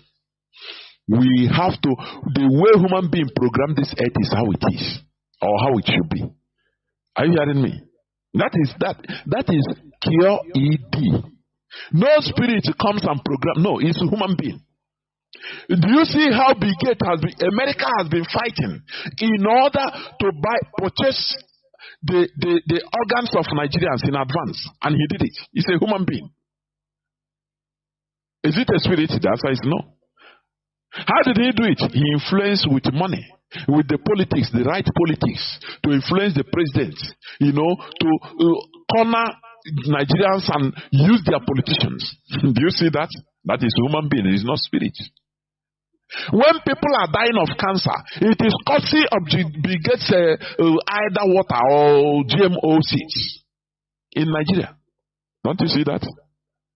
It is human being, it's not spirit. But you yourself, with your religious belief, when somebody has cancer, it's Jesus that it's Satan that did it. No, it's not Satan. These are preventable. The basic requirement to change the situation is start by changing the way we reason. That is the number one primary requirements. Once you change the way we reason, now we start seeing all these problems in a different way. Knowing that there is no Satan causing all this, there is no Jesus that will solve it. It is we human beings that are causing it. When Brigade come, now we massively turn out and say no to our government. So our government will see that the people did not agree. They will tell Brigade, say, oh boy, these people, they no agree, I beg. Are you hearing me? That is how the world is. Instead of following sheepishly, they go to church tomorrow, they will tell you your problem is Satan. No. Satan you have been trying to kill. God, according to your Bible story, God did not kill Satan in heaven. Satan rose against him. He did not kill him. They fought a war. He did not kill him. Instead, he pursued him under this world, to this world. And now we say, woe to the people of the world. Because that person that Satan, God cannot kill, have come to this world. And Satan will do to you, make you do bad, do something bad. Now God will punish you. Don't you see that story I want to call it? You get a CB, that story. God will punish you. That is the victim of the Satan he created. Instead of killing him. A story I want to call it. Let us stop being stupid in our thinking. That is IPOB for you. This is where I'm going to stop. I will take only a few calls, please, but I will go into a few minutes break so that when I come back, I will open the lines so that few people will call and we must continue. Don't fight over territory and food. They fight over imaginary stories in their minds. If I look at the present terrible conflict tearing apart my region of the world, it's not really about territory, not objectively. There is enough land between the Mediterranean and the Jordan River to build houses and schools and hospitals for everybody. There is no objective shortage of land. And similarly, there is no objective shortage of food. There is enough food to feed everybody. And this is true of other conflicts in the world. So why do they fight? People fight over the stories in their mind. Like I work in Jerusalem in the Hebrew University, and it's one of the most fought over places in human history. It's hard to understand why. It's not such a great place. It's a very ordinary place. You walk around, it's just, you have stones and trees and cats and pigeons and people, just like any other place. It's on the water, the land is pretty good. The land is not good. You can grow olives or something. There are no oil fields. There are no gold mines. Nothing. But in their imagination, people think, this is not a stone. This is a holy stone. This is not just any place. It's full of angels and gods and saints and prophets. And they fight over this. Humans don't fight over territory and food. They fight over imaginary stories in their minds. If I look at the present terrible conflict tearing apart my region of the world, it's not really about territory, not objectively. There is enough land between the Mediterranean and the Jordan River to build houses and schools and hospitals for everybody. There is no objective shortage of land. And similarly, there is no objective shortage of food. There is enough food to feed everybody. And this is true of other conflicts in the world. So why do they fight? People fight over the stories in their mind. Like I work in Jerusalem in the Hebrew University, and it's one of the most fought over places in human history. It's hard to understand why. It's not such a great place. It's a very ordinary place. You walk around, it's just, you have stones and trees and cats and pigeons and people, just like any other place. It's on the water, the land is pretty good. The land is not good. You can grow olives or something. There are no oil fields. There are no gold mines. Nothing. But in their imagination, people think, this is not a stone. This is a holy stone. This is not just any place. It's full of angels and gods and saints and prophets. And they fight over this. Humans don't fight.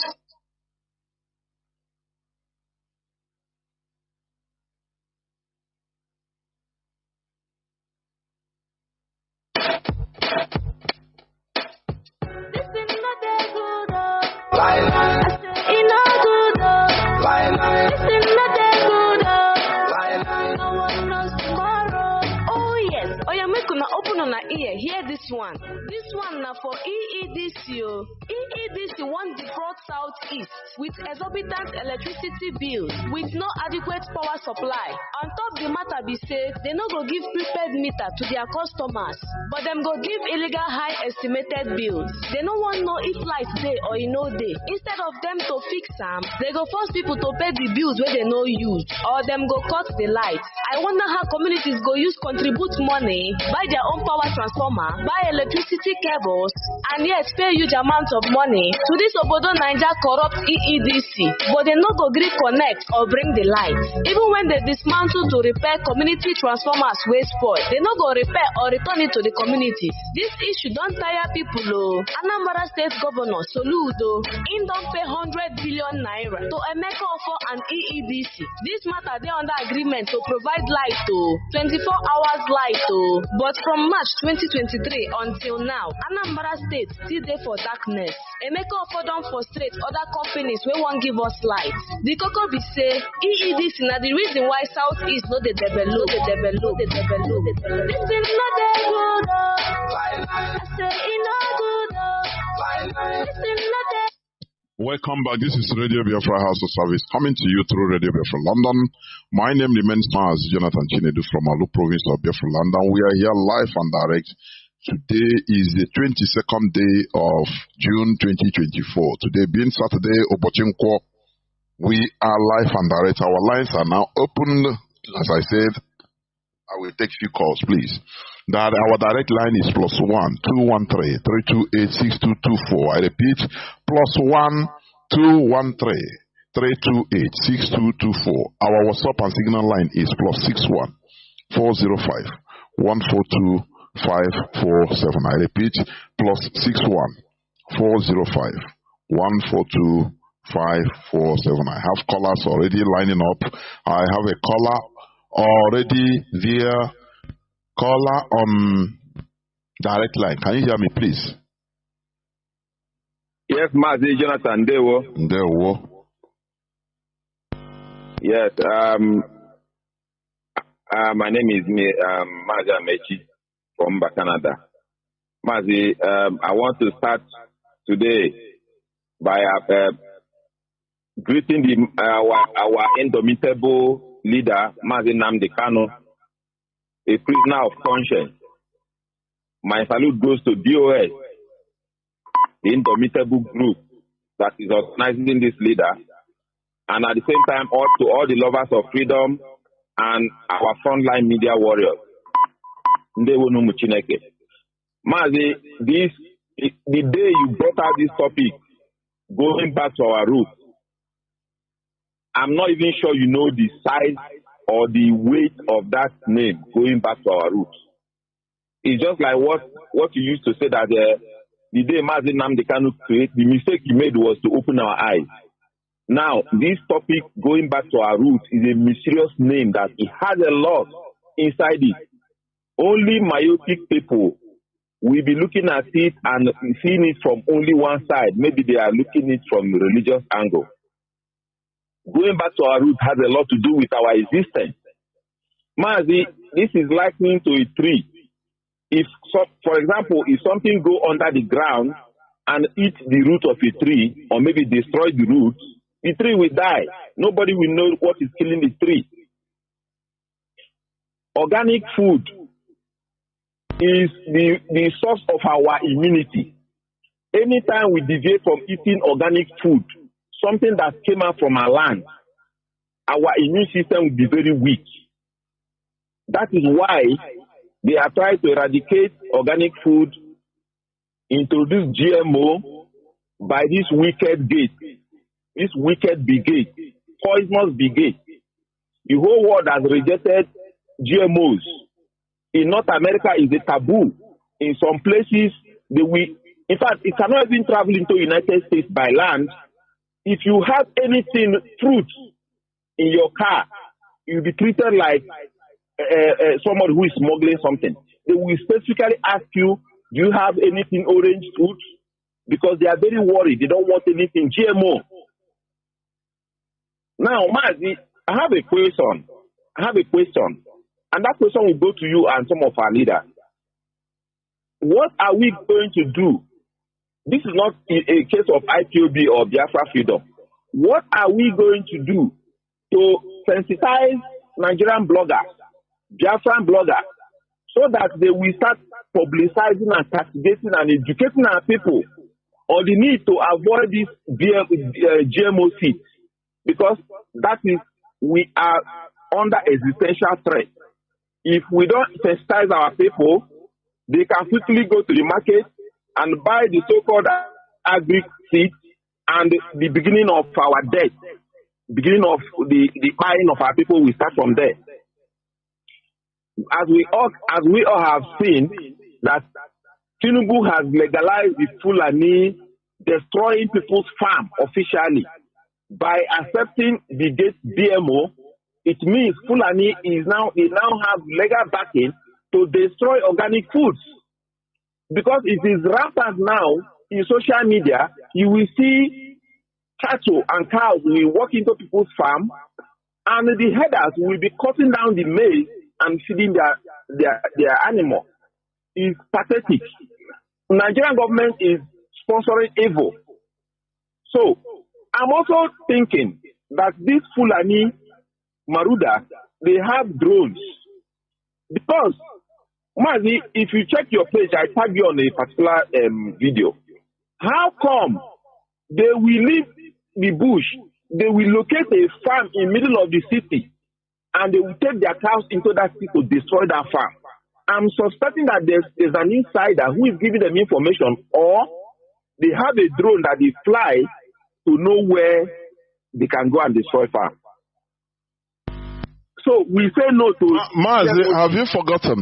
Let me come in here a bit. Have you forgotten that during Buhari tenure, they map out the whole forest? The whole forest in the south. Have you forgotten that? They have the whole mapping.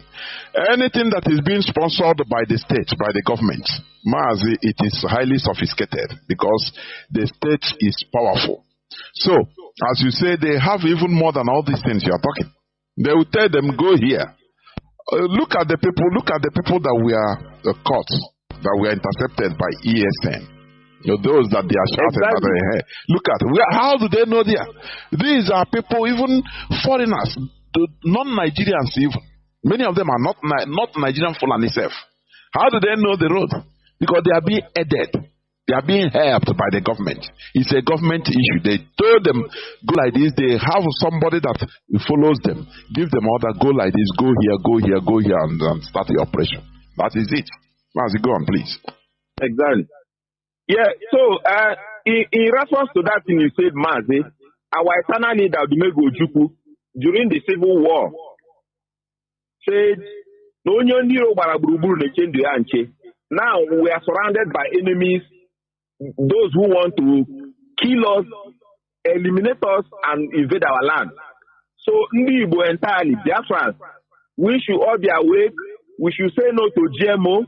We should say no to open grazing and support ESN, because we cannot do the work without ESN. Mazi, finally, coming to the issue of this Mama Put lawyer that is dragging himself to the mud. I've repeatedly made a request and suggestion. Is my own opinion, though, is not must that I'm no leadership and listening. Let our law, Uchechi Kanu, visit her husband and tell the husband the implication of what Ajimako is doing. Because Nnamdi Kanu inside there may not even know the trick playing outside. Now, you see how Ajimako will go and initiate negotiation all by himself without carrying IPOB along, without Mazi Nnamdi Kanu even knowing what the implication of what he's doing. And the media will be twisting it here and there and sending wrong signal to the public. And Masika Lolo Kanu Degwa DSA and the Pen I was in Africa. Obuka Moka Hatoya, which stage Marco Jofona Ozekome. Before Kihan happy or Mazi, I want to drop it here. We must continue. We must. We have no back gear, no reverse gear. We must continue moving forward. That's it. Caller on the signal. You have been there. Welcome to the program. Caller on signal. Can you hear me? Yes, I can hear you. Caller on signal. Are you hearing me? Yes, I can hear you. Are you not hearing me? Go on now. I think your voice is coming out now. Go on. Okay. Chief from Ireland. I'm in there. I listened to what he said, right? And there's a lot of things he said that prompted me to call, and I want to ask a question. And I want to lay a little bit foundation. Only the left to Kenya without the knowledge of the leadership. I'll keep that aside. Nnamdi made comments that even on a radio Biafra about she's not answerable to anybody, right? I raised her up in our unit, and even to the extent when they close the account, we stop paying and we hold our money. We are still contributing. We are not paying until the European Red called us. Where are you calling from? From Ireland. Okay. Yeah, I'm just laying a foundation for questions. Mazi, so can you mention your unit, please? Dundalk unit. Dundee. Dundalk. Dundalk. Okay, go on. Yeah. So after that, when the European Red called and assured us, and now we started paying back to the account, right? But there's something watching a position he made, through the national coordinator of Germany. And that really get me worried, whereby the information he displayed that the DOS is aware of it, but we that haven't not privileged to have such information have that situation that how can we be trusting this two man paying into our money into accounts she's managing, but we still ask to be paying that. So that one aside, I'm laying these foundations, Then Kanu started insulting the leadership. I don't know whether he doesn't know that the DOS are part of the family members of IPOP. That as you are insulting them, you are insulting us. You cannot depreciate them because they are family members. They come to our family unit and pay their dues. So, and what I'm trying to find out is when this lady in America, I forgot her name, that when she first began her madness, Nelly, the leadership took action straight away and cut it off. Straight on. Cut it out, straight.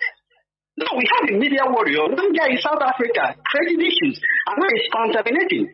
All these things are delaying.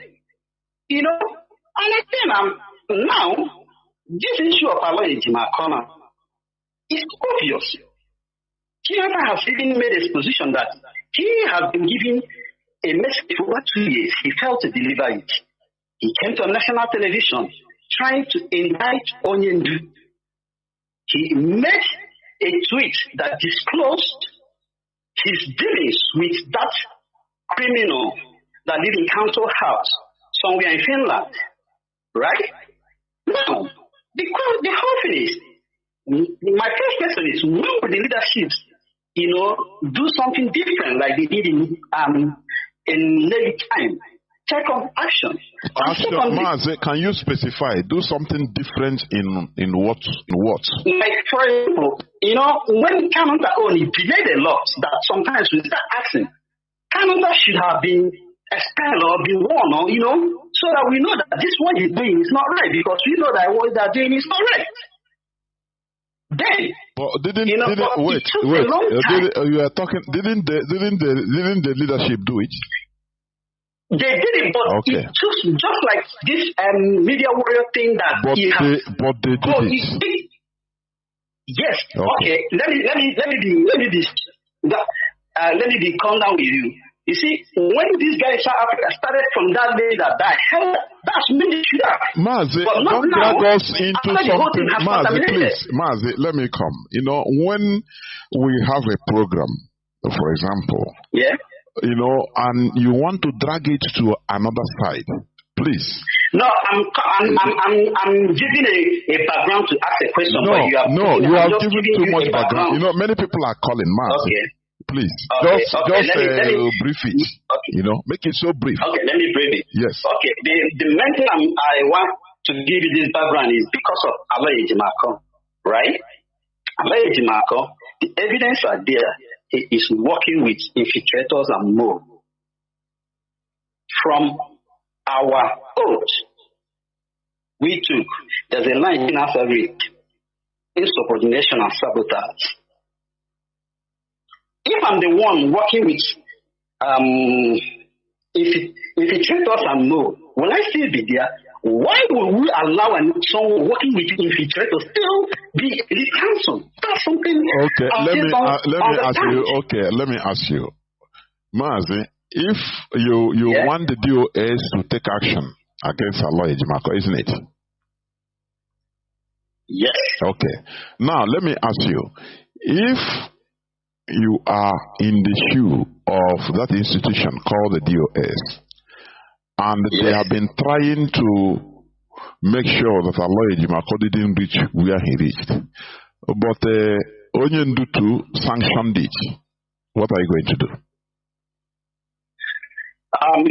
In our oath, being insubordination included Onyendu. You made a comment here. What will you do when Onyendu? That's what I'm trying to because tell anything that is being done, we have to remind Onyendu. We have to remind Onyendu. Working with an infiltrator is a sabotage to our struggle. Do you think that he is not being reminded? He is not being told. Do you think so? Mazi, there are things. Mazi, let me tell you something. Because although I would have even loved, I know soon Mazi Chinasanworo will be on air. But I must tell you something, Mazi. The way things are moving sometimes, people don't understand what the DOS is fighting internally. They are fighting what is called the demonic battles from all sides. Do you know that Kanu, they visit, they are his blood brothers. They visit, according to the law, they have the right to visit Onyendu.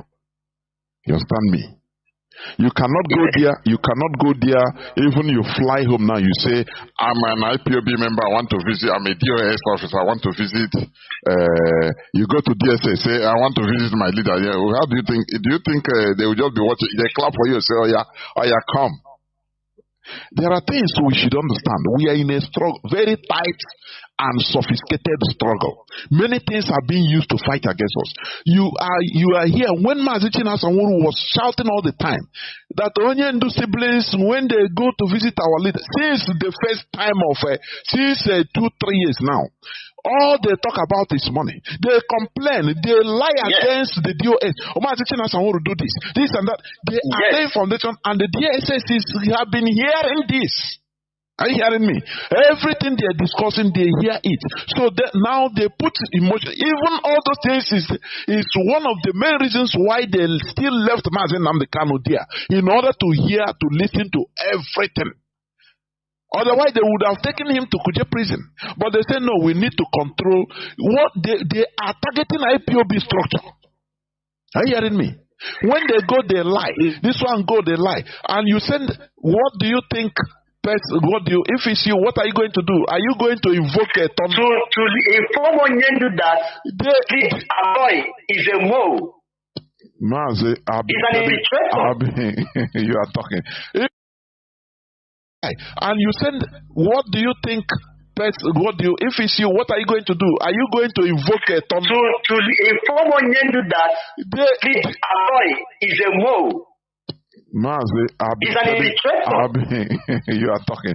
You cannot be subordinate against the organization. That's why I say we must all be at alert. This struggle, you have stake in this struggle. I do. All of us. It's not one person's or one family struggle. You understand?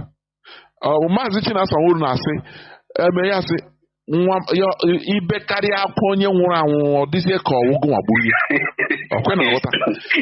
been fighting to prevent many things, but after even where the source, everything they say, I think now, how can I carry that in me?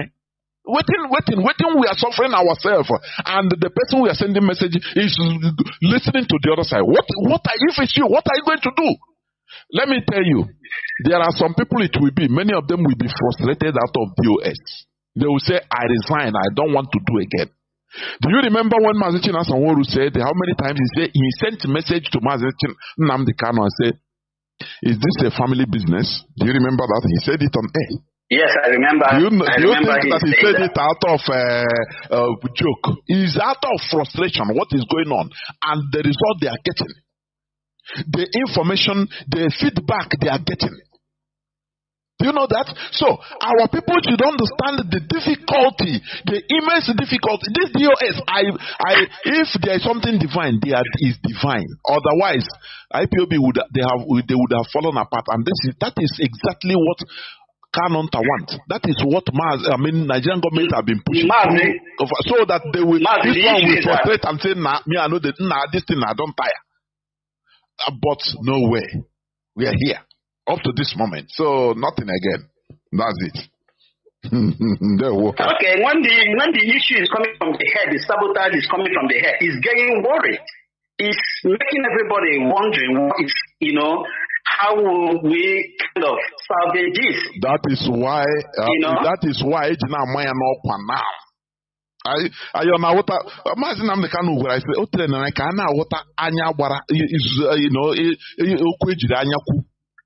I could remember when we were small, when my mother would just in public, when he looked me one kind, I have understood, I behave myself. You understand? In the public. So that is what we are. You're telling our people to kill sentiment. Kill. You know what is kill? Kill sentiment. Let us focus on where we are going and nothing more. Thank you, Mazi. Thank you. Thank you. Caller what's up? Can you hear me? Welcome to the program. Good evening, Mazi.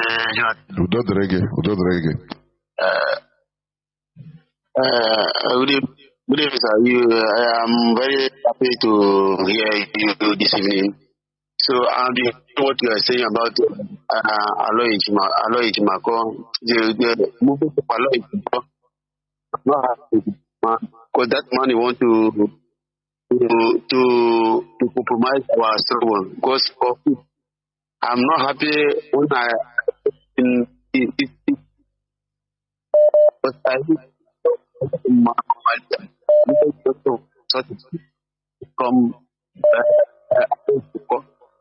so let us keep so we're not going to stop there. Because our eyes don't open. So people are open now. We are not is not Waziriki. It's into the freedom of and total freedom of one chance. There were Mazi.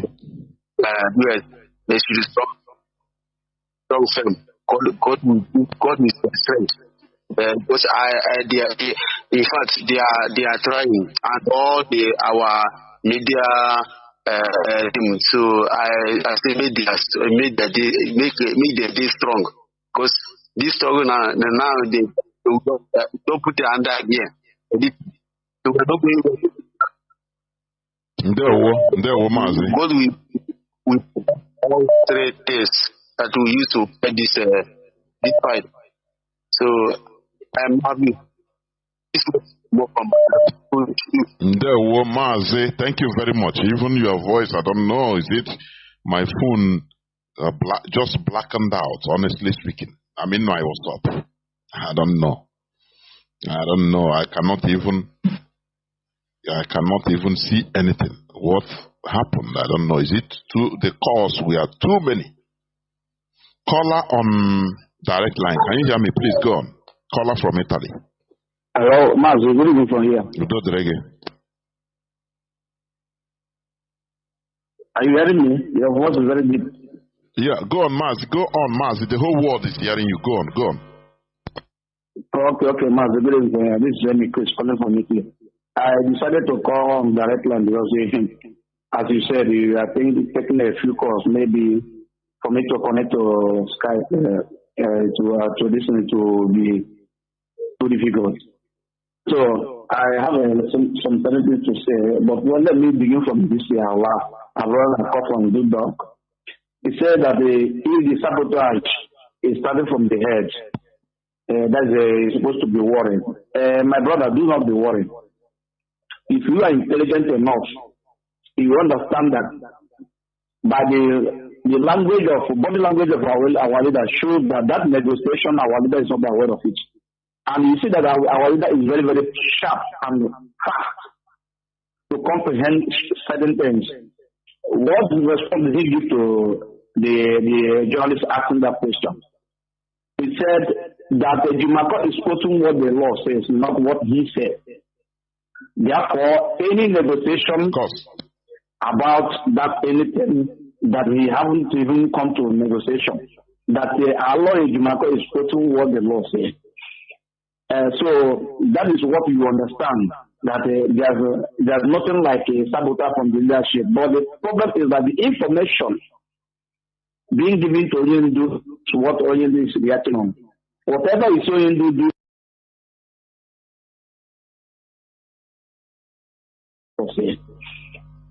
So that is what you understand, that there's nothing like a sabotage from the leadership. But the problem is that the information being given to Oyindu to what Oyindu is reacting on. Whatever is Oyindu do to see Oyindu. Okay, the recent call they published and they write that they went there. Unfortunately, the DSS didn't allow them to see Oyindu, all of them, and they got angry and went out. None of them visited our leader for the preparation of the 19th of June court case. So when and where do they tell Oyindu about the negotiation or whatever they're preparing for? So that will tell you that Oyindu is not aware. Even the body language shows that it's not aware. So there's nothing like sabotage from the leadership. From the leadership from Oyindu. Maybe behind from their brothers that are doing the game of Nigerian politics, Nigerian government always do. So that's number one. Number two, my brother, we talk about our problem we talk about the war. If the war couldn't take place, that in the house, we could avoid the war or maybe be better. Yes, for me, I don't find any conclusion about the war. But the only thing I saw that's very, very wrong during the war is that the war brought the division of Eastern region. Because of the war, Gowon declared Kese state, announced the state situation until 7th of May, while Biafra declaration came on 30th of May. You will see that there's people working behind, just like what is happening now in the Nigerian, in this case now. There are people behind working for this nonsense through maybe their Igbo politicians or some Eastern region politicians. And we will do that, giving fake promises and everything, and they think that they are dealing with human beings. But at the end, even apparently we're supposed to see all these things. Because we have seen them on the day our leader went to court last time, trying to greet the persecutors. You see what the reaction of the persecutor, he didn't even shake hand on our leader. But our leader acted that upon the information he got. So this is the fake negotiation they are getting from all these people. And that is the problem we have. So now, you see that the target of MEC declared Biafra. Declaring Biafra does not schedule on that target MEC. It has been scheduled for a very long time, maybe 1 month or 2 months. And somebody went out and said them, this is what the people want to do on target of MEC. This is the manuscript. This is what they want to do. And that the one came and announced, until 7 they announced the division of Eastern Region. And that is the only impact I see that the war has led to our destruction. But the other side, according to Akizé, the war, they fought it to defend the life of our people. Perhaps if the war did not come today, for me, my own way, perhaps this man that was here, Nnamdi Bello, could have achieved his aim, because Akizé was saying that they are using the military to kill the Yorubas, to kill. Remember, there's a lot of war during that time, a lot of problems, political unsettlement, and a lot of things. So all those things were settled with the blood of Igbo people to keep that Nigeria war. Go on, will come up from prison and become a minister. So all those things is something that I cannot draw conclusion that is the reason why we fail or we could have avoided the war. Because perhaps something bigger might happen, even to let to our people to become. You know, also our brothers, those in policies that were born in the north. If the whole Eastern region could have become Muslim, or rather another thing. So, and those working for negotiation, even Britain, you say when India and Chinese will be the Europeans, they waited for us all angle of life, every step of the road. Now they are bringing people preaching to you as a believer, and on the other side they are bringing people as soldiers and then killing you. This is exactly the same thing. So those negotiations led by Ojukwu and led Ojukwu to fly away. You remember that the end of Biafra war was under negotiation also. Now the same thing happened to them. That they led the CPF from, told them that they should handle the Biafrans very carefully. And to do everything, or in other words, they will rise up and fight again. So it is under negotiation, and the negotiation is not done by the major key role of the parties, of the two parties. It's done by outsiders. So Britain also coming to put things in order, begging you go and negotiate for their own benefit. Because Nigeria become one, if we could have divided them, perhaps all the oil that are taking the seat in the Eastern region, they could have not been taking it from today, since then to today.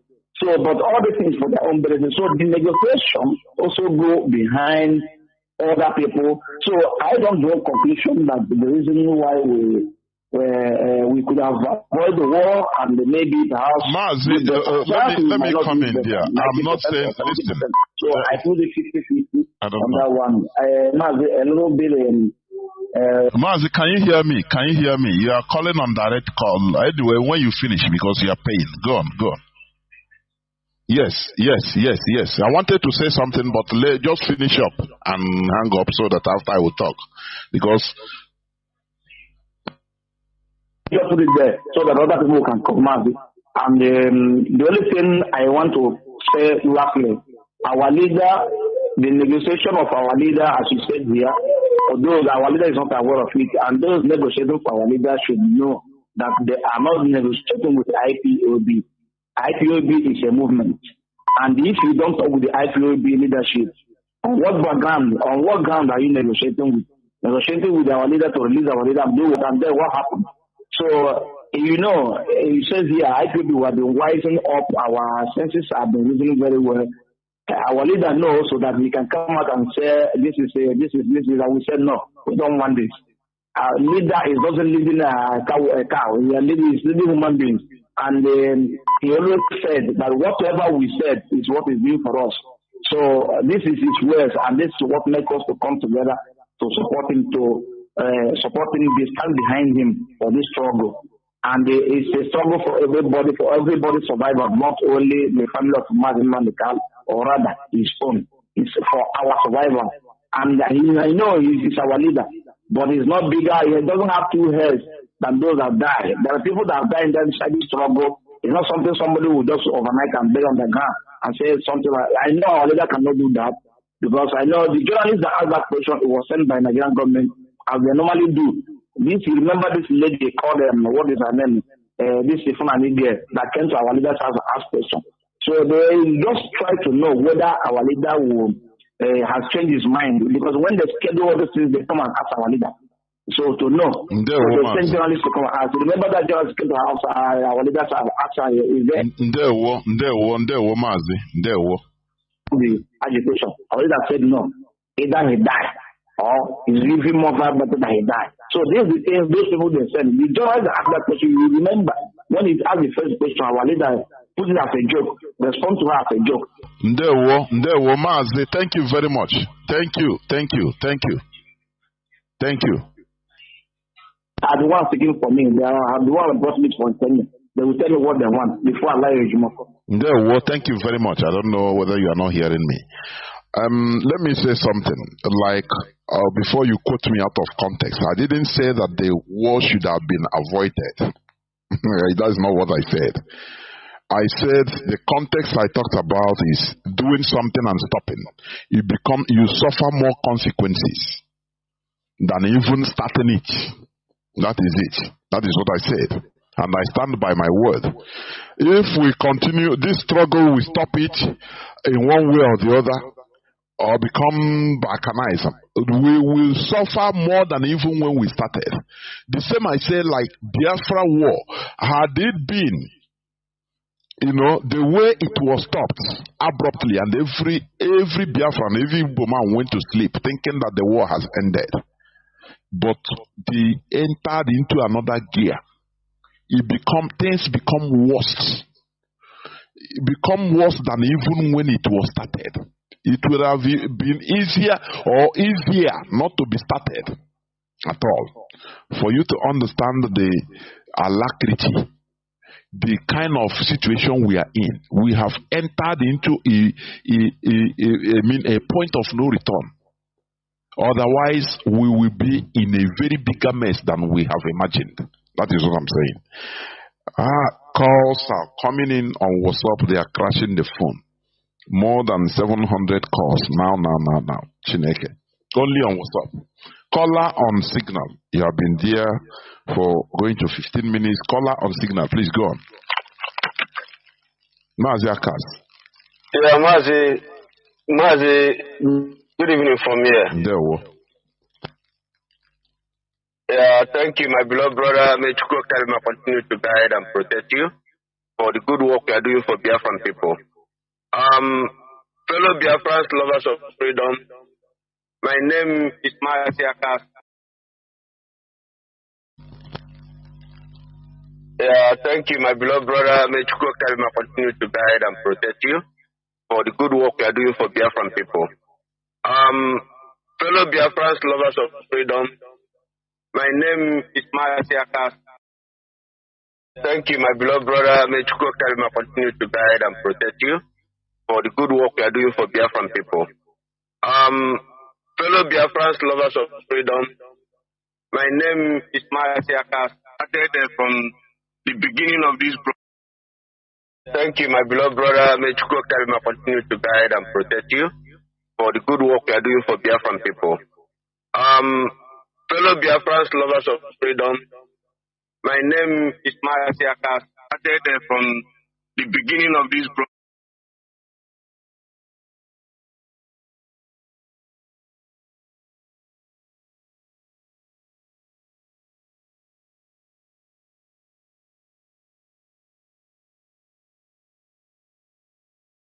It's Mazi. Started from the beginning of this program.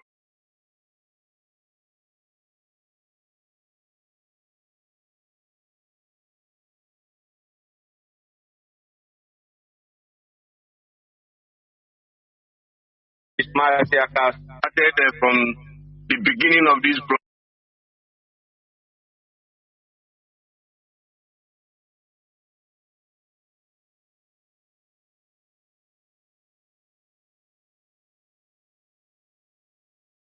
It's Mazi. Started from the beginning of this program.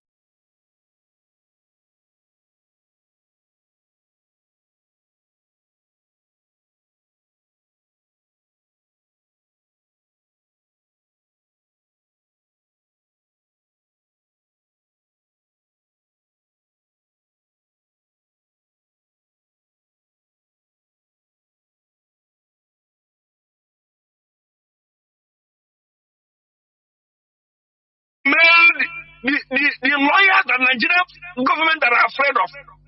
Mike Ezokume and Ifeanyi Ejiofor, who got the release of our leader, decided and acquitted. Even Mike Ezokume told the whole world that this case is a political solution that is going to solve it. The Mazi Nnamdi will be released. So the federal government of Nigeria should find a way to negotiate with him. And this is just people say that they don't want to Mazi Nnamdi to come out. They don't. At the end of the day, after they have run up and down, today we are there. Are they not still coming back to the same thing Michael Zekume and Ifeanyi Ejiofor told the whole world? Is it not the same thing? And the worst is that they are going to, I don't know what this idiotic man is going to negotiate in the back of Mazi Nnamdi and IPOB. The worst is that the lawyer that is defending Mazi Nnamdi is not talking with the leadership of this movement. So who are he negotiating with? Even Mazi Nnamdi himself is even ignorant of some things this man is saying. To the extent that he jumped into a question asked by the journalist to our leader Mazi Nnamdi Kanu. After saying the rubbish, Mazi Nnamdi Kanu told the whole world he is quoting the law, but I'm not the one. I'm not the one that said it. To make Biafrans to know that his brain is intact. Mazi Nnamdi Kanu, if he allow himself to be lured into any negotiation that IPOB cannot, we will tell him. We respect our leader because he is the one that told us what we're supposed to know today. But he cannot go and negotiate what IPOB is not ready for. All of us, even when the 2017, when the this idiotic governor called him to Enugu to discuss with him, he told them, anything I'm discussing with you people here, I will go back to IPOB to tell them. If they don't agree, I can't do it on my own. I am leading the people. So IPOB members all over the world, we are wise. Our brothers and sisters have died in this struggle. Just as Mazi Nnamdi is suffering, he is also lost his father and his mother. And that could die, the kid, the jack. But today, no IPOB member that are still intact in this struggle that we are here today, that will say that there's not lost something. All of us. His father and his mother, and that could die, the kid, the jack. But today, no IPOB member that are still intact in this struggle that we are here today, that will say that there's not lost something. All of us. But today, no IPOB member that are still intact in this struggle that we are here today, that will say that there's not lost something. All of us.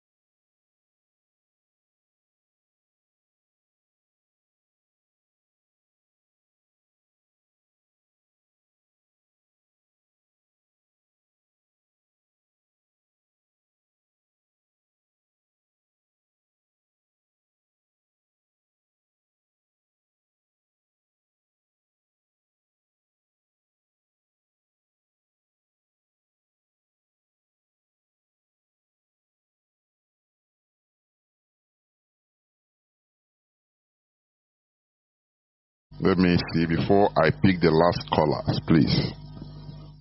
People have been calling, but let me see. Why is the voice not coming out on our radio? It is mute.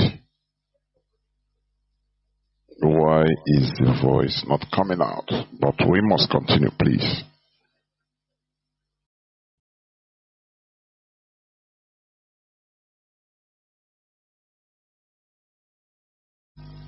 We must continue. Just hold on, callers, please. Let me try to see to restore the voice. What is happening? We must continue. Okay. It's out now. Okay, caller on WhatsApp. Go on, please. Make it as brief as possible. Caller on WhatsApp. Can you hear me? I can hear you, Mazi, Jonathan. There we caller on WhatsApp. Go on, please. Make it as brief as possible. Caller on WhatsApp. Can you hear me?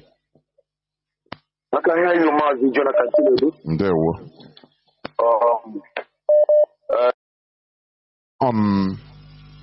caller on WhatsApp. Go on, please. Make it as brief as possible. Caller on WhatsApp. Can you hear me? I can hear you, Mazi, Jonathan. There we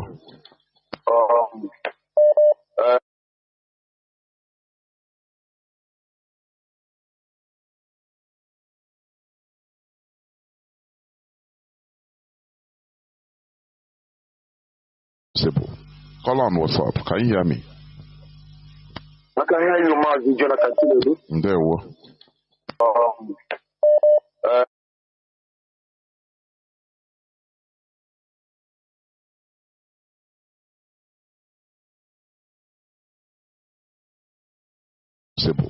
Caller on WhatsApp. Can you hear me? I can hear you, Mazi, Jonathan. There we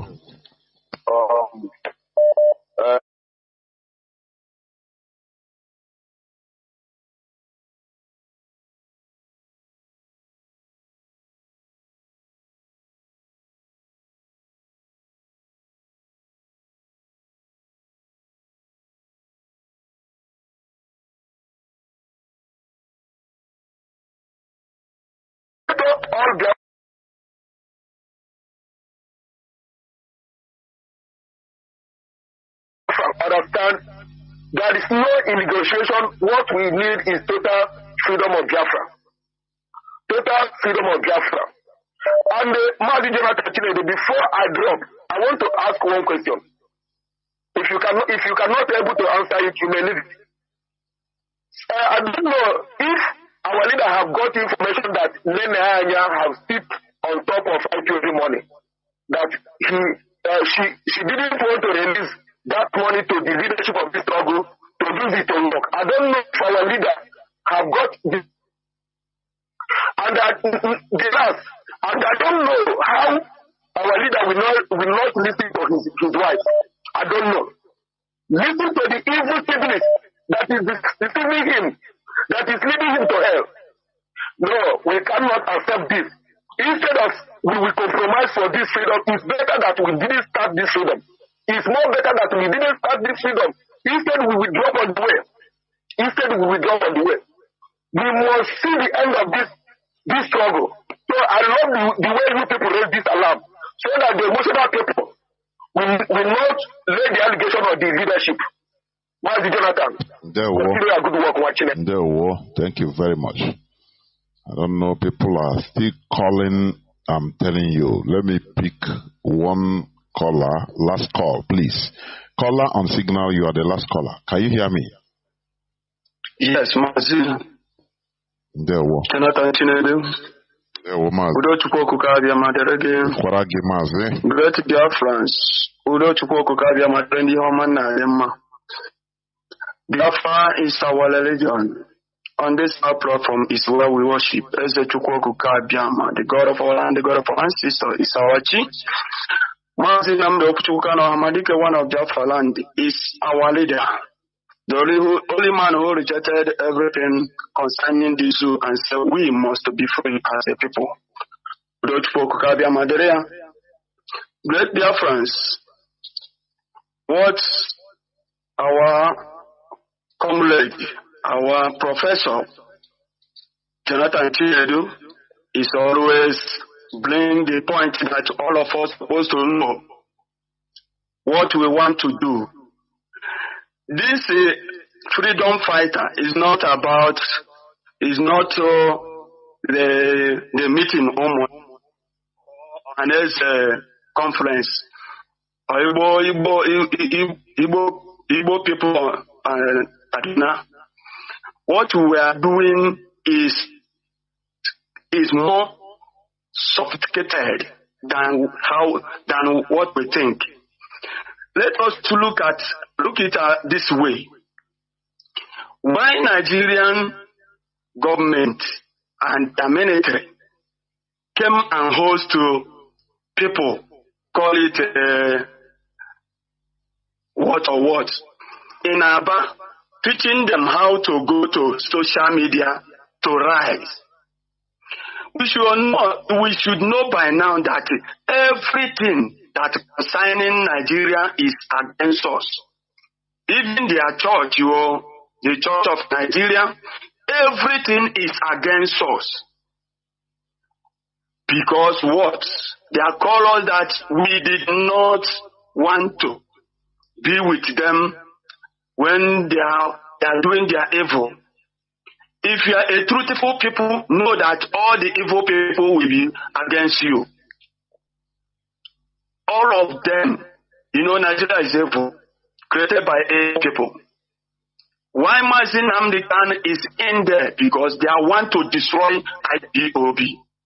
When we talk about this, everybody should understand that what we are fighting for is more than what we think. We want to be free. Free is not just come and take or let us collect it and go. Free people are coming through bush. Military of the zoo called Nigeria is coming in through Guinea. Physical.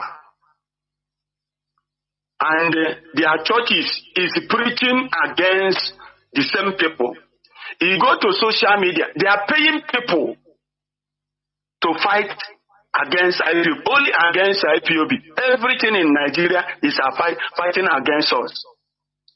And some people think that we are here to bring anything in the table. Let us discuss it and say, everybody come out. No, we have structure, chain of command and control. If our leadership said, stop, let us look around and know where these people are coming from. Just look at the Fulani people. They are sending them. Nigerian government is sponsoring them to go and destroy our farmland. You think that thing is just, common thing. And the men who we are supporting to intercepted them, to destroy them, and bring out picture to show the whole world. And the Nigerian think about it. It takes them how many weeks to come out with these lies, telling you that Taraba people who are fishermen. When we talk about Nigeria, some people don't know what Nigeria means against Igbo people. Great Biafrans, the area is better. If we want to be free, if we really want to be free, forget about anything in Nigeria. Don't think about them. What we have seen now is to be free, to separate ourselves from Nigeria. In terms of those people that are coming in, somebody, let me ask you,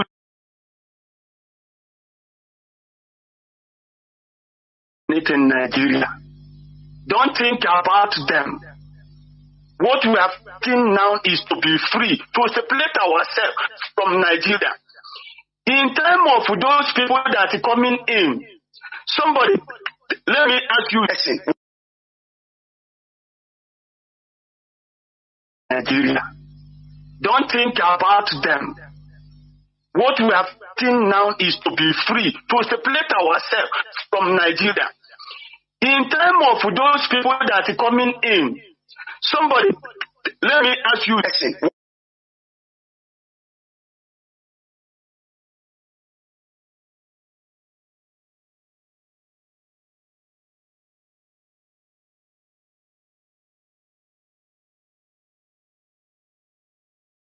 about all those things, you can negotiate. Nigeria negotiated about what? Is it about our referendum, or is it about the person that defeated Nigeria in their law courts, discharged and acquitted? You are forcing our leader to agree. If our leader won't talk, he will just jump in. We are monitoring that mind. We are monitoring that mind. That is why we always tell people to know. We will continue. Everybody should know. We will start. Let them know that this is people that caused the problem. If you try to subject our leader to agree something that he said no from the beginning,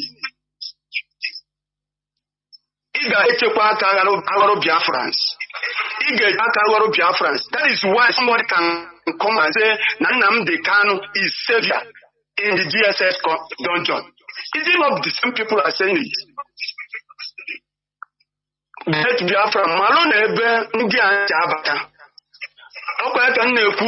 I don't want our leader to be a victim of I remember what he said, and the people have already died because of this. I remember everybody that we lost is freedom. Let them know that what Nnamdi can represent is Biafra, not a family matter, not to making money. This man, money mongers, who studied in abroad, came back here, try to cause problem, lighting rubbish on social media.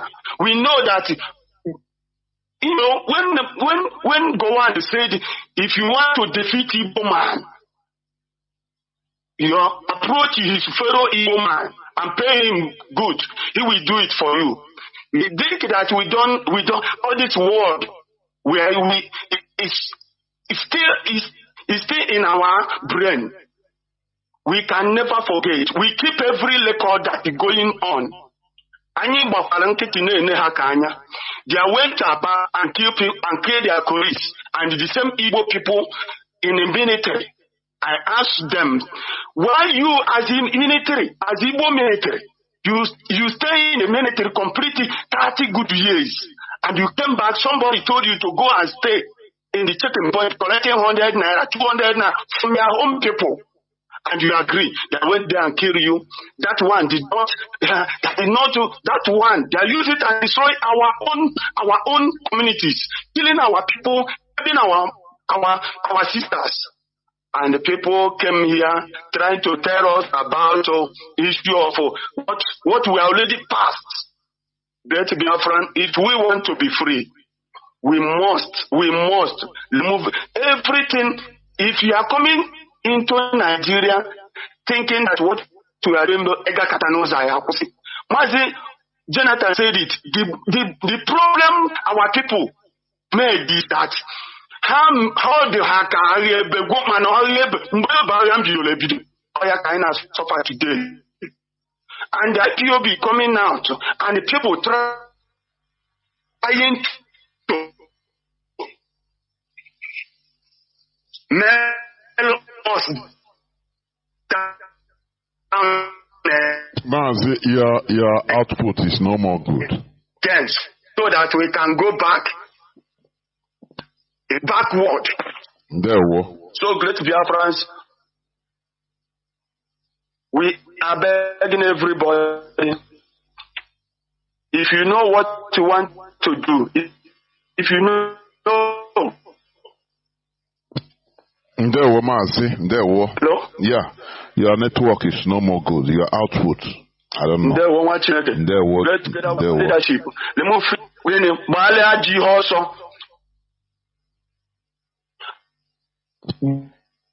There we. Thank you very much. This is where I'm going to switch off the phones. My phones are, hammering everywhere. But I will stop here, please, to another day. We can still contribute this to another day, on another day. What we are, we owe our people the truth. That is why Radio Biafra is here. You cannot restore a genuine nation or have genuine freedom with lying to our people or telling our people something always they want to hear, goodies, like others are doing. No, you cannot restore Biafra through deception. It's lie. It cannot happen. That's why we tell our people how it is. So that, because we carry our people along, that's it. The DOS is in charge. It's an institution. It's not one person. It's the Directorate of State is an institution. We should understand how institution works. This DOS, the battle they have fought, the battles they have fought silently, I am telling you, it is a mess. Messy one. Messy. Battle, that is sophisticated. People, there are not everything you can be saying on air. That is true. But we must respect the DOS. This is an institution that was rendered, left without no finance to run a global movement like this. That's why if I sit down, I am grateful to our ancestors, Ajala Biafra, for keeping the DOS very strong. They fought barehanded, without nothing. Everywhere was blocked. So, because many people, every time, the DOS should do, they completely planned about block a go institution. We have fought that battle and we continue. So what we are doing is to tell our people some possibilities. Because we will not be with sentiment. I know, you know, the way it is always being done in the church. Every time. Your blessing is this week. Oh, take your blessing this week. Oh, every time. Our people are accustomed to people telling them what they want to hear. Tomorrow is church. Prepare the money you will go. Because they will tell you sweet things. Oh, I release blessings in Jesus' name. This week is your week. Oh yeah, after everything, you come and you dance music as they are talking. Music is going on to stimulate you. That your membrane, your caudal membrane that is, responsible for sentiment. So that you get anything in your pocket, I receive it. Always you receive. So that anything during the week, anything that happens to you that is good, that is normal, that happens to anybody, any other person. You say, oh, it's because of that. That is the sentimental people. People that cannot curtail their sentiments. The caliphate knows, they have understood that we are people that cannot control our sentiments. That's why they left the churches. The churches, they are inflating every blessed day, inflating our sentiments. With music, with sweet talk. But after you want to jackpot, you want to go where that sweet talk doesn't, where truth matter, where it is reality, you face reality. You want to go there, you want to go United Kingdom, don't you? No sweet talk. Everything is done by due process, normalcy, facing reality. And you still live fine. You work hard, you make it. But where it is sentiment, I said tomorrow now is church. You go to church where they do everything. Receive, your pastor he will shout and speak in tongue and tell you that he have seen you, that this week you are going to get billions. And you say, you continue saying amen. You come and give the small one you have on Nanakia, sentiment Ganye. This is not, that is what, here on Radio Biafra, we tell you the reality. It might be bitter, but it is what heals you. It makes you sound. It makes you think well. It makes you think, reason very, very sound as a human being. We are not a religious organization that tells you, oh, don't worry, you have a place that is built with jasmine and californium and every good thing, giving you fake hope. You are going to receive blessing this week. Everything good you want to is good, sweet talk. And now not here, we tell it to you as it is. So, all these things is the alarm for us to be at alert. This struggle is for all of us. Biafra is not for Mazi Nnamdi Kanu. Biafra is not for Mazi Chike Duziem. Biafra is not for Mazi China Sanworu. Biafra is not for individual. It is for all of us. Are you hearing me? So we all have stakes in it. People have died. We can never afford this struggle to be sold over by an outsider. It's called the Jimako or anything. Come and, take the struggle and negotiation for his own personal aggrandizement. Oh, it's me that this Mazi Nnamdi Kanu. At what cost? Negotiation. What are you negotiating? You are begging for negotiation. What do you think Nigerian government will do? What will be their reason? What will be their condition? Stop I will try to check that where one Yoruba Nigerian government agent is mocking when Kanu family wrote the governor, Igbo governors to intervene in releasing Mazi Nnamdi Kanu. They brought that man in Chinese television. Have you forgotten? He started mocking them. He said, he laughed. He was highly at ease. He loved the situation. He laughed. He said, Mazi Nnamdi Kanu know what to do. The only thing to do is to sign the paper and the next minute he's out. Is that what you want? The only way is the hard way. Mazi Nnamdi Kanu ga-eshipụta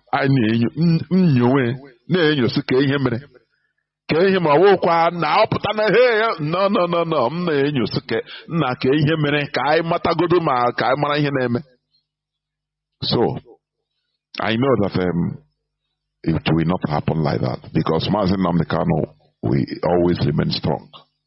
That's it. So, but we must always be thinking in different ways. That is the way we are raised up by the same Mazi Nnamdi Kanu to reason differently. That's it. So, as I used to say, he rose his moon stars. That is it. We must continue in this struggle. Biafra remains our religion. Biafra remains everything we have. Our identity, everything. So, we must continue making sure that Biafra is restored. It is better not to start this struggle than to start it and stop halfway. We suffer more. Are you hearing me? Even the story of the Bible about the Egyptians. When the Israelis were in Egypt, the story, I call it story. There was no scientific proof. They were there, suffering or enjoying their suffering. They were slaves, yes, working, but it was a bit better. Until somebody come and say, God said, God live. They started agitating. Somebody rose the agitation. What did Pharaoh do? He said, because you people don't have too much work, that's why you're occupied with going. He doubled their work. You see, when you start agitation, what saved them, according to the story, is because they later move out. Had it been they failed to move out from Egypt, they will be eating their flesh raw. That's what I'm saying. It's better not to start up a fight like this than to start it and after you stop. The Biafran war was for 3 years and everybody went back. They deceived us with there is no victor, no vanquish. Tell them like that. Britain just from that. No victor, no vanquish. Tell them like that. They will believe you and they will go back to sleep because we know them. These people. And said that time, you know what we are suffering today? It's better we didn't start than starting and stopping halfway without achieving our goal. So we must be suicidal. People have died and continue to die for this struggle. Thank you for listening. Biafra remains our identity and everything we are. For me, Mazi Jonathan Chinedu, from here, it is simply good evening. Over territory and food. They fight over imaginary stories in their minds. If I look at the present terrible conflict tearing apart my region of the world, It's not really about territory, not objectively. There is enough land between the Mediterranean and the Jordan River to build houses and schools and hospitals for everybody. There is no objective shortage of land. And similarly, there is no objective shortage of food. There is enough food to feed everybody. And this is true of other conflicts in the world. So why do they fight? People fight over the stories in their mind. Like I work in Jerusalem, in the Hebrew University, and it's one of the most fought over places in human history. It's hard to understand why. It's not such a great place. It's a very ordinary place. You walk around, it's just, you have stones and trees and cats and pigeons and people, just like any other place. It's on the water, the land is pretty good. The land is not good. You can grow olives or something. There are no oil fields. There are no gold mines. Nothing. But in their imagination, people think, this is not a stone. This is a holy stone. This is not just any place. It's full of angels and gods and saints and prophets. And they fight over this. Humans don't fight over territory and food. They fight over imaginary stories in their minds. If I look at the present terrible conflict tearing apart my region of the world, it's not really about territory, not objectively. There is enough land between the Mediterranean and the Jordan River to build houses and schools and hospitals for everybody. There is no objective shortage of land. And similarly, there is no objective shortage of food. Welcome to IPOB Rapture Media. IPOB press release. 18th July, 2024. Those agitating for the unity of a failed nation like Nigeria are terrorist sponsors and treasury looters. The global family and movement of the indigenous people